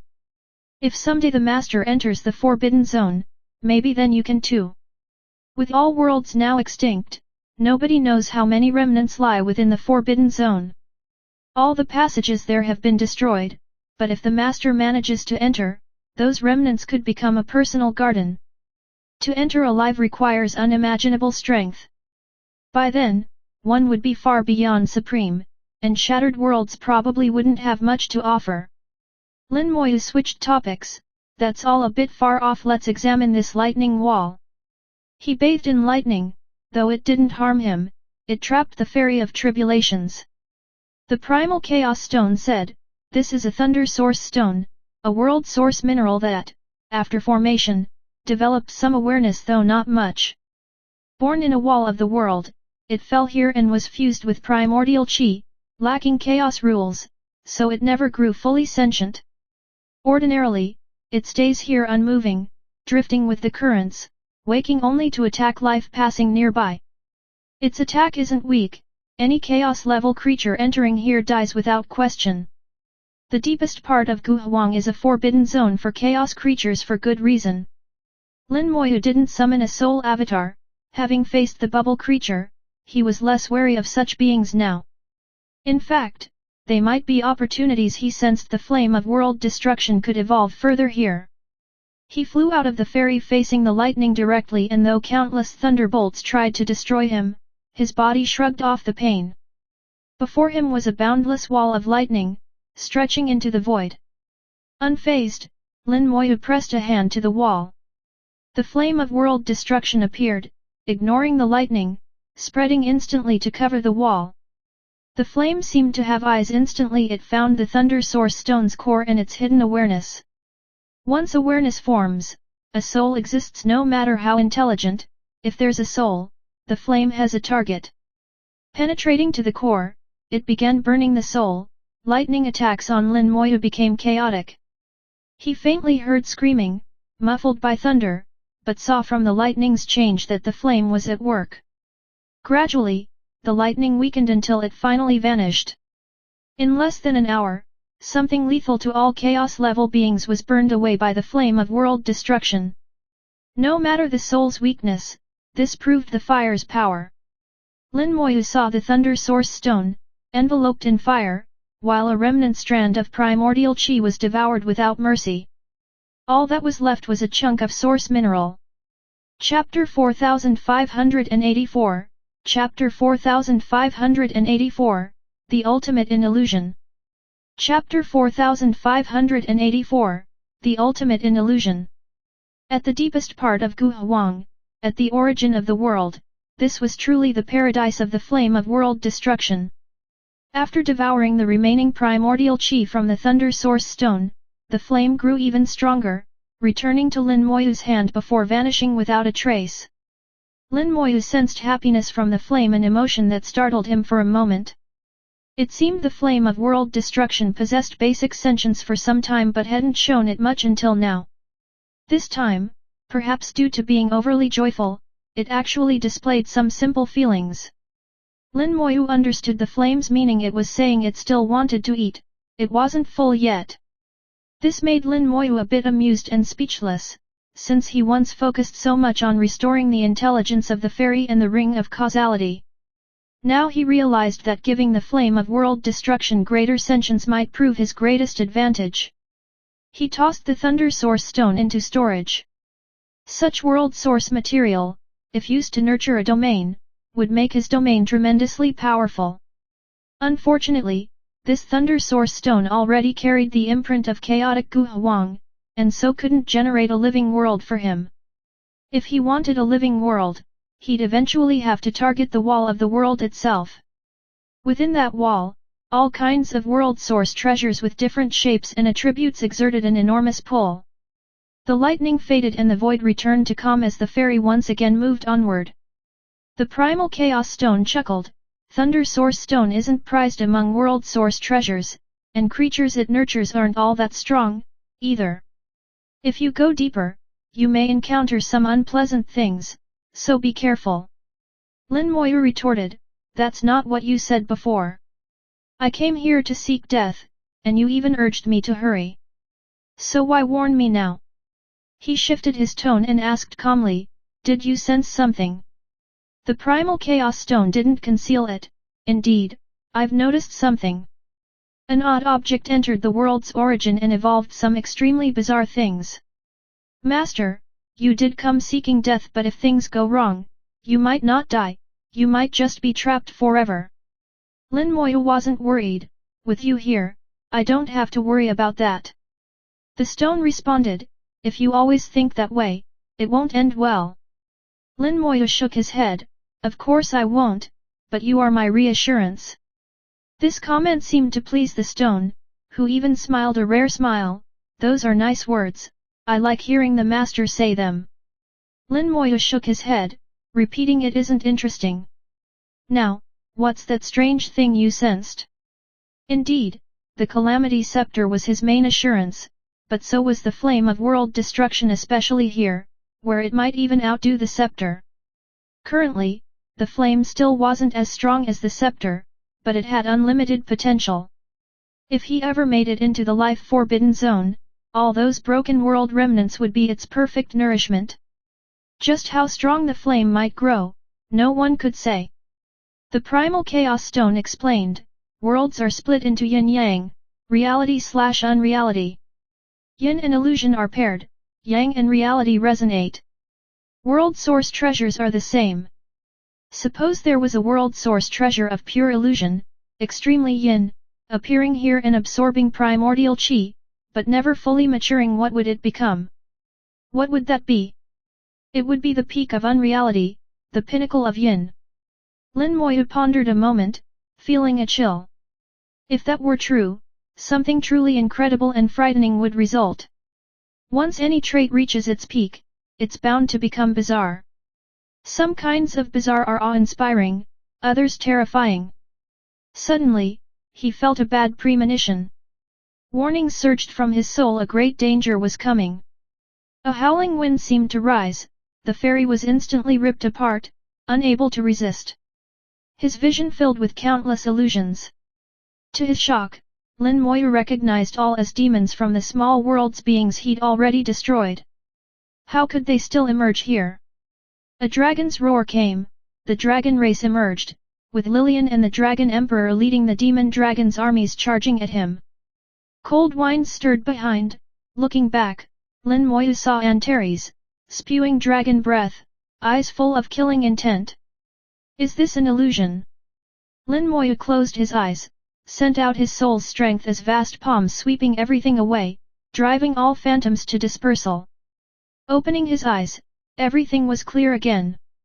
In the faint light, he found the fairy had stopped before an ancient castle. He recognized it. He'd once entered this castle when a mysterious garden was revealed in the great world. Back then, it was an enigma beyond explanation. After much study, he assumed it was a part of history buried within the great world.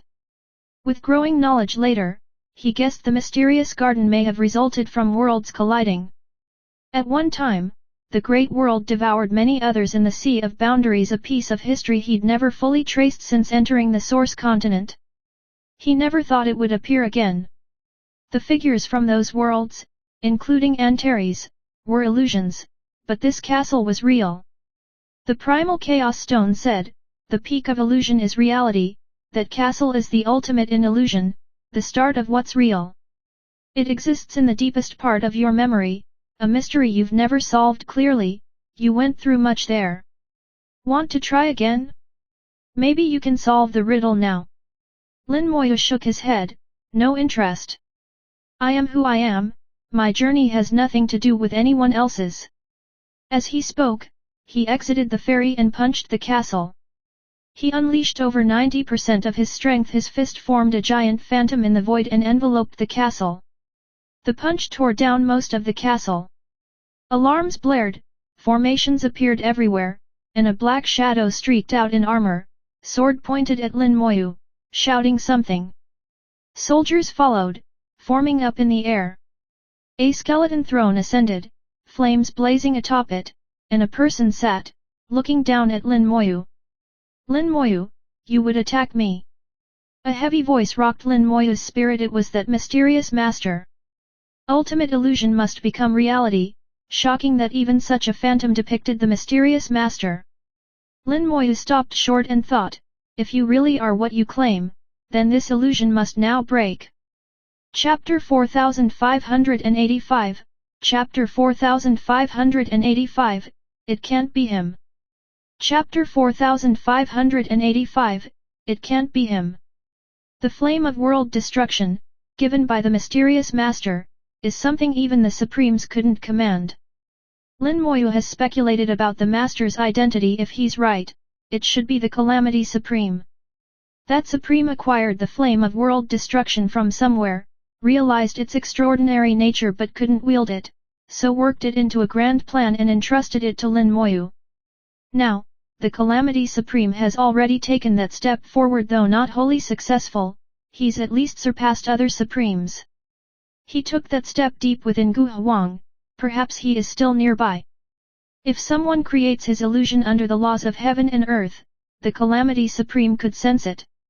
Soon, Lin Moyu feels a will descend. The ancient castle seems to bear unimaginable pressure, fracturing in many places. So it's true, the mysterious master is the Calamity Supreme. I was right, Lin Moyu smiles, his aura withdrawn, the hidden spirit orb activated to its limit. Primal Chaos Stone shakes its head, not enough. With a gesture, Balance Stone sheds light, instantly Lin Moyu's aura vanishes. Using the Balance Stone, Chaos Stone harmonizes Lin Moyu's aura with the surrounding void, achieving near invisibility. After the will descends, the illusions immediately shatter, the will diffuses, sending ripples in all directions. It sweeps past Lin Moyu without noticing him. Here, even the Calamity Supreme is restricted. He can only send a tiny sliver of his will and can't truly see inside. Otherwise, the hidden spirit orb alone wouldn't conceal Lin Moyu, only the Balance Stone can hide him from the Supreme. Still, that Supreme's ability to instantly sense this place shows his power already exceeds the Dao.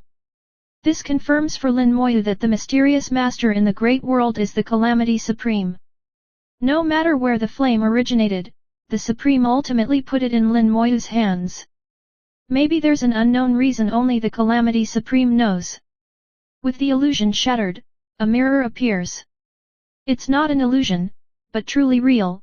Lin Moyu knows it is the ultimate in illusion, transformed into reality. Its power is such that even the Calamity Supreme's will can only break its illusions, not harm the mirror itself. Lin Moyu starts to act, then suddenly finds himself immobilized. The mirror radiates, growing immense. His own reflection is cast upon it. The scenery morphs. Lin Moyu finds himself in a strange void. Far off are points of starlight, each star radiating danger. Still far off, that mirror remains. The starlight hitting it only increases its power. His reflected self in the mirror changes, and Lin Moyu senses the breath of time. Time flows in the mirror, it probes his past. His image in the mirror shifts, growing younger, smaller, adult to child, then adult again in another form. That's the self who crossed worlds, living in a certain zone of this world. This image grows younger still, back to childhood in the previous life before crossing over.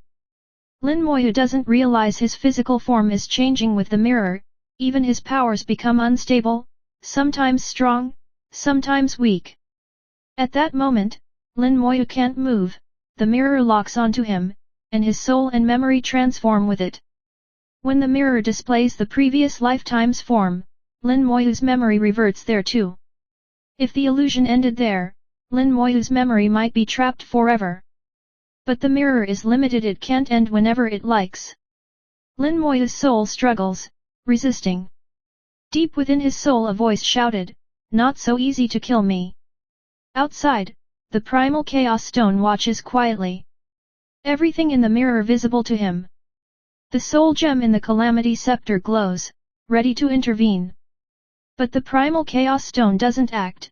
He mutters to himself, "This is both disaster and opportunity. Hopefully the master can endure. It's a trial of the heart. If Lin Moyu can bear it, the benefits will be unimaginable." So the stone stays silent. Only if Lin Moyu can't take it will he intervene. The mirror keeps working instead of just the previous life, it searches even deeper. The further back, the more hazy Lin Moyu's memories, the more his present memories fade. One life after another, his image changes, old memories drowned in the experience of reincarnation, resurfacing little by little. No telling how many lifetimes pass, until suddenly, someone appears in the mirror, a figure too blurry to identify. How could this be? The primal chaos stone exclaims, his eyes wide in disbelief. Once that person appears, the mirror shatters with a bang. Lin Moyu grunts as his consciousness returns, all those memories mostly gone, almost nothing remains. What happened? Lin Moyu isn't sure. To his knowledge the mirror was probing past lives, stirring up memory. Later, for some reason, it manifested memories he didn't even know, using them to suppress his soul. He fought to regain control but failed, until now those strange memories all vanished, he can't recall any. The mirror in front of him is obliterated. Feeling weird, Lin Moyu wonders what just happened. Primal Chaos Stone, what happened just now? When asked, the stone seems dazed, slow to respond as if asleep. Lin Moyu knocks the Calamity Scepter, "Wake up, what just happened?" Snapping out of it, Chaos Stone hurriedly answers, "Nothing, it just broke." Lin Moyu presses, "I know it broke, but why?" The Primal Chaos Stone explains, "It was never fully matured, transformed from illusion into reality but still flawed. Earlier, someone's will destroyed its illusion and worsened the flaw. Now, it used full power, and you fought it for so long it just couldn't hold up, so it broke. That's for the best, you're fine, gather up the pieces, they're valuable." Lin Moyu murmurs, "Is that really it?" The Primal Chaos Stone assures, "Of course. Don't worry, hurry up and absorb it, don't let it fly away." The shattered mirror starts to drift off, so Lin Moyu waves his hand. The flame of world destruction flares out, refining and reclaiming all the fragments. Silently, Primal Chaos Stone thinks, "Luckily, I reacted fast. But how could it be him? Impossible, it just can't be." Chapter 4586, Chapter 4586, The Story of the Primal Chaos Stone. Chapter 4586, The Story of the Primal Chaos Stone. At this moment, Lin Moyu was refining the fragments of the mirror, completely unaware of the thoughts churning within the Primal Chaos Stone, even muttering to himself, "That shattered a bit too easily, it was the very essence of yin and illusion, and had even transformed from illusion to reality." An extreme yin, extreme illusion object, after countless years of evolution, finally transforms into reality, gaining both illusory and real powers. Such a mirror would become a lethal weapon. Yet, because of some tiny flaws, it shattered on its own, which seemed incredible to Lin Moyu. He did not know just how shaken the Primal Chaos Stone was. The information the mirror revealed was now blurry in his mind, hard to recall. Somewhere in the ether, an unseen power seemed to be affecting Lin Moyu. He did not feel it, but the Primal Chaos Stone sensed it deeply, fell perfectly silent, and even fabricated some details to keep Lin Moyu unaware. How could it be him? That thought echoed again and again in the stone's heart. Even having seen it himself, he could not believe it. No matter his inner shock, outwardly the Primal Chaos Stone kept its usual proud pose. When it came to acting, this old being, having lived for countless years, was an expert, and fooled Lin Moyu entirely. He could fool Lin Moyu, but not himself. The inner vibration continued for a long time. In all the world, only he knew how terrifying that person was, and that person was not even from this world. His existence was unique. While wandering in the life-restricted zone, the primal chaos stone had seen firsthand that being's strength. For Lin Moyu to have had such an existence in one of his past lives was incredible. And now Lin Moyu, as his master, possessed a second world. Perhaps Lin Moyu could one day reach that level. No, not just to that level, but to surpass it. If a living soul enters the forbidden zone, maybe there really is a chance. But why do I feel as if some memory was wiped away?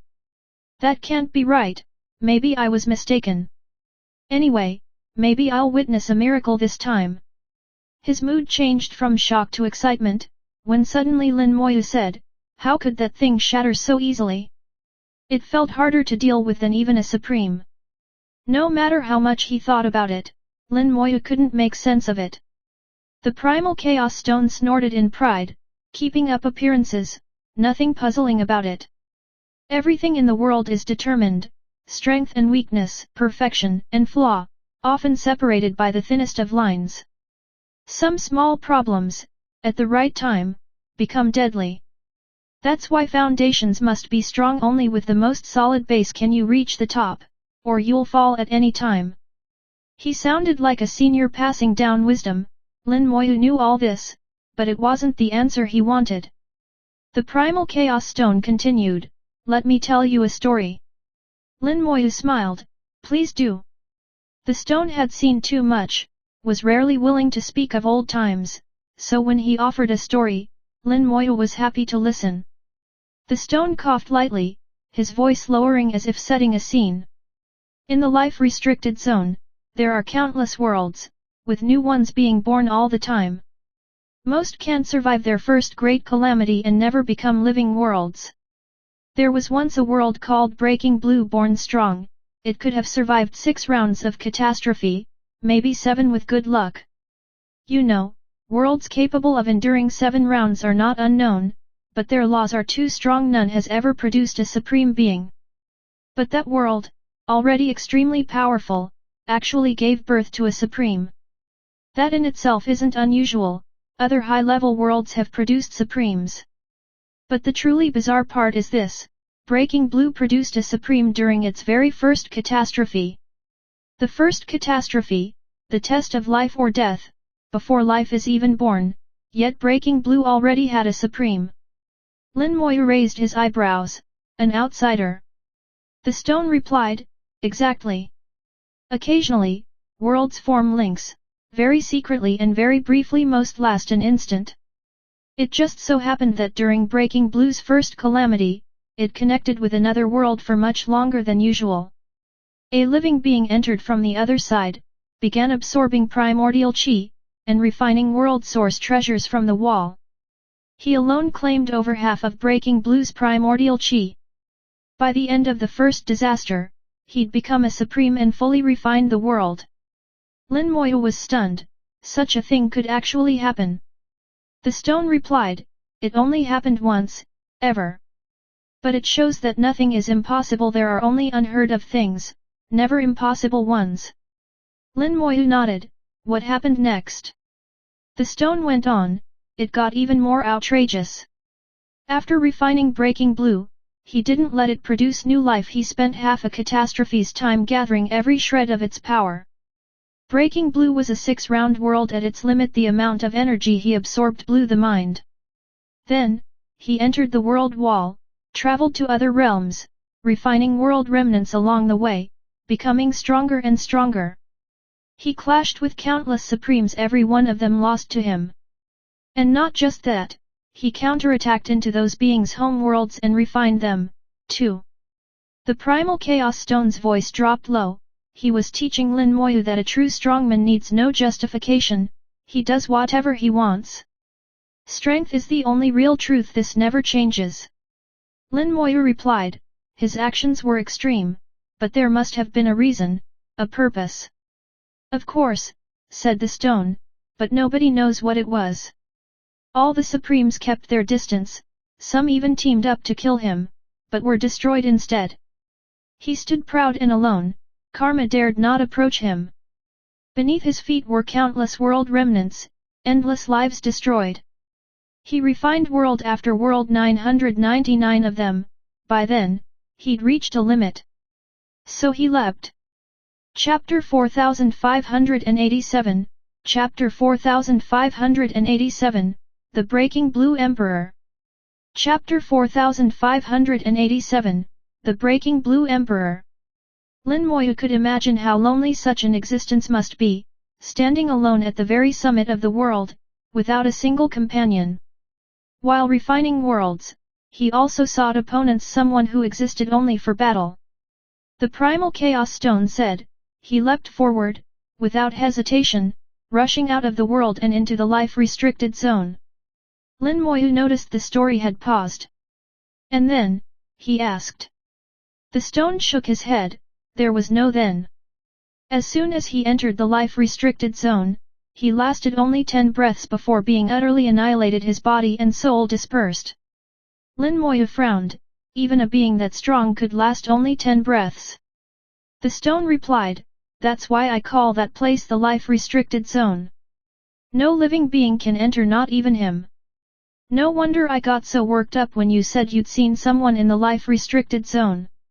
He really witnessed a being like that die, even in the life-restricted zone. The stone sighed, he did well to last 10 breaths, other supreme beings wouldn't even last a single one. He refined 999 worlds, his power at its absolute peak, and still, only 10 breaths. That's how terrifying the life-restricted zone is. Even Lin Moyu began to waver about entering the zone, though the doubt quickly faded. Why worry? If you never dream, you're just wasting your life. If you never try, how do you know you'll fail? Right then, Lin Moyu felt he finally understood that Supreme Being's actions, chasing after what he wanted, even if the cost was death. What was his name? The stone answered, though he was an outsider, he attained the Dao within Breaking Blue World. Everyone called him the Breaking Blue Emperor. Lin Moyu asked, at that time, what level had his body and soul reached? The stone grinned, now you're asking the right question. His body and soul had both reached the maximum limit the world could hold. With every world refined, both grew stronger. But just hitting the world's limit isn't enough to survive the life-restricted zone, one must break that limit. If he'd continued refining worlds until he broke that limit, maybe he could have lived in the life-restricted zone. Maybe he had reasons we don't know, Lin Moyu guessed. The stone nodded, watching it all. I realized something. Breaking Blue Emperor was strong, but he never refined any 8-round world remnants. The highest level he dealt with was 7 rounds. Worlds with 7 or more tribulations have never produced a supreme. After passing so many tribulations, they become remnants. But those remnants are incredibly dangerous, ordinary supremes don't dare touch them. Breaking Blue Emperor was the most powerful of all, so refining world remnants was easy for him, but he only ever refined up to 7. Did he never find higher ones, or just not try? The stone explained, there's only one 9-round remnant, and it's disconnected from the world wall, so it's really hard to find. But there are a few 8-round remnants. He tried to refine one, but didn't succeed. I remember him entering an 8-round remnant, staying a while, then leaving without refining it. He never tried again. If he could have refined one, perhaps things would be different. So, bottom line, he just never broke the world's limit on body and soul. To enter the life-restricted zone, you must shatter that limit, Lin Moyu concluded. He surely knew that truth. Why would he go just to die? The stone shook his head, who knows? He lived life alone, always fighting, never talking, nobody ever knew his heart. Lin Moyu wondered, did he leave anything behind? You must have watched him closely. What about his expression, his eyes, did you see any emotion? I wasn't solely focused on him, there's too much to watch, the stone replied. But yes, I did see some emotion. I was there for his final 10 breaths. He felt deep unwillingness. Just unwillingness, no regrets, no complaints, only defiance. This, Lin Moyu thought, is a true strongman never blaming the world, always fighting. But maybe he was missing something, perhaps the very thing he lacked is what kept him from breaking the ultimate limit. Lin Moyu asked, why tell me all this about breaking Blue Emperor? Because you're my master now, and you want to enter the life-restricted zone, said the stone. This way, you know what to expect and when you'll really be ready. That made sense. Lin Moyu asked, all these years in the zone did nothing else ever catch your attention? The stone replied, there was plenty. Breaking Blue Emperor was unique, but there are others just a little less powerful. If I told you about them all, I'd never finish. I'm lazy, and knowing about breaking Blue Emperor is enough. If only time could go backwards, Lin Moyu sighed, I'd love to ask him why he rushed to enter the life-restricted zone. The stone said, that's not for you to worry about. Breaking Blue Emperor is just an example so you can learn what to do yourself. Understood, Lin Moyu agreed. He stopped worrying, and the flame of world destruction finished refining the mirror. There was plenty of primordial qi left in its depths, so the flame got a full meal, growing even stronger. The leftover fragments were still great materials, and the Silverlight Rabbit clan's spells could use them easily. The fairy continued. Maybe the causality ring's planted seed was at work. Lin Moyu felt his path was right. After entering the deepest part of Guhuang, his soul felt changes, not fear, but peace, as if returning to the womb. The stone explained that Lin Moyu's soul was now strong enough to sense the original breath left over from the birth of the world. This is the truest, most ancient energy of all, and when a soul is strong enough, it can sense it. Top-level perfect powerhouses and supremes can all sense it. The breath calms but carries a cold, deadly edge. Along the way, the fairy met more living beings, none as powerful as the mirror. All became food for the flame of world destruction, and Lin Moyu gained some world source treasures for himself. Chapter 4588, Chapter 4588, Perfect Counter. Chapter 4588, Perfect Counter. Lin Moyu felt that the deepest part of Guhuang was basically a paradise made just for him. Those powerful beings capable of killing top perfection level cultivators and even troubling supreme beings, were nothing in front of the flame of world destruction. Here, his body and soul were not limited. If he could endure it and the fairy could withstand it, the flame could burn any opponent to ashes. As the flame continued its rampage, it grew ever stronger, and the fire itself began to change. A trace of gold appeared in the previously scarlet blaze. If things continued like this, the flame would undergo another transformation. Since Lin Moyu had obtained it, the flame of world destruction had evolved several times. Each time, different colors emerged in the flame, heralding another metamorphosis. After evolving, its color would return to pure scarlet but become heavier, more powerful than before.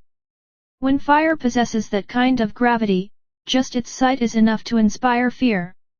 The flame of world destruction advanced in an unwavering path.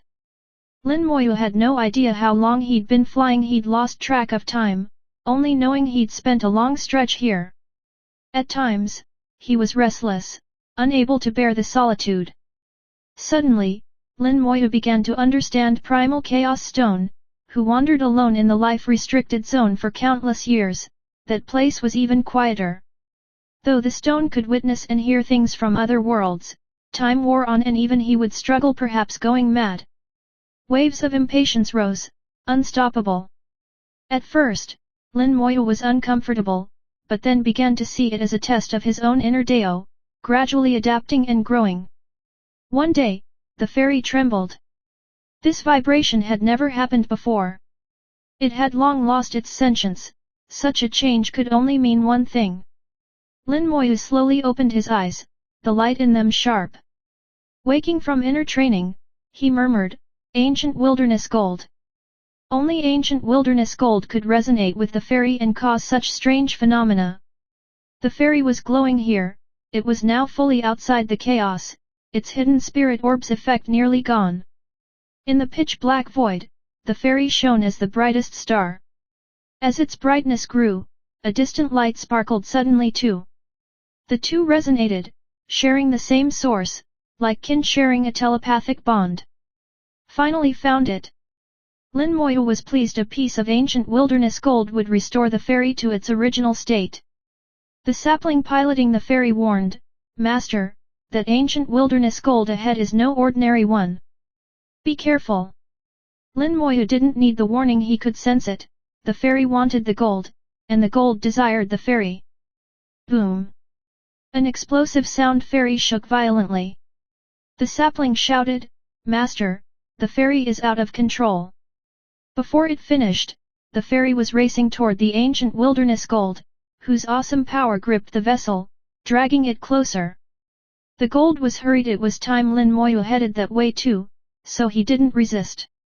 Soon he saw the ancient wilderness gold, a giant with one arm and one leg, standing in the void, staring hungrily and greedily at the ferry. On the giant's chest, a chunk of ancient wilderness gold glowed, casting liquid light across his entire form and creating a thin but solid armor.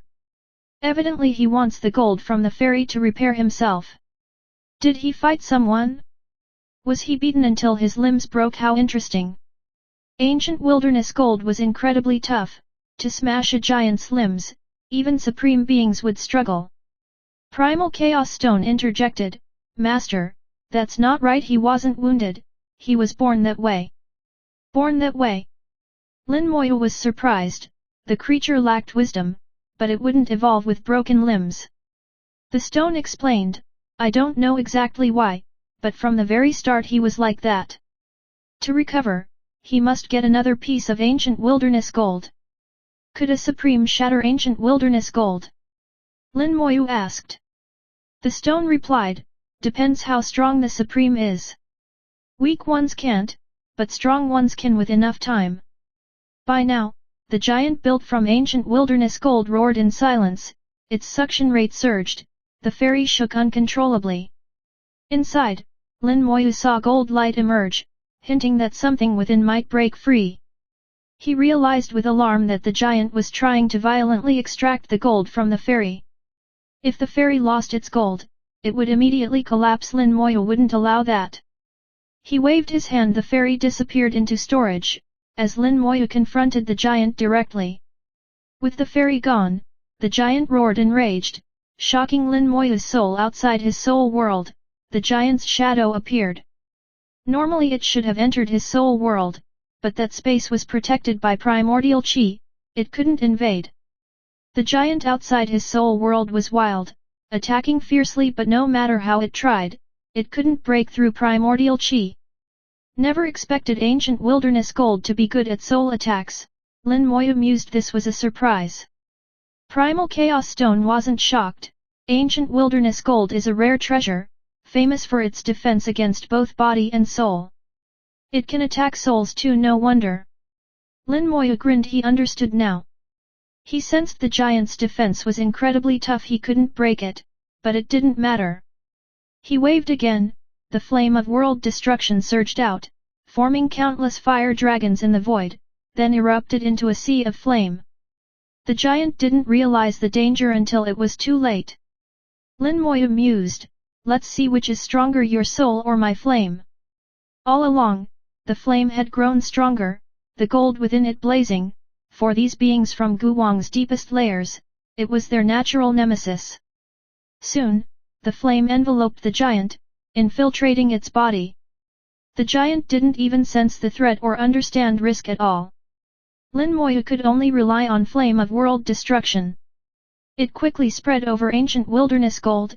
Instantly, the void trembled, and Lin Moyu distinctly heard screams.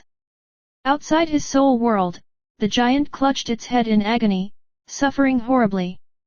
Flame of world destruction perfectly countered these creatures. No matter how tough their bodies, if their souls were burned to ash, the body was irrelevant. Primal Chaos Stone marveled, "This flame is superb." Even he couldn't tell where the flame came from. He said he'd never seen such a thing elsewhere. The screams went on. After half a day, the giant built from ancient wilderness gold collapsed, leaving only a piece of black gold metal in the void. A little primordial qi remained, and flame of world destruction consumed it greedily. Chapter 4589, Chapter 4589, Primordial Vortex. Chapter 4589, Primordial Vortex. Once more, Lin Moyu released the fairy and pulled over the ancient wilderness gold. When the fairy and ancient wilderness gold touched, the previously tough metal turned liquid, flowing into the vessel. The fairy shone brighter, its old wounds were slowly healing. At the current pace, it would take a day to fully recover. At last, it can be fixed. A long-standing wish fulfilled. Lin Moyu recalled that he'd wanted to repair the fairy since obtaining it and was finally succeeding. Looking into the distance, he saw creatures approaching. Apparently, the light from the fairy had drawn their attention, they did not appear friendly. The depths of ancient wilderness resembled a vast hunting ground, the deeper one went, the more so. Except for a few special beings, most life forms could conceal themselves by instinct. Anyone who shows up risks getting targeted by others. Right now, the fairy radiated a powerful aura in all directions, spreading fearsomely far and attracting many watchers. Just like the life form forged from ancient wilderness gold, which didn't mind being noticed due to its toughness, few could do anything to it. The fairy was similar. Once repaired, it also possessed formidable defenses. Lin Moyu sensed its growing resilience. Not bad. It won't be as unbeatable as in Chaos, but it'll be much safer. Ancient wilderness gold didn't depend on the Dao of Chaos, its inherent durability was enough to keep the fairy basically secure. As for those curious creatures, Lin Moyu figured he could collect a new batch. It was a good tactic, he'd considered using it to lure damaged beings, increasing efficiency. But Primal Chaos Stone's advice made him abandon that plan. In ancient wilderness's core, there are eerie, fearsome beings that he simply can't contend with. If he brought them here, he'd be in deep trouble. After half a day, several fearless beings arrived, greeted by a sea of flames. Swallowed by the flame of world destruction, their intelligence vanished, all that remained were assorted materials. Lin Moyu couldn't help wondering, how many primordial world treasures ended up here? There seemed to be so many. Primal Chaos Stone replied, the world wall gave plenty of them. Back when the world was new and small, materials entering here weren't rare. In fact, every world is like this. These beings share a name, source spirits. They don't play any role in the world now, but used to be symbols of the world's early development. But there's one exception. What exception? Lin Moyu asked curiously, watching more life forms draw near. The flame of world destruction was about to feast again. Suddenly, the life forms scattered, fleeing at incredible speed. What happened? Lin Moyu wondered, puzzled by their sudden retreat. Primal Chaos Stone shouted, quick, run! Something big is coming. Lin Moyu trusted him and hurried away in the ferry. Moments later, Lin Moyu sensed a terrifying presence arrive where he'd been. Its aura was so powerful, Lin Moyu felt as if facing a supreme, maybe even stronger than most supremes. Even supremes encountering such a creature would probably have to run. What is that? Lin Moyu asked. Primal Chaos Stone explained, that's the exception. At the dawn of the world, some creatures called source spirits were incomplete. But besides source spirits, another rare entity appears. Few primordial treasures are ejected from the world's core into this world, and for various reasons, they travel slowly, ultimately reaching the birthplace of the world eons later. As they cross the chaos, the world's laws nurture them. By the time they arrive, they've mostly matured. When they enter the birthplace, they finish growing but are stamped by the world's birthplace, unable to leave. They're born much stronger than ordinary source spirits, with unique powers and the ability to absorb primordial chi to cultivate. These are called Source Kings. Every world has only a few Source Kings, sometimes none, sometimes just a handful, but all of them are immensely strong. Beyond the birthplace, Supremes rule. Inside, Source Kings are the true rulers. Even your so-called Calamity Supreme would behave, no matter how advanced he was. If you haven't become a top Supreme, you just can't compare to Source Kings in the birthplace. Lin Moyu now understood Source Kings were invincible in the deepest part of ancient wilderness. Even the current Calamity Supreme, or the Dao, could at best fight to a draw with a Source King. Sometimes they couldn't even match it. Only by truly becoming a Supreme could you dominate Source Kings and refine the whole world. No wonder the ordinary Source Spirits had scattered. Fortunately, Lin Moyu had run quickly, or he'd be in serious trouble. Could Source Kings destroy the fairy? Lin Moyu believed they could, if they wanted to. It was just a question of difficulty. Maybe I can use a Source King for my own benefit. An audacious idea took shape. It was risky, but possibly feasible. The problem: Source Kings have intelligence. They don't always act as one wishes. If you anger them, they might neither kill you nor let you go, which would be a disaster. For now, Lin Moyu set the idea aside. Unless he found no better option, he wouldn't risk it. He shared his thoughts with Primal Chaos Stone, who instantly refused. Even if Lin Moyu were asking for death, there were better ways. If he must try it, he should consult the Dao or the hidden Calamity Supreme. Those options were safer than trusting a Source King. One could be reasoned with, the other was utterly unreasonable. Lin Moyu sighed. It'd be best if there was a completely mindless Source King devoted only to slaughter. He knew he was being fanciful, but Primal Chaos Stone surprisingly grew silent, then whispered, "Maybe there's a place to fulfill your wish." "What place?" Lin Moyu asked. Primal Chaos Stone responded, "The primordial vortex, the birthplace of the world and where primordial chi erupts. After all the primordial chi erupts, a vortex forms. Beyond the vortex is the life-restricted zone. The vortex contains a trace of that zone's power. Entering means instant death." Lin Moyu worried, "Wouldn't it fling me into the life-restricted zone? Once inside for good or ill, he would never return, no matter how many new lives he had." Primal Chaos Stone reassured, "It's dangerous, but if you find a suitable vortex, it's worth a try." Chapter 4590, Chapter 4590, Quick Escape. Chapter 4590, Quick Escape. The Primal Chaos Stone, with some hesitation, nervously told Lin Moyu about this place. Lin Moyu sensed the Primal Chaos Stone had changed slightly. It seemed no different on the surface, but upon closer inspection, both its tone and expression were subtly altered. These changes had apparently begun after his encounter with the mirror. Lin Moyu was certain something happened then, even though he couldn't remember any of it. In his hazy memory, it felt as if he'd glimpsed a past life. The Primal Chaos Stone spoke, "Master, what are you thinking about? Should we go to that place?" Lin Moyu replied, "You said it's dangerous, but it's still safer than hunting a Source King. Let's check it out. Maybe I'll find a suitable primordial vortex." The Primal Chaos Stone said, "Then Master should use the Ring of Causality to plant a fruit, it will help a bit."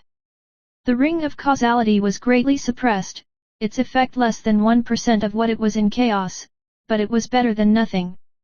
Lin Moyu started planting the fruit, searching for the primordial vortex. His previous attempt sought the center of ancient wilderness. The planting succeeded, but the result was less than ideal. The power of causality only ensured he didn't leave the deepest wilderness, not that he actually reached the center. Now, with a clearer goal to find the primordial vortex, he tried again. The ring hummed and glowed for a few moments before dimming. With no backlash, Lin Moyu's soul power was depleted and the planting failed. "Keep going." He wasn't surprised. Last time it took more than 10 tries to succeed, and here the suppression was stronger, increasing the failure rate. Try after try, each failure consumed some soul power. But soul power was the one thing Lin Moyu wasn't short on. The sapling in his storage continued to absorb energy, replenishing him. He failed over and over 10 times, 20, 30 attempts. He didn't lose heart. Using the ring remained the best option even if results weren't ideal, at least it kept him from aimlessly wandering. 50 failures in a row would have emptied anyone else's soul power several times, but Lin Moyu was unfazed. Just getting replenished soul power made the sapling a reliable support. Finally, on the 56th attempt, the ring produced backlash. The backlash wasn't strong, Lin Moyu easily resisted it. The ring's suppression here was so intense that backlash wasn't even a fraction of normal. Backlash meant a successful planting, but a weak backlash meant the fruit wasn't firmly rooted. It might work for now, but how long it would last was unclear. Suddenly inspired, Lin Moyu sensed a direction, pointed, and said, "That way." Normally, the ring planted causal fruits in complete silence, but this time, suppressed as it was, it left traces, and Lin Moyu felt the flow of causality. That felt natural. All things have traces, matching Lin Moyu's understanding of the Dao. The fairy set off in the chosen direction. With no concept of space or time, who knows how long they traveled. During the journey, the fairy healed itself, glowing faintly, both its defense and speed were greatly improved. Although still not as fast as the rock, it was about half as quick, which was good enough. In terms of defense, after fusing a new piece of ancient wilderness gold, the fairy's resilience far surpassed before. Even a supreme would need great effort to harm the fairy. As long as Lin Moyu remained aboard, he was very safe. After a long flight, Lin Moyu finally sensed unusual energy. He detected primordial qi up ahead, a considerable amount flickered in and out of existence, its quantity constantly shifting. The primal chaos stone murmured, "At last, the primordial vortex." Lin Moyu closed his eyes and whispered, "I sense danger ahead." The primal chaos stone responded, "Of course there's danger. The primordial vortex can kill supremes too." Earlier, the primal chaos stone had explained the primordial vortex. During the world's formative stage, the world rapidly expanded, everything changing from the very beginning. Vast primordial qi burst forth like a volcanic eruption, flooding the young world. The primordial vortex is the volcano's mouth. Once the world stabilizes, no more primordial qi erupts, and the vortices remain, eternally present until the world collapses. On the other side of every vortex lies the life-restricted zone, a passage between world and zone, universally present. Lin Moyu didn't have a vortex in his storage yet, because his own world was still erupting primordial qi. No vortex could exist. Some vortices spun one way, some the other, some, even inactive, still emitted immense power, making them impossible to approach. Others, spinning the opposite direction, sucked in any creature who ventured near, dumping them into the life-restricted zone to die. And these conditions can change. There's no pattern. If Lin Moyu were drawn in, he'd be doomed. However, vortices vary in strength, finding one weak enough for Lin Moyu to handle, even if its rotation reversed, meant he could survive. Inside a vortex lurks a trace of life-restricted zone power, highly destructive, just what Lin Moyu needs. The challenge: how to tell whether a vortex is suitable. Misjudge, and you die. The fairy kept approaching. The primordial vortex came into view. There were many, large and small, scattered through the void, with primordial qi swirling inside, surfacing as the vortex spun.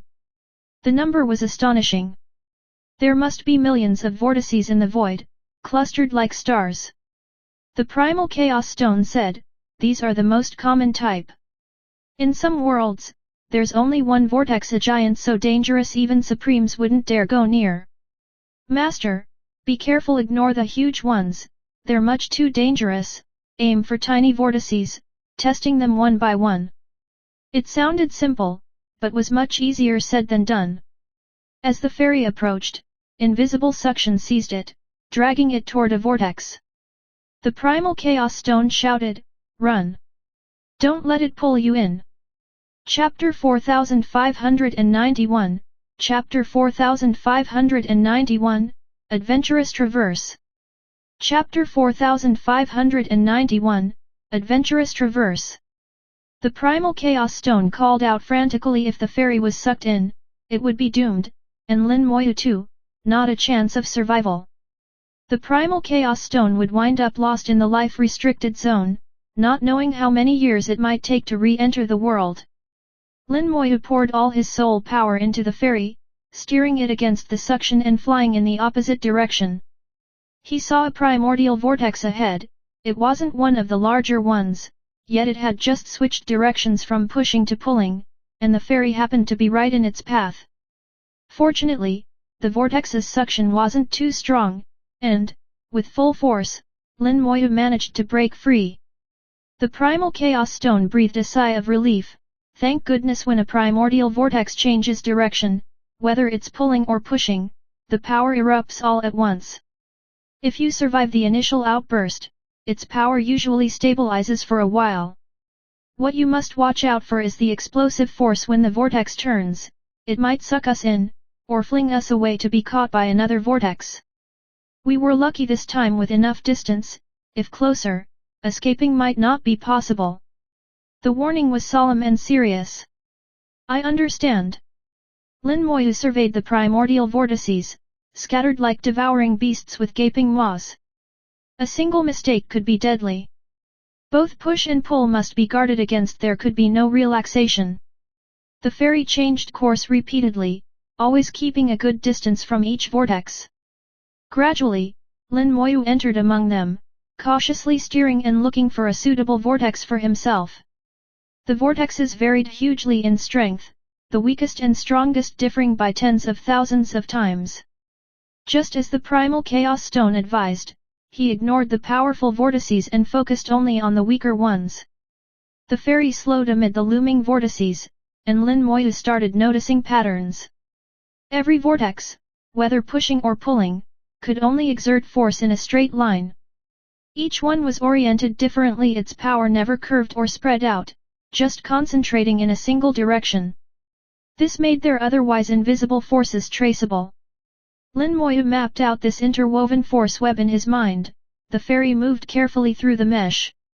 But after entering the cluster, Lin Moyu still didn't find any vortex weak enough for him among thousands. Even the weakest wasn't manageable. The ferry had to press on, moving slowly. This was no place to rush. A question arose. Are primordial vortices the true core of the origin? The primal chaos stone shook his head. No, they're just the periphery. The heart of the origin is inaccessible to most. Even Supremes have to work at it. There's nothing there, though. Supremes go for world refinement, to become a world hand. You don't need to think about it yet. I see. I'll leave that for another time. The primal chaos stone said, once you become a supreme and refine this world, plus the one you already possess, you'll have 2 worlds. The power boost will be immense. Lin Moyu asked, did all the supremes you've met only ever possess 1 world? The primal chaos stone replied, yes, only 1. Even someone as mighty as the Breaking Blue Emperor could only claim 1 world after obtaining it. He had to keep refining other worlds to strengthen his own. But there is a limit usually. After a few refinements, your world hits its cap. Extra world remnants just serve to bolster one's strength. All the Supremes value their own power above all. Whether their world is strong enough isn't their main concern. They don't rely on worlds for strength. Not relying on external things, Lin Moyu realized these Supremes approached cultivation as he did. He was on the right path. After traveling a while longer, threading the mesh, their journey was safe. Sadly, the current cluster of vortices contained none suitable for him. Lin Moyu had to keep searching. There were more up ahead. He was sure a good match would eventually appear. He targeted the next group, and as the ferry approached, it halted. Lin Moyu gazed ahead, expression serious. This next group of vortices was smaller, likely to harbor a suitable vortex. But these vortices would change direction.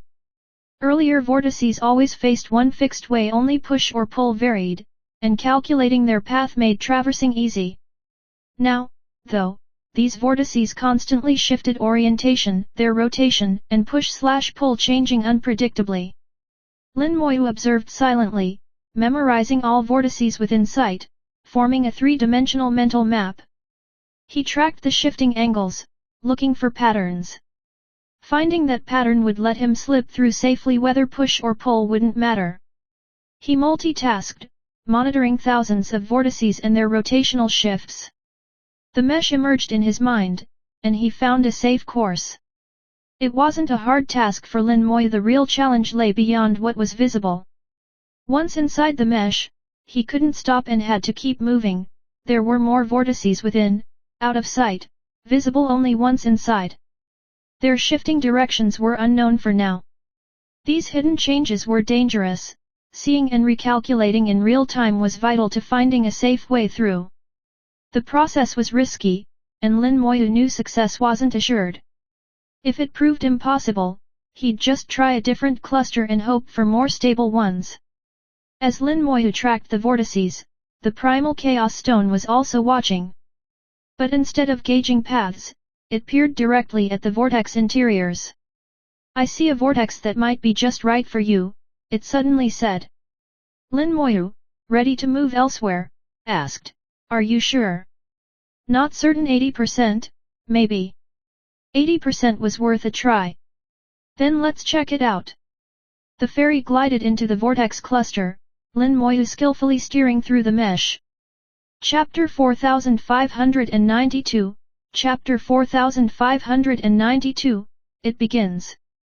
Chapter 4592, it begins.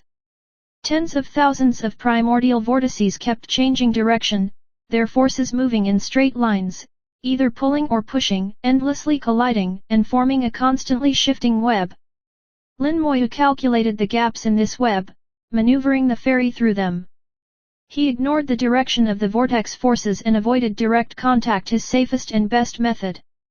The only problem, once inside, the fairy could not stop. If he did, he might touch a vortex force, which could trigger chaos and make stabilizing impossible.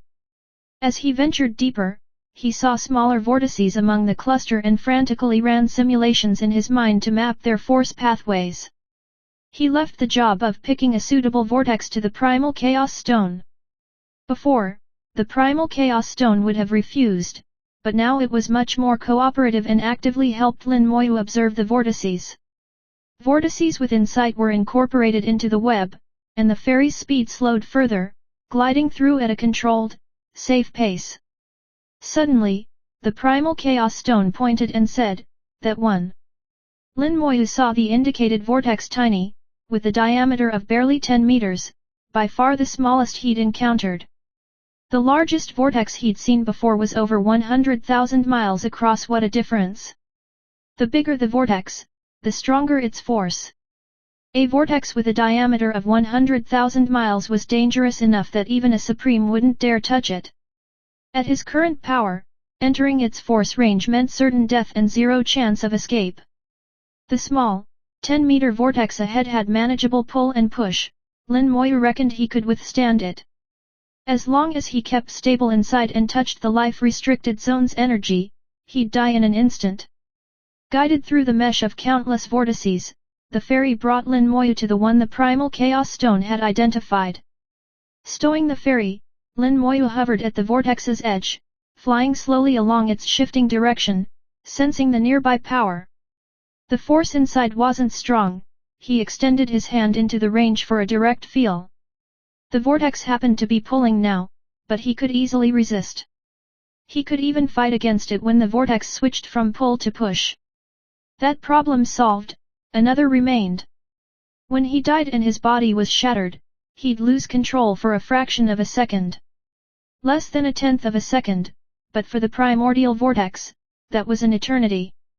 In that brief window, if the vortex reversed, it could throw his remains away, interrupting his rebirth or suck them into the life-restricted zone for permanent death. He needed a solution, otherwise, he couldn't enter. After some thought, Lin Moyu devised a plan. He would set a formation inside the vortex. The formation would copy the vortex and possess both pull and push, syncing exactly with the vortex. When the vortex pulled, the formation pulled two forces neutralized, vice versa for pushing. The formation shielded him, drastically reducing the vortex's influence, maybe to nothing. Another issue. During a force reversal, the vortex would erupt. The formation had to handle this explosive change and keep him safe from being thrown or sucked in. Since the vortex's reversals and eruptions had no pattern, Lin Moyu could tweak the formation as needed, though always a moment behind. Even the tiniest lapse might mean complete annihilation. He thought of a simpler way. Making the disaster scepter the formation's pivot, and having the primal chaos stone wield the balance gem to perfectly stabilize the formation and vortex. This way, no matter how the vortex changed, the formation would remain in balance. After mentally rehearsing several times, Lin Moyu was confident. The primal chaos stone cooperated, gladly serving as the formation's pivot. Lin Moyu drew runes. Ordinary chaos runes were weak here, so he adjusted their structure to tap the deepest energies of ancient wilderness. Though the rune's effect would be average, they'd be good enough. The peculiar formation took shape, and Lin Moyu pushed it into the nearby vortex to test it. The formation operated normally, syncing swiftly with the vortex. Lin Moyu sensed the harmony. Vortex and formation blended as one. Until the vortex reversed from pull to push. The formation's reversal lagged, and a powerful force flung it out, brushing another vortex's range. It was instantly sucked in and torn asunder. Just as I expected. Lin Moyu watched the process unfold, unsurprised. He kept drawing runes and rearranged a new formation, this time making small adjustments, with the disaster scepter as the core, and pushed it into the vortex. With the primal chaos stone's help, the balance gem shone, bringing perfect equilibrium between formation and vortex.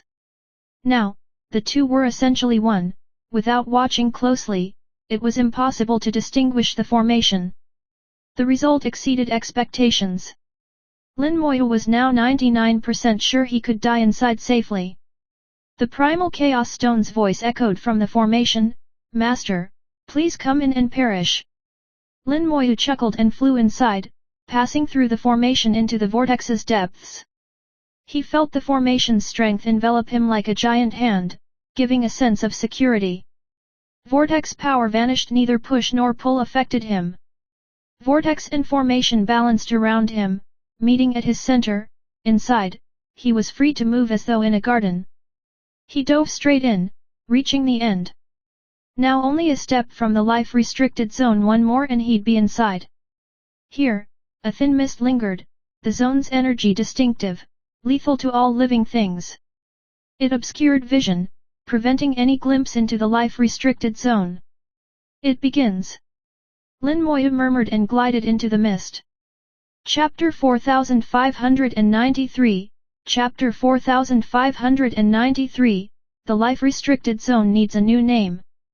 Chapter 4593, The Life-Restricted Zone Needs a New Name. Bang! The moment Lin Moyu entered the mist, his body shattered. His death-seeking experiment had officially begun. The instant of death, Lin Moyu lost control of his body. The formation neutralized the vortex's power so his remains were not scattered abnormally.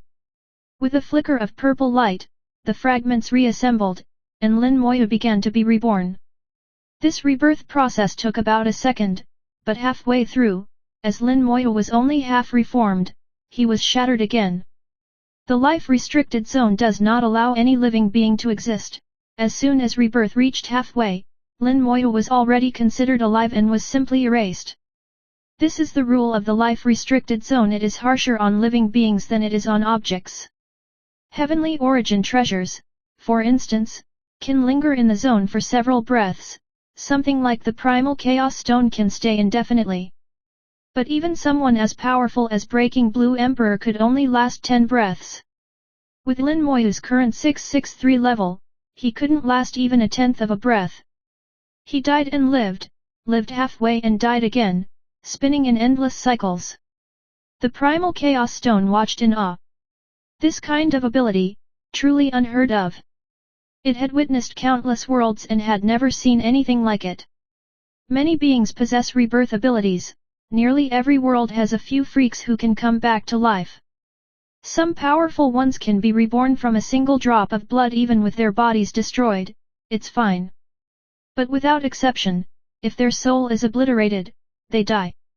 Even if there is a resurrection, either their power is greatly weakened or they can only revive once or twice. None are like Lin Moyu. Even if the body shatters, soul is destroyed, ground into dust, he can still revive and be reborn. The primal chaos stone also noticed that time itself didn't seem to change, indicating Lin Moyu's soul was restored from some other timeline. This kind of resurrection is pure inconceivable in its eyes. What's harder to fathom is that after a certain number of resurrections, Lin Moyu could actually grow stronger, with both body and soul enhancing. The primal chaos stone didn't know how to describe this. Such power felt beyond extraordinary, and couldn't even be described as monstrous. Words failed it. Face twisted with confusion, it muttered, "How come I remember, someone else also had this sort of ability? Can't recall. Very strange. There are things I clearly forget." Honestly, it knew it had many gaps in its own memory. For example, why it ended up in the life-restricted zone, how it remembers itself as the primal chaos stone. These are mysteries it prefers not to think about since pondering only brings annoyance. Now Lin Moyu's endless deaths and rebirths faintly triggered some old memories, giving a feeling of déjà vu. After a long while, it still couldn't recall, so it gave up. Soon, Lin Moyu had been reborn 500 times, reaching the first round of body and soul enhancement. Each round brought a 1% boost, not obvious at first, but death was still swift under the power of the zone, and he couldn't even sustain a body or consciousness for long. He just kept being reborn. But the primal chaos stone keenly observed Lin Moyu's progress.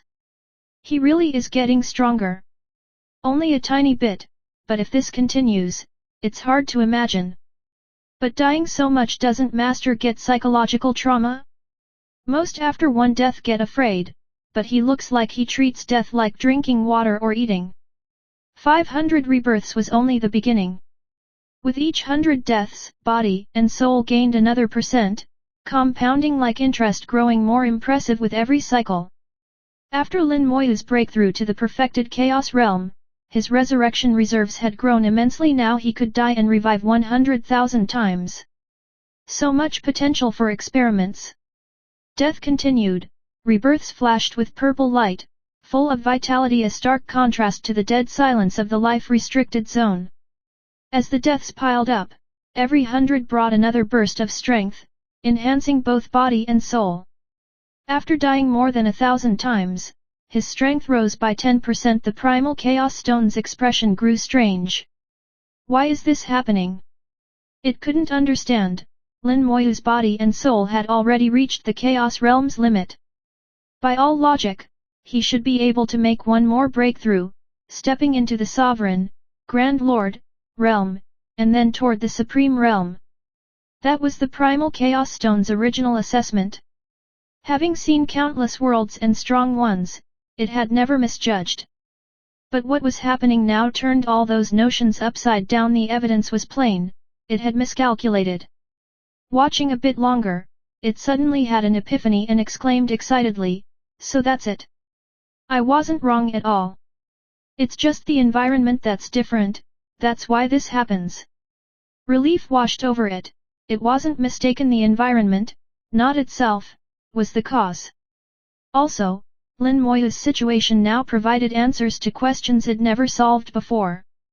In the depths of Chaos Wilderness, Lin Moyu's body and soul had truly reached the Chaos Realm's ceiling.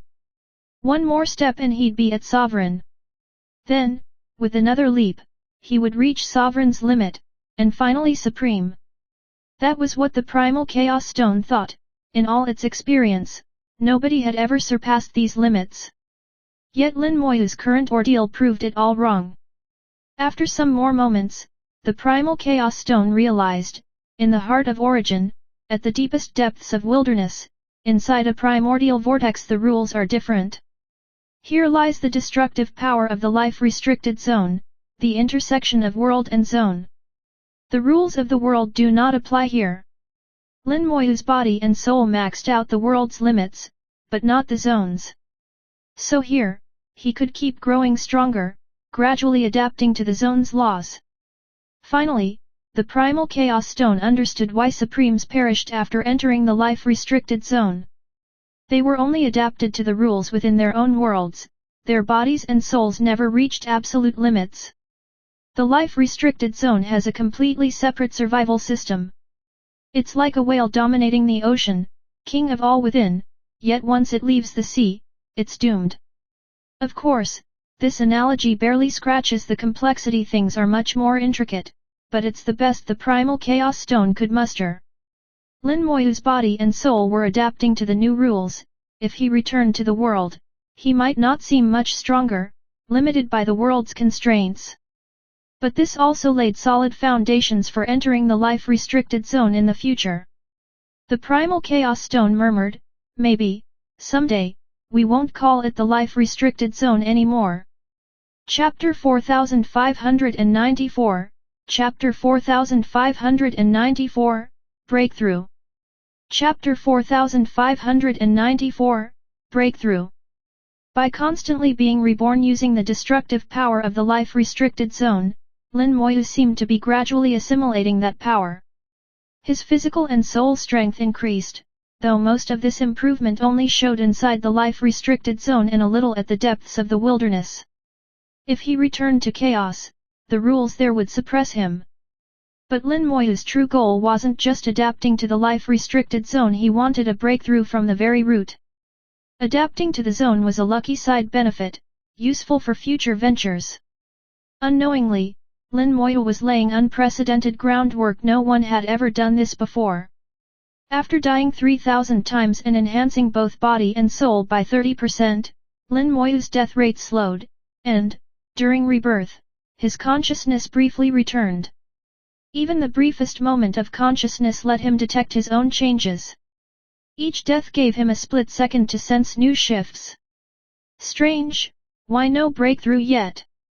With repeated awareness, Lin Moyu noticed he was 30% stronger, but hadn't broken through, though he could not answer his own question.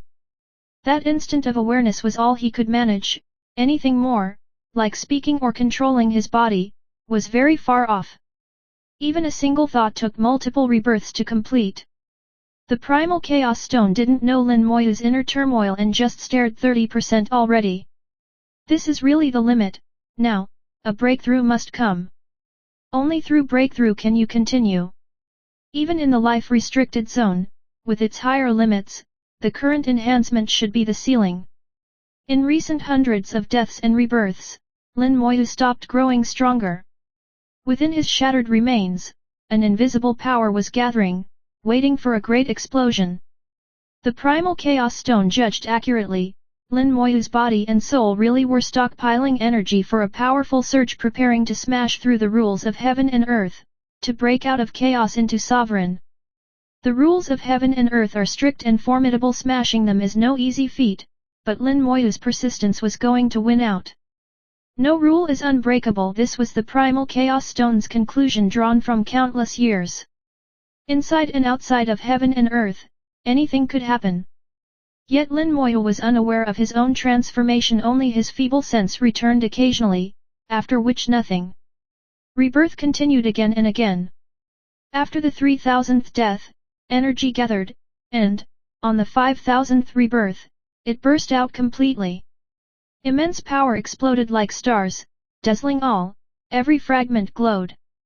The primordial vortex filled with inexpressible terror. Even the power of the life-restricted zone shrank back. It wasn't that the zone's power was weak, but that Lin Moyu now adapted to a thread of it. As he broke through, its power was naturally pushed aside. Lin Moyu was reborn amid purple light, and the zone's energy struck his body without deadly harm. Body and soul erupted forth with staggering might, like a transcendent god's descent.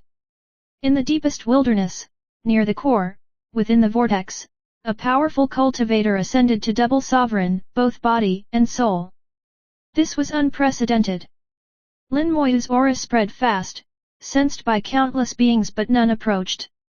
The vortex instinctively inspired dread, and Lin Moyu's aura now contained both the rules of heaven and earth and a trace of the abyssal wilderness.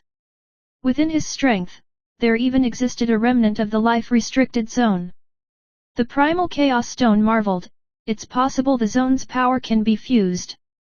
If he re-entered chaos now, he could really battle a sovereign. Lin Moyu's breakthrough completed, a tide of energy flowed inside him, and, needing release, he casually punched out. Boom! The primordial vortex shattered instantly. A single punch broke it. The vortex's link with the life-restricted zone was severed, and even Lin Moyu's formation was destroyed. The primal chaos stone, riding the disaster scepter, zipped over. Master, are you all right? He already knew Lin Moyu was fine. It was just concern, a casual question. Lin Moyu checked himself, feeling endless joy he'd finally arrived. He shook his head. I'm fine, let's find another vortex. The smallest vortex was now gone, but Lin Moyu's limit hadn't been reached. He had to keep seeking new ones and continue his death-defying quest. He'd died only 5,000 times, with a goal of tens of thousands. He'd only finished less than a fifth. The primal chaos stone had already started searching, this time with Lin Moyu joining in. Now that Lin Moyu's body and soul both reached sovereign level, he didn't have to be so cautious. As long as the vortex wasn't too big, he could handle either push or pull with ease. Breakthrough made a huge difference, at least 10 times stronger by his reckoning. A 10-fold power gap let him ignore all entities in chaos. Even so-called peak cultivators, one punch could destroy them. Top cultivators might take a few more punches, but that's all. Quickly, the primal chaos stone located a suitable vortex. Lin Moyu almost simultaneously did so, and they'd picked the same one. This vortex was about 100 meters in diameter, 10 times bigger than before, many times the mass. Inside, the power was fiercer, especially in the core, where the zone's energy was thicker. Lin Moyu zipped straight over, no longer needing prior caution.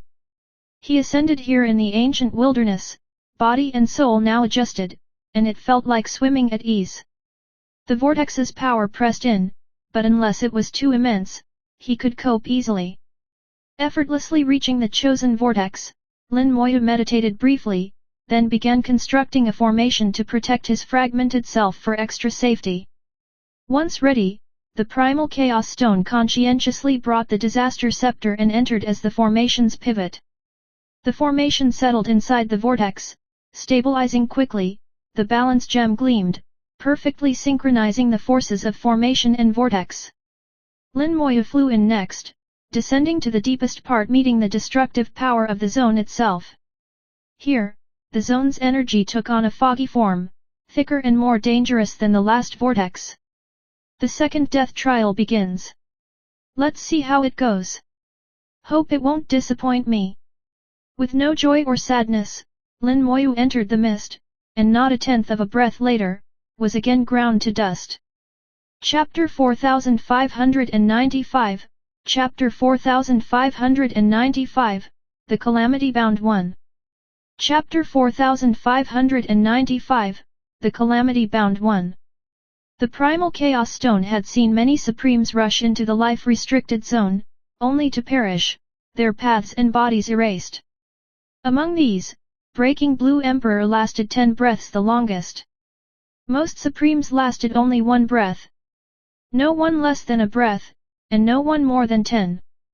That was the standard for Supremes. If you're just a sovereign, Grand Lord, you couldn't last even 100th of a breath.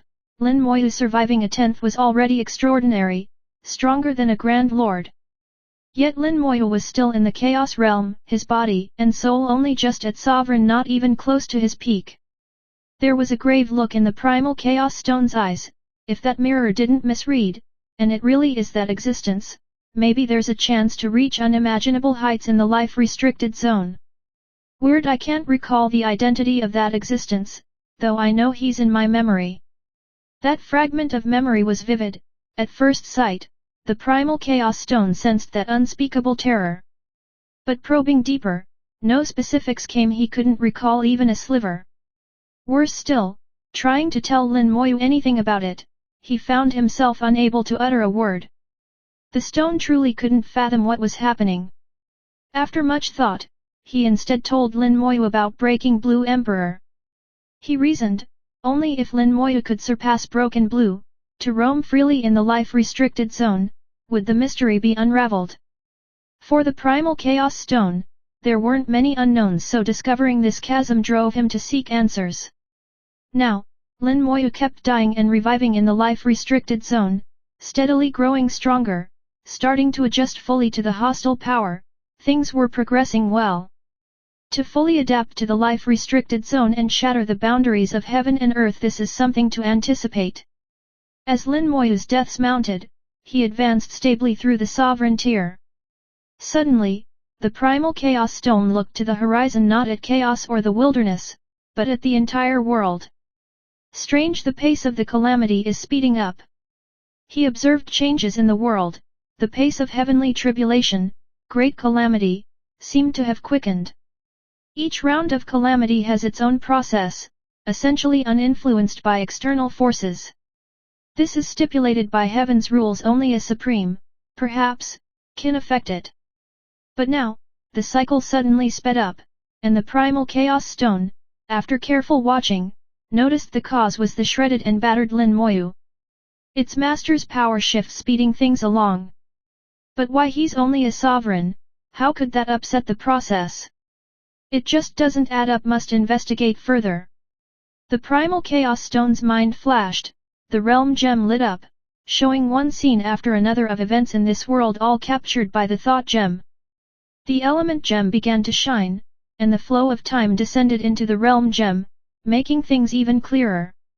Element gems rule all elements in the world, including intangible ones like time and space. The disaster scepter's true potential was not yet tapped. Lin Moyu had only ever used its surface powers. With the element gem and realm gem together, the process of this celestial calamity unfolded plainly.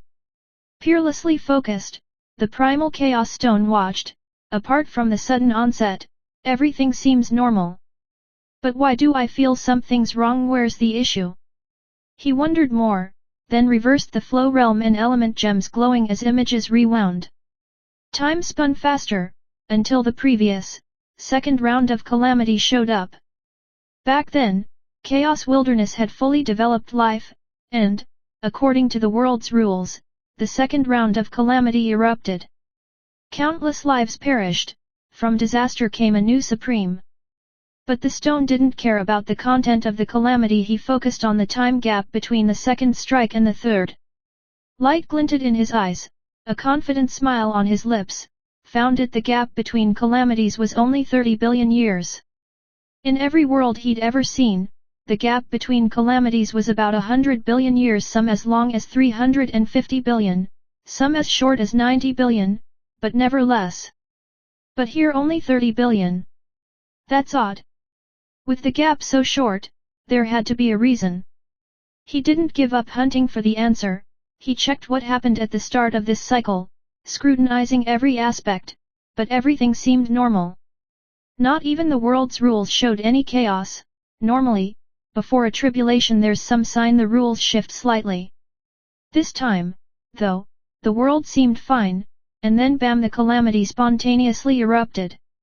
Darn it, tribulation doesn't just happen. There must be a trigger. What was it? The stone instinctively looked again at the chunk of mangled flesh. Could it be Master? Then he checked what Lin Moyu was doing at that moment. In his view, Lin Moyu was the most unique being in this world. If anyone could provoke a change in heaven, precipitate disaster early, it'd be Lin Moyu. He accurately pinpointed Lin Moyu in time.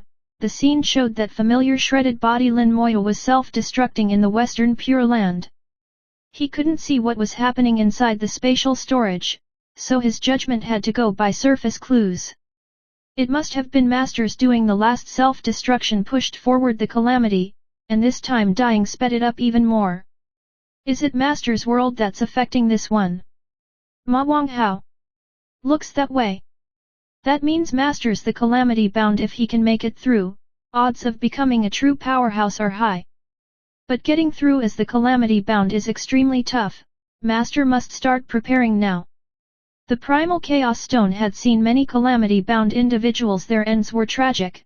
Sometimes death was actually the best outcome. In the past, he wouldn't have cared, though he called Lin Moyu Master. He wasn't invested if Lin Moyu died, the stone could just pick a new one as long as it didn't end up back in the life-restricted zone. But now, since seeing the mirror and facing these mysteries, the stone became much more attentive about Lin Moyu. He hoped Lin Moyu would live well and grow ever stronger, eventually entering the life-restricted zone with the stone along, to explore the unknown depths. Chapter 4596, Chapter 4596, The Cause and Effect. Chapter 4596, The Cause and Effect. In the Primal Chaos Stone's words, Lin Moyu had become the Calamity Bound. He'd seen many such figures and knew what events awaited them after this ordeal. When Lin Moyu finished his current death trial, the stone planned to tell him everything, convinced Lin Moyu could deal with it. Lin Moyu's aura kept growing stronger as he survived under the pressure of the life-restricted zone. He adjusted further to the zone's power. Every primordial vortex contained a slightly different version of that destructive energy. It was like climbing steps. Now Lin Moyu stood on the second one. Nobody knew how many more steps to reach the summit. This time, no breakthrough was needed, just constant strengthening. He kept being reborn without stopping. Lin Moyu began to master his will, sensing and probing the changes in his body and soul. After dying over 10,000 times, Lin Moyu could finally communicate with soul thought. He sighed, sounding both bored and faintly excited. The Primal Chaos Stone heard this and asked, "Master, how do you feel?" During a rebirth's gap, Lin Moyu replied, "Not bad.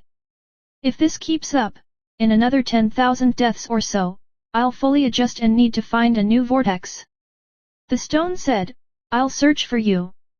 The first vortex was 10 meters across, the second 100, this time, the stone looked for 1,000-meter wide vortex, a new step for Lin Moyu.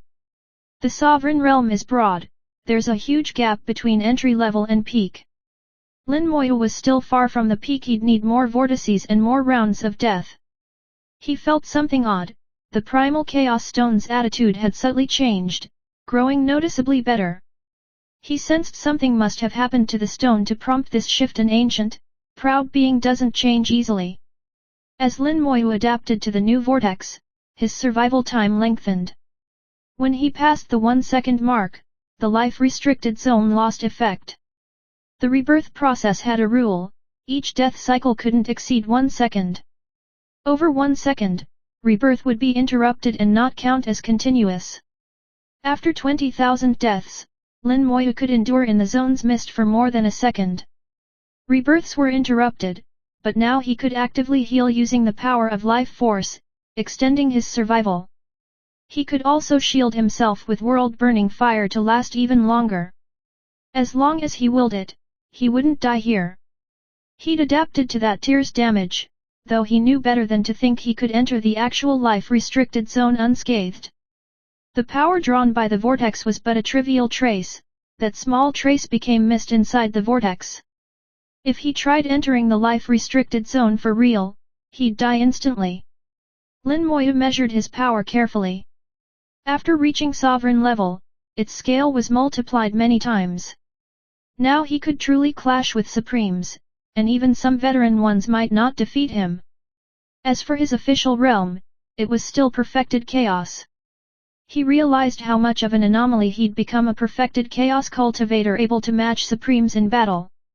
Nobody had ever done that before. Leaving the vortex and collecting his formation, he asked, "Did I reach the right vortex?" But this wasn't his limit, he could look for even stronger ones to grow further. Having made it this far, he didn't plan to stop. The stone said, "There are no suitable vortices left here, you need a new place."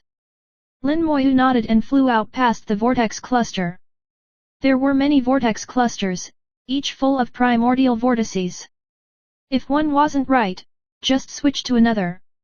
With enhanced power, he didn't need caution, he soared boldly, ignoring all the forces along the way. He was headed for another vortex cluster when suddenly the Primal Chaos Stone said, "Master, I've discovered something." His tone was serious. Lin Moyu grinned, "Go on, what's the big deal?" The stone said, "When you were dying just now, I noticed the pace of the calamity speeding up. Lin Moyu raised an eyebrow. Is it related to me? Yes, replied the stone. After I noticed, I traced the world's timeline to study the start of the calamity and found a problem. This calamity hit only 30 billion years after the last one. 30 billion years felt long, even for a supreme, but in the cosmic scheme, it was fairly brief. Lin Moyu said, you told me the interval is usually at least 100 billion years, sometimes up to 500 billion. Is 30 billion too short? Definitely too short, the stone confirmed. The shortest I'd ever seen was over 90 billion. 30 is highly abnormal. He continued, I looked deeper and found that the trigger point for this cycle was when you self-destructed last time. Lin Moyu stopped in his tracks. Are you saying the calamity erupted when I was dying in the Western Pure Land? Exactly. I'm not sure what happened to you, but the timing is unmistakable. Lin Moyu murmured, I saw a 7-colored key and opened a gate, primordial energy rushed in, and my storage space evolved into its own independent world. The stone was puzzled. 7-colored key, gate, storage. Can you elaborate? Lin Moyu explained everything, holding nothing back. Given this was about a cosmic calamity, he knew the stakes. A single secret could ruin everything. The stone's attitude showed how vital this was. After hearing the story, the stone fell deep in thought. Lin Moyu left him to ponder. Drawing on endless years of observation, the stone combined Lin Moyu's experiences and finally gave an answer. My guess, your storage space is a world that failed to evolve. No need to worry, these worlds are common, like domain seeds. When they fail at evolution, they can end up as all sorts of forms, including storage spaces. You said everyone has storage spaces. Maybe they look the same, but inside, yours is unique. When your body and soul reached a high enough level, you activated that dormant world, it started evolving properly. As you were in this world at the time, it triggered an imbalance causing the calamity to erupt early. To maintain balance, the world's rules designated you as the calamity bound, expecting you to die in the disaster. Chapter 4597, Chapter 4597, The Dust of Time Essence Stone. Chapter 4597, The Dust of Time Essence Stone. This time it was Lin Moyu's turn to ask, what is a calamity-bound one? He had never heard of such a thing, but from the tone of the primal chaos stone, the calamity-bound one clearly wasn't simple. The primal chaos stone explained, when the world faces a great calamity, sometimes a calamity-bound one will be chosen. The calamity-bound is the central figure of the disaster, often possessing certain qualities. Some calamity-bound ones are highly gifted and blessed, and the world decides they have the right to become supremes, so they're granted the identity. Lin Moyu said, isn't this a good thing? The stone shook his head, not necessarily. Sometimes, a calamity-bound one is born because of something they did that affected the next disaster, just as you did, Master. In all the worlds I've seen, 9 out of 10 calamity-bound fall, only rarely does one break through to become supreme.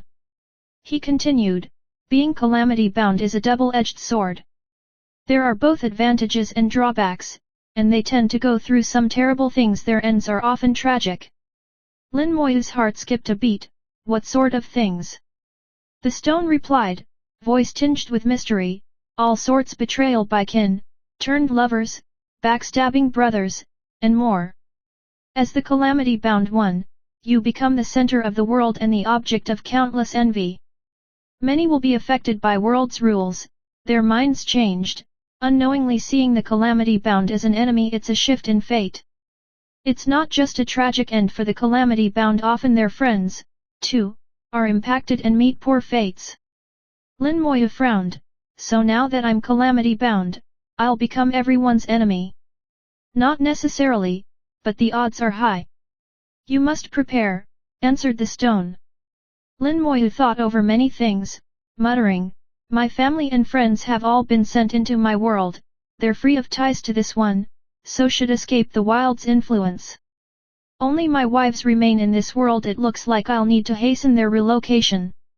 The stone agreed, sending them into your world is a solid strategy. If you prepare well, you'll have a free hand.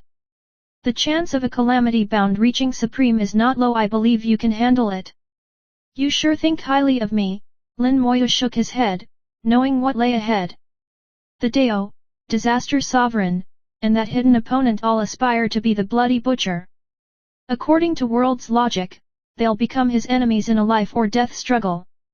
With foes like these, who exceed standard sovereigns, the challenge is immense.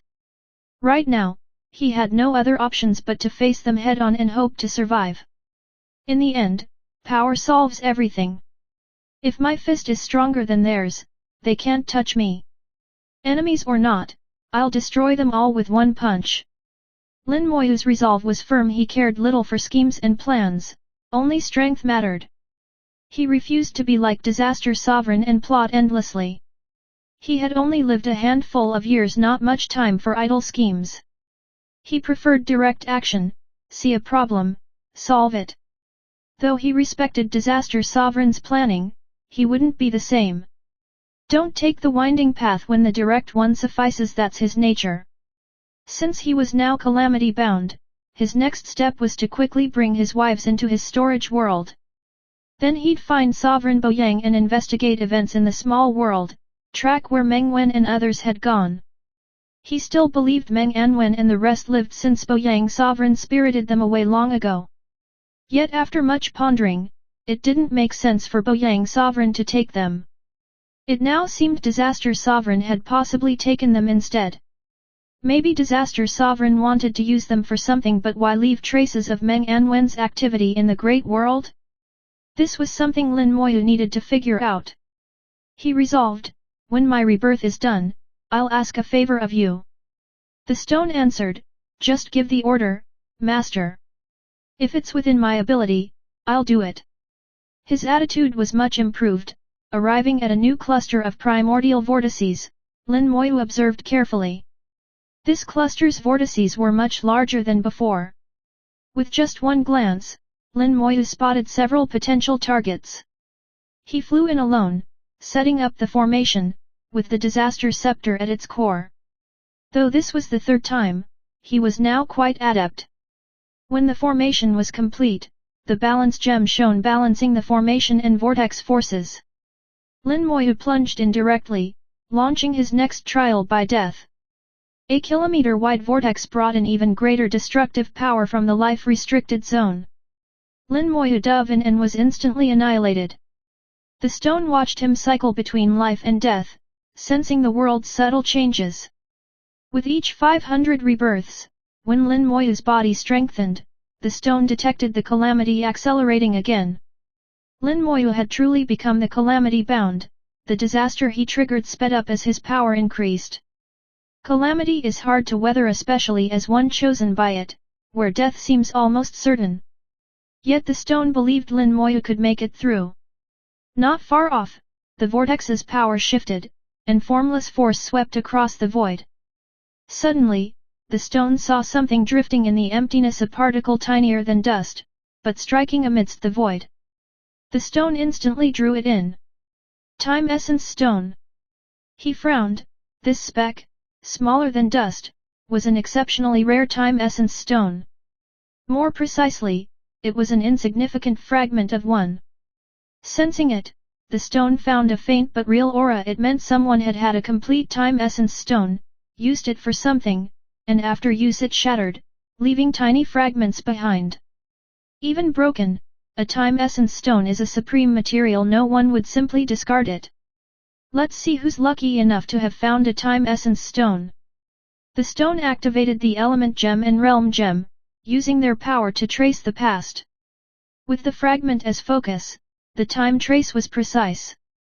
Soon he glimpsed scene after scene, a full Time Essence Stone drifting through the void, not evolving into a creature. A huge hand appeared and seized the stone. It's him.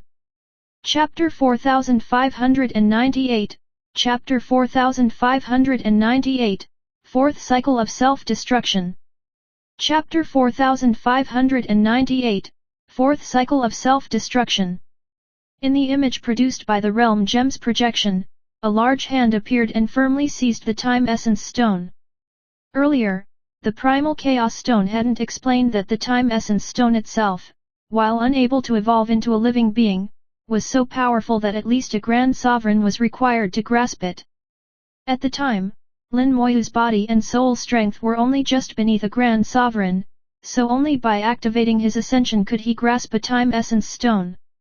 The scene showed that hand gripping the Time Essence Stone, steady and unshaken, making clear the individual's realm at least a heavenly sovereign.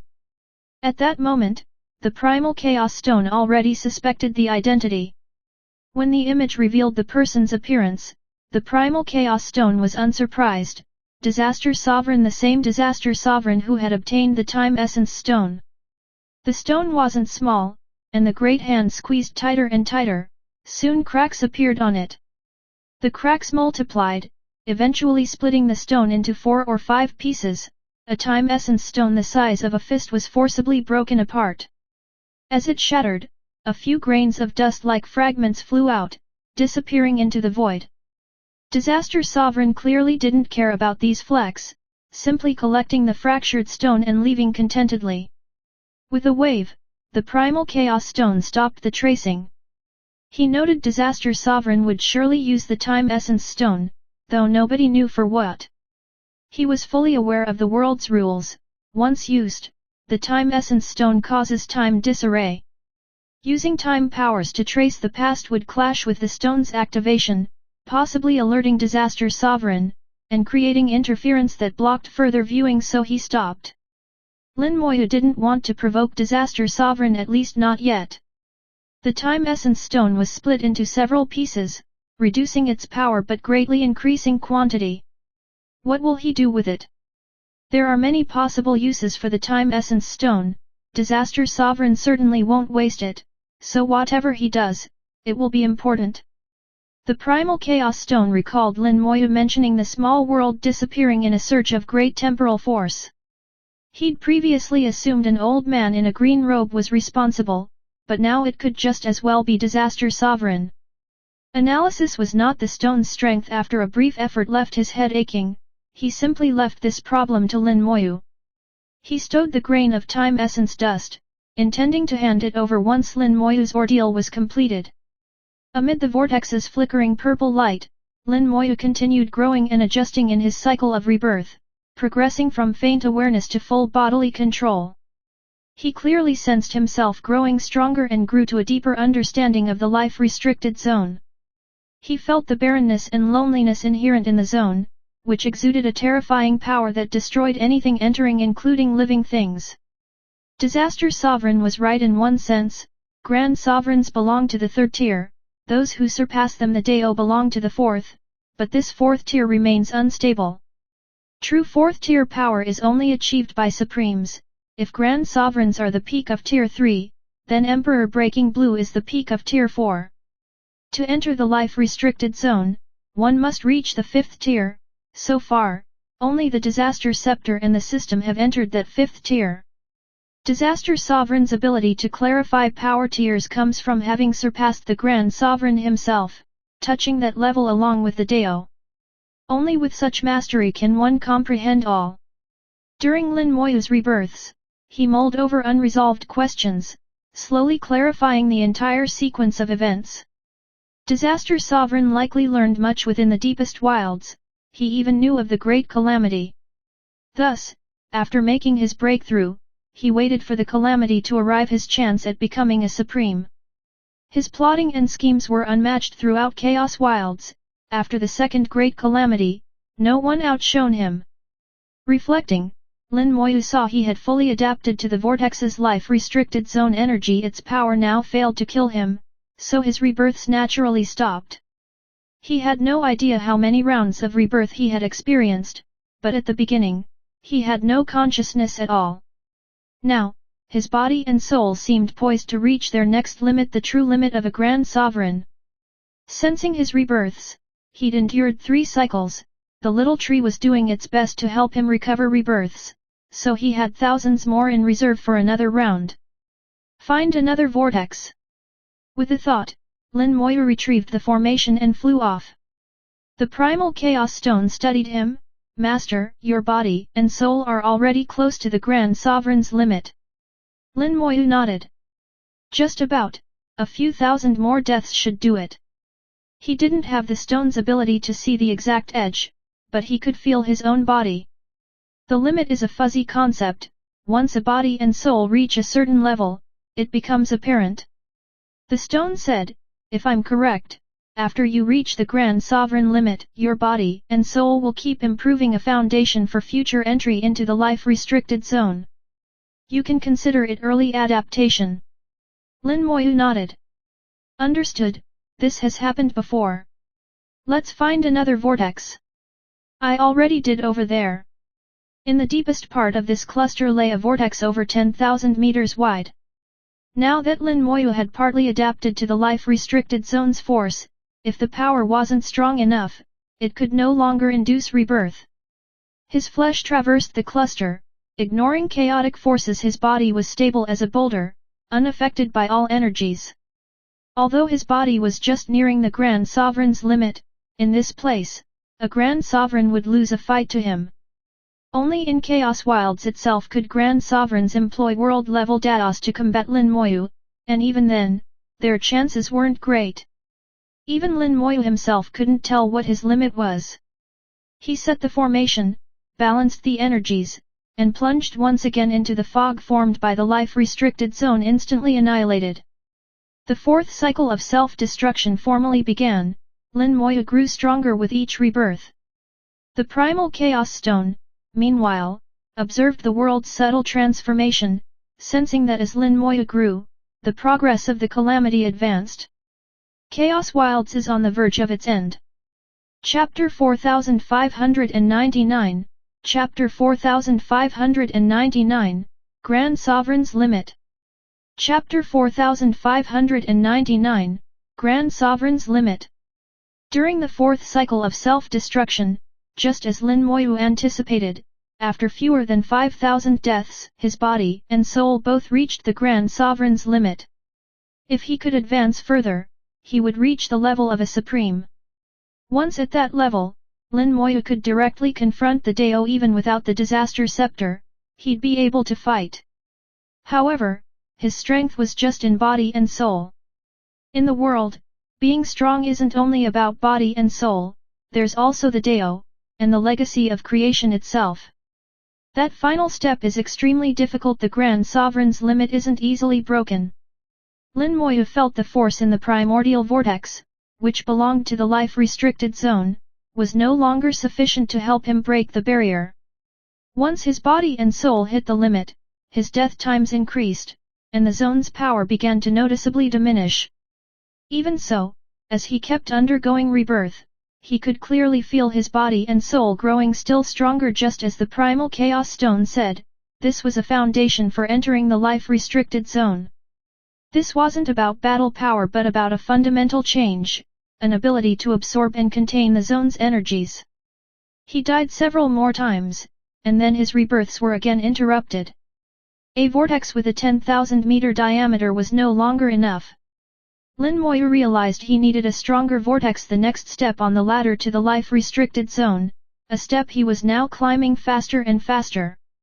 The primal chaos stone was reliable, quickly finding a vortex 10 times larger with a 100,000-meter diameter. Lin Moyu entered again and, through continuous cycles, noticed something. Initially, as the diameter from 10 meters to 100 increased, the power from the life-restricted zone increased proportionally. Later, though, as each vortex's size increased, the strength from the zone did not keep pace. For example, this time, when he went from 10,000 to 100,000 meters, the diameter increased tenfold, but the zone's strength only doubled. The stone explained, the world couldn't endlessly absorb energy from the life-restricted zone or it would shatter. So there's an upper limit set by the rules of the world. As vortices kept getting bigger, the increment of the zone's force kept shrinking. For example, the largest vortex was nearly 100,000 Li, over 100 million meters, but its energy concentration was less than 30% greater than the previous tier. This is the world's limit. it can never absorb infinite power from the zone, or it would collapse. Lin Moyu felt this change himself. Inside the 100,000-meter vortex, he needed only 5,000 rebirths to fully adapt. He moved on to a 1,000,000-meter vortex, continuing to adapt, checking his remaining rebirths. He had plenty. Each time he changed vortex, he took steady steps, never rushing. Finally, reaching the largest vortex, he fully adapted to the life-restricted zone's force within. At this point, both his body and soul truly reached the Grand Sovereign's maximum. If he could go beyond, he might really break into Supreme Tier. Even if he failed, he'd be right alongside the Dao. Only now he couldn't find another suitable environment. The primordial vortices are the only areas with zone energy in the world. To go further, Lin Moyu would need to actually enter the life-restricted zone. But that was too dangerous, 99% odds of never returning. Lin Moyu wasn't afraid of danger, but he wasn't reckless either. Maybe there's one place. He remembered a shattered world linked by a time-space passage, the remains of a world, utterly dangerous and brimming with destructive force. The stone said, maybe, but probably not enough. Master, your body and soul are very strong. Their strength will drive further changes. Now that we're at the world's beginning, change is suppressed. Once you leave, the rules will activate and your realm will immediately advance. Not enough for Grand Sovereign, but reaching perfected Chaos Realm should be certain, and you possess a domain, fitting world law. Lin Moyu shook his head. I'm not ready for Chaos Realm perfection, my domain isn't ready. Master, check how far your domain's evolved. Here, time is chaotic, your world has already gone through a long period. Lin Moyu realized he'd forgotten about time. He had no idea how long he'd spent inside the primordial vortex. There seemed to be an invisible force making him ignore the passage of time. Plus, at the dawn of this world, time itself was in disarray. He focused on his storage space and found something unusual. Time had passed quickly. The 5 realms were already perfected, which was not surprising since they were stronger from the outset. Unexpectedly, the Great Thousand World, the Science Dao realm, and the Myriad Wonders realm all reached perfection too. The remaining domain seeds had all become domains, rapidly approaching perfection. At this pace, it wouldn't be long before all these domains were perfected. His world felt like a movie on fast forward, a time dilation effect showing time in his region moved quicker. A day here was hundreds in the storage space. And the same was true of the Chaos Wilds. Lin Moyu asked, what about the disaster? The stone said, because of your rise in power, the progress of the calamity keeps accelerating, and here, time itself is off. I can't see details, but I sense the calamity is nearly ready to erupt. When you return to Chaos Wilds, be extra careful, unexpected things can happen. I've seen many calamities and many calamity-bound ones. Lin Moyu understood during calamity, the rules of the world interfere and change many minds. Old enemies grow more hostile, old friends may become enemies for various reasons. These changes come from the world, not from human will. An inner voice urged him to bring his wives into the storage space, away from the disaster and out from this troubled world. Now finished, Lin Moyu turned for home. Let's go, we're heading back. He produced the calamity boat and left the primordial vortex, choosing a direction at random. No need to seek the way back, any direction would return to the wilds, and he needed to acclimate to the rules there.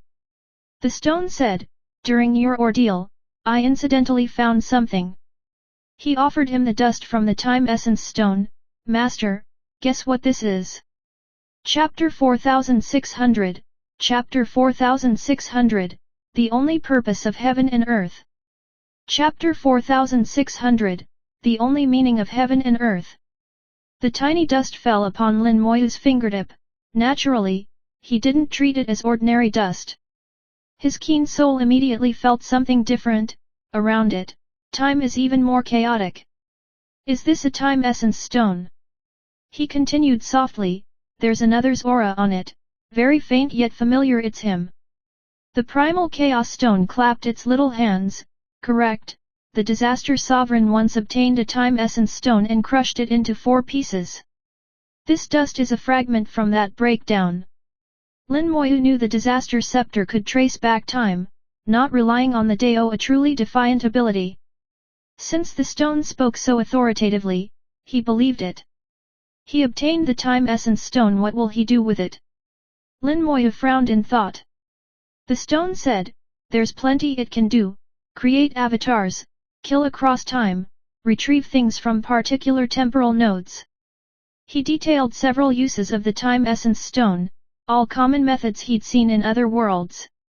The time essence stone is one of the most heaven-defying treasures. Using its temporal tracing power, one can find a suitable moment and bring objects and people from that moment into the present. It is also possible to attack someone at a certain time node, with the damage then reflected chronologically into the present. For instance, the disaster sovereign could target himself in his weakest era and launch an attack, injuring or even killing his present self. He could also retrieve himself from a different time, creating duplicates. The stone mused, only, I don't quite get it. The bigger the stone, the greater its effect. Splitting one stone into 4 would drastically reduce its power. Lin Moyu's thoughts flashed. I think I understand now. Some questions I couldn't answer before make sense now. Why disaster sovereign carried off the world of my birth? There, my mark exists, and he can use it to trace me at my weakest and strike at me then, injuring my current self. Lin Moyu understood that once he grew powerful, he'd try to reclaim the small world, so disaster sovereign moved first. Holding that world gave him a trump card. Recalling the events inside the small world, acquiring the disaster scepter seemed coincidental but must have been arranged by disaster sovereign. Disaster sovereign set the board, making Lin Moyu the central piece. But why choose Lin Moyu? Remembering things disaster sovereign had said, and the cycle-by-cycle domain evolutions in the heavenly void, it was as if disaster sovereign had always awaited him. Only disaster sovereign knows the answer. Or perhaps not. Lin Moyu realized his idea was wrong. There was one other who knew, his elder sister Lin Moan, once great sword sovereign and the strongest among the prospective sovereigns. Her becoming his sister was no coincidence, but fate. The stone said, using a fragment of the time essence stone is more than enough to trace a world's time. What else have you realized? Lin Moyu replied, how disaster sovereign survived under the Dao's nose by bringing a version of himself from another time point. The one who died was not his present self, but the self from a certain past node. He really did die, which convinced the Dao, making his scheme succeed. The stone said, now that you mention it, I recall another use. If paired with essence of heaven and earth, one can break the sovereign boundary in a special way. The stone then explained. Essence of heaven and earth is formed when the first trace of primordial chi merges with the first heaven-earth origin material during the universe's creation. The primordial chi and the initial material are the purest of their kind. Merged, they become essence of heaven and earth, which can fuse anything. With the time essence stone, you can retrieve yourself from a past node, then use essence of heaven and earth to fuse both versions together. Though you won't double your power, you'll at least increase strength by 50%.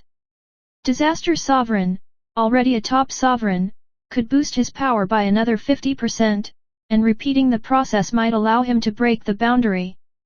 Fusing with other sovereigns risks conflict, different daos and wills clash.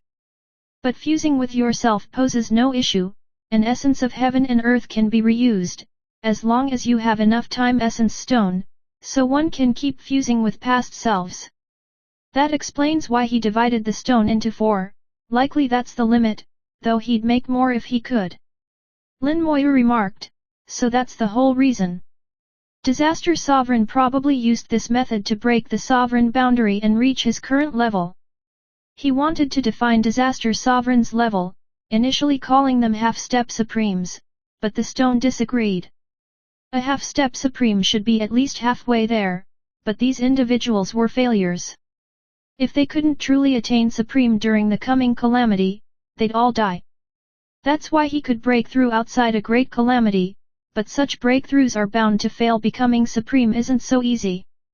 Lin Moyu asked, is it possible to become supreme outside a calamity period? Possible, but chances are nearly nil. Such a person would be outstanding even among supremes. Disaster Sovereign clearly isn't one of them. He found a method to break through but didn't truly succeed, same as the Dao. Lin Moyu said, the Dao is awaiting the great calamity. Disaster Sovereign built a plot to kill the Dao and also awaits the calamity. There's also another hidden figure, waiting for the calamity as well. This world is getting lively. How many lives and domains will perish in the disaster? The stone answered, in truth, the only purpose of the world is to nurture supremes. Other beings are just necessary discards, their lives and deaths don't matter. The world has no emotion and doesn't care about the fate of beings. Only the rules matter. The rules exist to foster supremes. That is the only meaning of heaven and earth's existence. Lin Moyu sighed, let's go, time to pick people up.